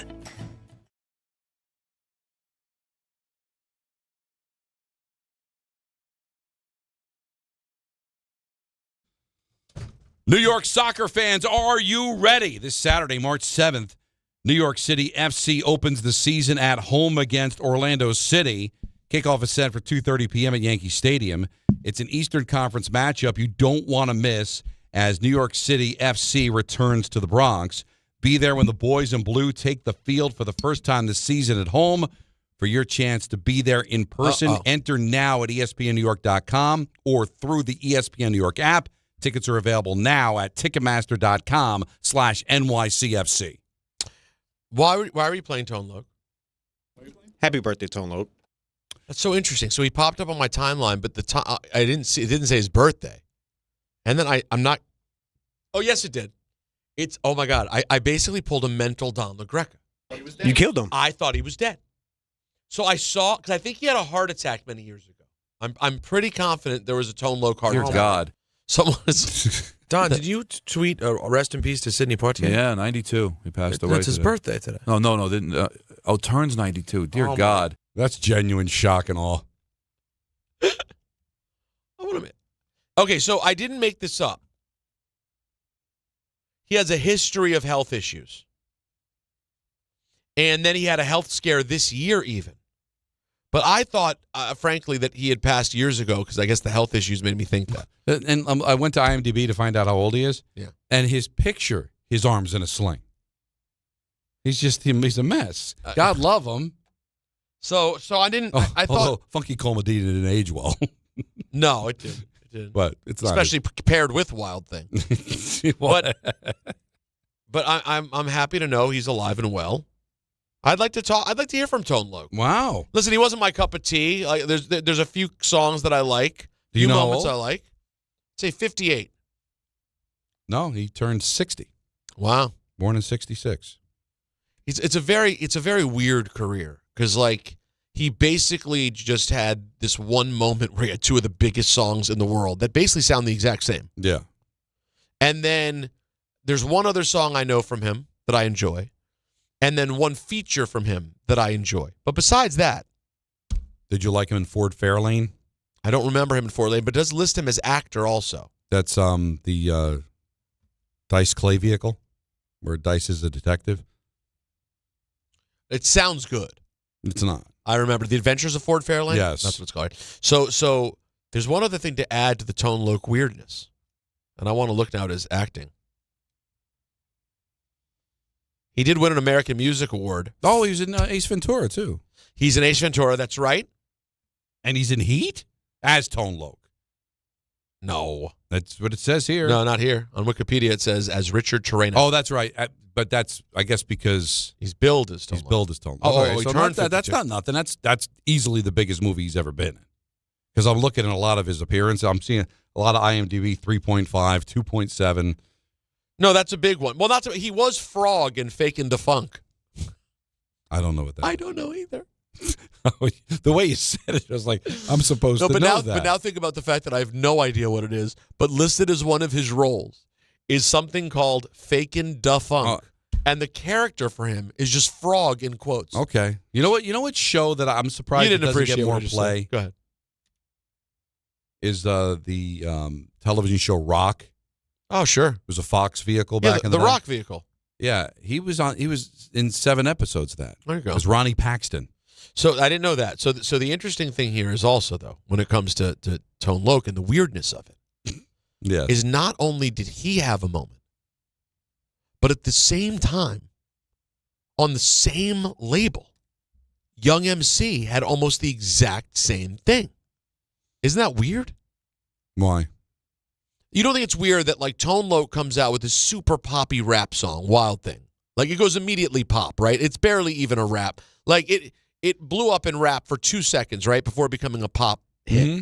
This is at a time when there weren't a lot of pop rap hits. Like this hadn't happened yet, really. And on the same label at the same time, Young MC comes out with Bust a Move almost the exact same time. Obviously, they were looking for something like that. I guess now they found that 80s countdown, 1989 last weekend that I told you about. Were they both in there? I don't. Wild Thing was 3. Wow. I don't know if it ever got to 1, but it was number 3. So 1989, a rap song hitting 3. And Young MC's also 58.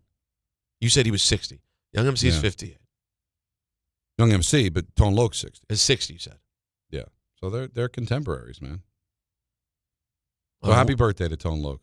We love Tolo. And apparently we're very fortunate that he's still with us. I'm thankful and happy to have him. Apparently he's dodged some bullets, and good for him. Yeah, God bless. 1-800-919-3776. It's the last call crew, so let's hand it off to Richard in Manhattan. How are you, buddy? Hi, Don, Peter, Allen. Bruce Pearl says that Miami of Ohio has to win their conference or else they don't get in. He's saying that because his son is coaching Auburn, and they're on the bubble also.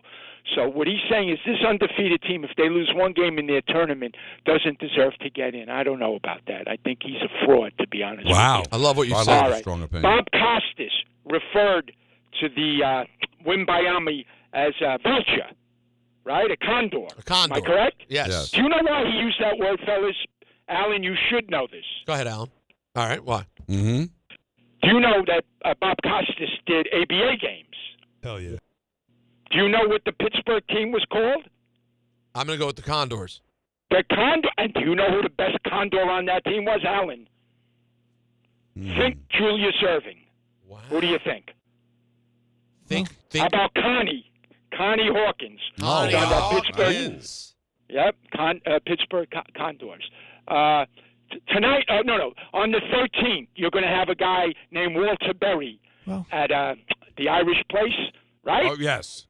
Now, At the tonight Irish is the senior night. The greatest senior night I've ever heard was not for a senior. It was for Walter Berry, 1987. He had just been named Player of the Year, or was going to be named College Player of the Year, Allen. He wasn't a senior at Alumni Hall. Do you know what the fans came out and started chanting? Greatest chant I've ever heard at a basketball game, ever. Ooh. I don't know. He wasn't a senior. They honored him to no end. One more year. One more year. Wow. That was unbelievable. Look You at you guys making mentioned sense. Brian Sipe yesterday. Quick story on Brian Sipe. Okay. I was at my cousin's wedding November 20th, 1983. The USFL was hopping until Donald Trump came and screwed it up.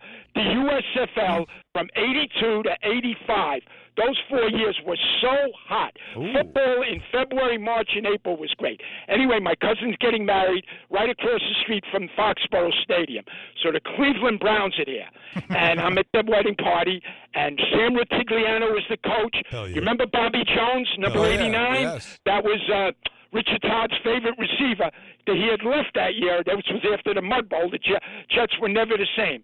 But Brian Sipe is there. And the hottest story in New York was Brian Sipe was coming to the Generals. So I went up to Brian. I talked to Sam Rutigliano. He knew the high school coach at my high school, Brooklyn Tech, had just passed away, Adam Cirillo. Anyway, he was so appreciative, Sam Rutigliano. Anyway, Brian Sipe, he got mad at me. He says, hey, because I said, well, you're going to come down to New York, and we need you in Jersey. We really need you. And he says, no, don't start any rumors. I'm here in Cleveland. Don't start any rumors in New York. He was great. Last thing, fellas, Mike Vaccaro. I wish I was on the line with him. Vaccaro made a mistake in his one of his articles in the Post a few months ago. He was comparing Schlieder to Stottlemyre, and he said Stottlemyre started games 1, 5, and 7 in the '64 World Series. Actually, it was games 2, 5, and 7. He pitched all 3 games against Gibson. He was the reason the Yankees got into the World Series in '64 as a rookie. And believe it or not, fellas, Mel Stottlemyre's number should be retired before CC Sabathia. That's my opinion, fellas. Very Thanks. opinionated call by Richard. You think? Did he mean to say Schlittler? Yes. What did he say? Schiller? Yeah, Schiller. But, wow. Now, here's a little bit of New Jersey Generals trivia. What's up, Boo? Now, they had Doug Flutie as a quarterback. They had Brian Sipe as a quarterback. And they had signed this quarterback to a deal. He's on the cover of Sports Illustrated. Go ahead. Wearing the Generals uniform and holding the helmet. Jim Kelly. Well, the league folded before he had a chance to play. They had a lot of people. Yeah, they were going for it, man. Big market, man. Jim Kelly was the real deal, bro. Bruh. I've had Ballard texting me all day, wanting me to die on the hill that Malik Willis is a lock, and any team that doesn't get him is basically out of their mind. Okay. I said to him, Ballard, I've watched the man play 2 or 3 times. I think, and I've said this, tell me if I haven't, he has the highest ceiling of any of the options available. He is the best.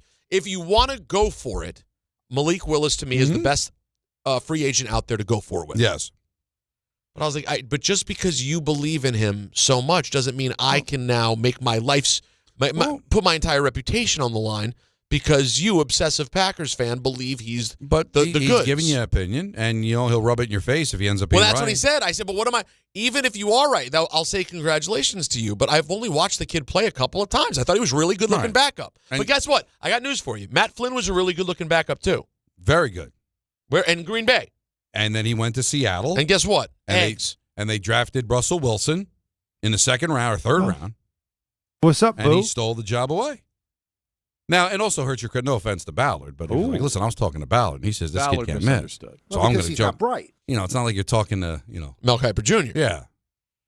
I mean, listen, Ballard's a very knowledgeable football fan and a very knowledgeable Packers fan. The one part is, and he will insist, he has times where, trust me, I'm being objective about this. I know for a fact, no, but he doesn't. Like, even though he knows the game incredibly well, as a knowledgeable fan as I know, the super fans, they can't tell when they're saying, like, I'm unusual. I can tell you when the commander's like, no, this is not good. Like, I can be pretty objective. I don't think he can. He texted you with confidence that Changes was an Ozzy song and not a Sabbath song. You trusted him, went on the air you got with embarrassed on the air. The man has maybe, I'm not kidding, Pusick, he might have 50 different Rashawn Gary rookie cards. Really? Maybe 50. Listen, that's awesome. Good for Ballard. Good for Ballard. But is Gary, I don't know if he's on the same road to Hall of Fame that initially he thought. Not quite sure that those will amount to anything for him. But yeah, I don't know. I don't know if they're adding up anymore. I know. But he was sure it's they like were. All those 1987 O.W. McDowell rookie cards that I invested in. How'd those go? They're bookmarks now. They work very well. Put them in the spokes of your bike. That's it. Last call, crew, 1-800-919-3776. Don, Hahn, and Rosenberg till 7 o'clock, and then it's Knicks basketball on ESPN New York. Wild Turkey Bourbon and ESPN New York are bringing you the ultimate New York game day. 2 games, 1 damn day. We're kicking things off on Friday at Supply House at 1647 2nd Avenue starting at 9 p.m. Stop by for Wild Turkey tastings, exclusive giveaways, and your chance to win an epic New York sports experience. Opening day energy in the Bronx, Knicks at night vibes, all in one unforgettable day. So grab your crew and experience Wild Turkey at Supply House this Friday. Must be 21 or older. Drink responsibly. 25 a month, 5 whole years, same sweet number in your ears. Check it in a year, check it in 5. This ain't optimum 5, but price is still alive. 25 a month, 5 whole years, same sweet number in your ears. Get Optimum famously fast fiber internet. Optimum.com/25 for 5. Or call 8884-OPTIMUM. Terms apply. See Optimum.com for details. 1-877 Cards for Kids. KARS Cards for Kids. Call 877-CARS-4-KIDS to reach a friendly live agent. Donation's super easy, and your card can be picked up as soon as tomorrow. Call us now or go to carsforkids.org. That's cars with a K. 1-877-CARS-for-KIDS. Donate your card today. Did you know you can donate real estate too? DraftKings Sportsbook puts you right in the middle of basketball's biggest star-driven moments. Bet player props, bet live, and when a game turns fast, DraftKings has your back with early exit. If your player gets injured anytime in the first half, your bet stays alive. And once it settles, you still get paid in cash. That's built-in protection for star-driven bets. Backed by DraftKings. Download the DraftKings Sportsbook app and use code WHSQ. New customers bet just $5, and if your bet wins, you'll get $200 in bonus bets instantly with code WHSQ. In partnership with DraftKings, the crown is yours. Gambling problem? Call 877-8-HOPE-NY or text HOPE-NY 467-369. 21 plus, New York only. Eligibility and restrictions apply. Bet must win to receive bonus bets which expire in 7 days. Minimum odds required. For additional terms and responsible gaming resources, see dkng.co/audio. Limited time offer. on Hahn Rosenberg is live from the Big East Tournament presented by Schweppes, Sun Cruiser Vodka Iced Tea, and Samuel Adams. Join DHR broadcasting live from the Irish Exit inside Moynihan Train Hall for a Big East extravaganza. Big East legends Charles Smith and Walter Berry will join us on site as we break down the action and relive the glory days. All courtesy of Schweppes. Stop by beginning at 3 p.m. Enter to win great prizes and make the Irish Exit your headquarters when the Big East takes center stage. Sun Cruiser Vodka Iced Tea is available at Avenida and the Rutherford. Must be 21 or older to purchase. Please drink responsibly. I'm Boomer Esiason. My mom died from cancer. She was only 37 years old. She didn't have life insurance, and that was devastating for my family. That's why having life insurance is so important to me. Ethos makes it fast and easy. Get a quote in seconds, apply in minutes, and get same-day coverage. You can get up to $3 million in coverage with no medical exam. Get your free quote at ethos.com/play. That's ethos.com/play. Paid spokesperson. Time spent on application may vary. Online health questions required. This is the story of the one. As a procurement manager for a hospital system, she keeps every facility in her network stocked and ready. That's why she counts on Grainger to be her single source for thousands of products, from disinfectants to lighting, air filters, and more. And with fast, dependable delivery, Grainger helps her keep every facility stocked, safe, and running smoothly. Call 1-800-GRAINGER, click Grainger.com, or just stop by. Grainger, for the ones who get it done. Prizes, flyaways, even cash money. You want it? We've got it. Find a list of all contests and official rules by visiting ESPNNewYorkContests.com. That's ESPNNewYorkContests.com. There you go. Happy birthday, Tone. Now, I don't know if you want to save this for tomorrow when Alan's back, but what was it that I missed about Magic City? So you don't know what it is at all? No, I just know that you sent me. It's going to be Magic City night in Atlanta. I guess their jerseys are going to say Magic City, and they're playing the Magic. That's all I said. And I'm like, oh, that's ironic. And I didn't investigate further after the text. So Magic City is the most famous strip club in Atlanta. Okay. And there's like Scores level? Yes. All right. But imagine if Scores, though, it's hard to explain. Okay. But because of what strip clubs are kind of in hip hop, it has a cultural cachet as well. Okay. Right? So it's a strip club, and it is a strip club. But it has food that's supposed to be slamming. The wings are supposed to be the greatest wings in Atlanta. Okay. And there's also supposed to be just because Atlanta is such an important music city, and a lot of the music kind of came from the strip club. Magic City, the combination of all these things just makes it sort of like a cultural staple thing in Atlanta. Okay. So the Hawks are doing a somewhat edgy thing by having a Magic City night. They're making the hoodie, which is a pretty cool looking piece of merch, and they're selling the wings. So they're going to have the wings at the game and sell the hoodie. That's what's going on. Okay. And what I was referring to was the fact that Al Horford had retweeted Luke Cornett's statement. Okay. Saying this week the Atlanta Hawks, not the Atlantic Hawks, the Atlanta Hawks announced a special one-night collaboration to celebrate the city's iconic cultural institution, Magic City, during the team's home game against the Orlando, blah, blah. In its release, the Hawks failed to mention that this place is, as the business itself boasts, Atlanta's premier strip club. Given this fact, I would like to respectfully ask that the Atlanta Hawks cancel this promotional night with Magic City. The NBA should desire to protect and esteem women, many of whom work diligently every day to make the best basketball league in the world. We should promote an atmosphere that is protective and respectful of the daughters, wives, sisters, mothers, and partners that we know and love. Allowing this night to go forward without protest would reflect poorly on us as an NBA community, specifically in being complicit in the potential objectification and mistreatment of women in our society.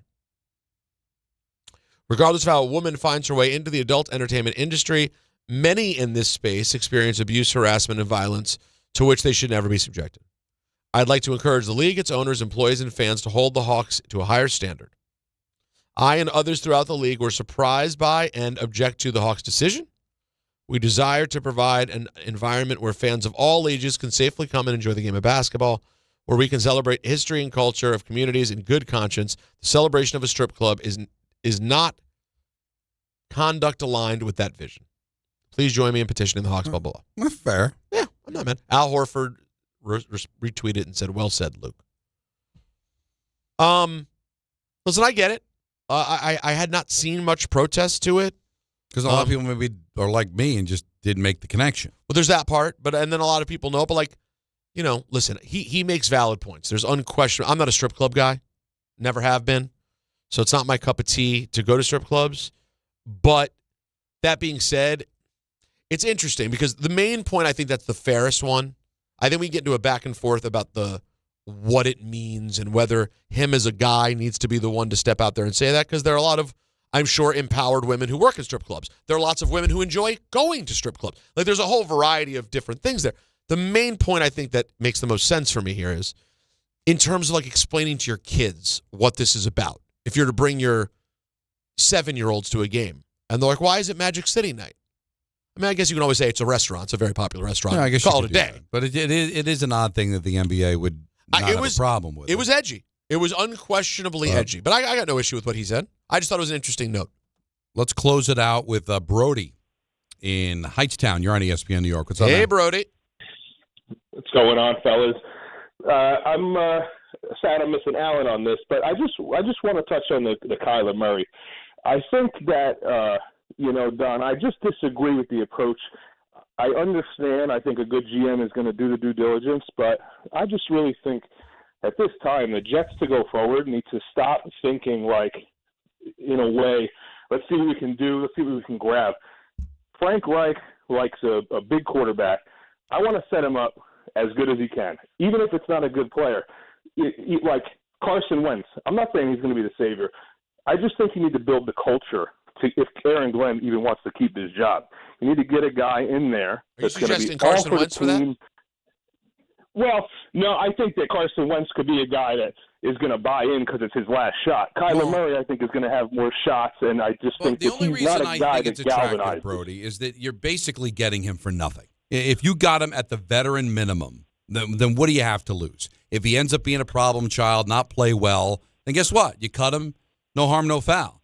But guys like Kirk Cousins, they're going to cost you a little bit. He might want another year to come. Remember, Cousins didn't want to come here, so it probably won't happen. Cousins doesn't want to come here, and I mean, listen, he threw out the name Carson Wentz. Carson Wentz is a great example of a guy who, respectfully, at this point in his career, no one's following. That whole leader, that fans sometimes like the idea of they see a character guy, and they're like, oh, they'll follow. Right. They're more likely to follow a player who can play well on the football field. I'm sorry, that is the truth. Here is a disrespectful way of saying what the Jets are looking for. They're looking for a disposable quarterback, somebody that can come in here, bridge the gap till the next guy. So I'm looking at somebody that can do it as cheaply as possible, that might have some upside and play well and be motivated to play well. And because it's cheap, there's no risk. So that's it. In all likelihood, it's not going to happen. But hey, it won't be the first thing we talked about that will not happen. Knicks basketball is up next.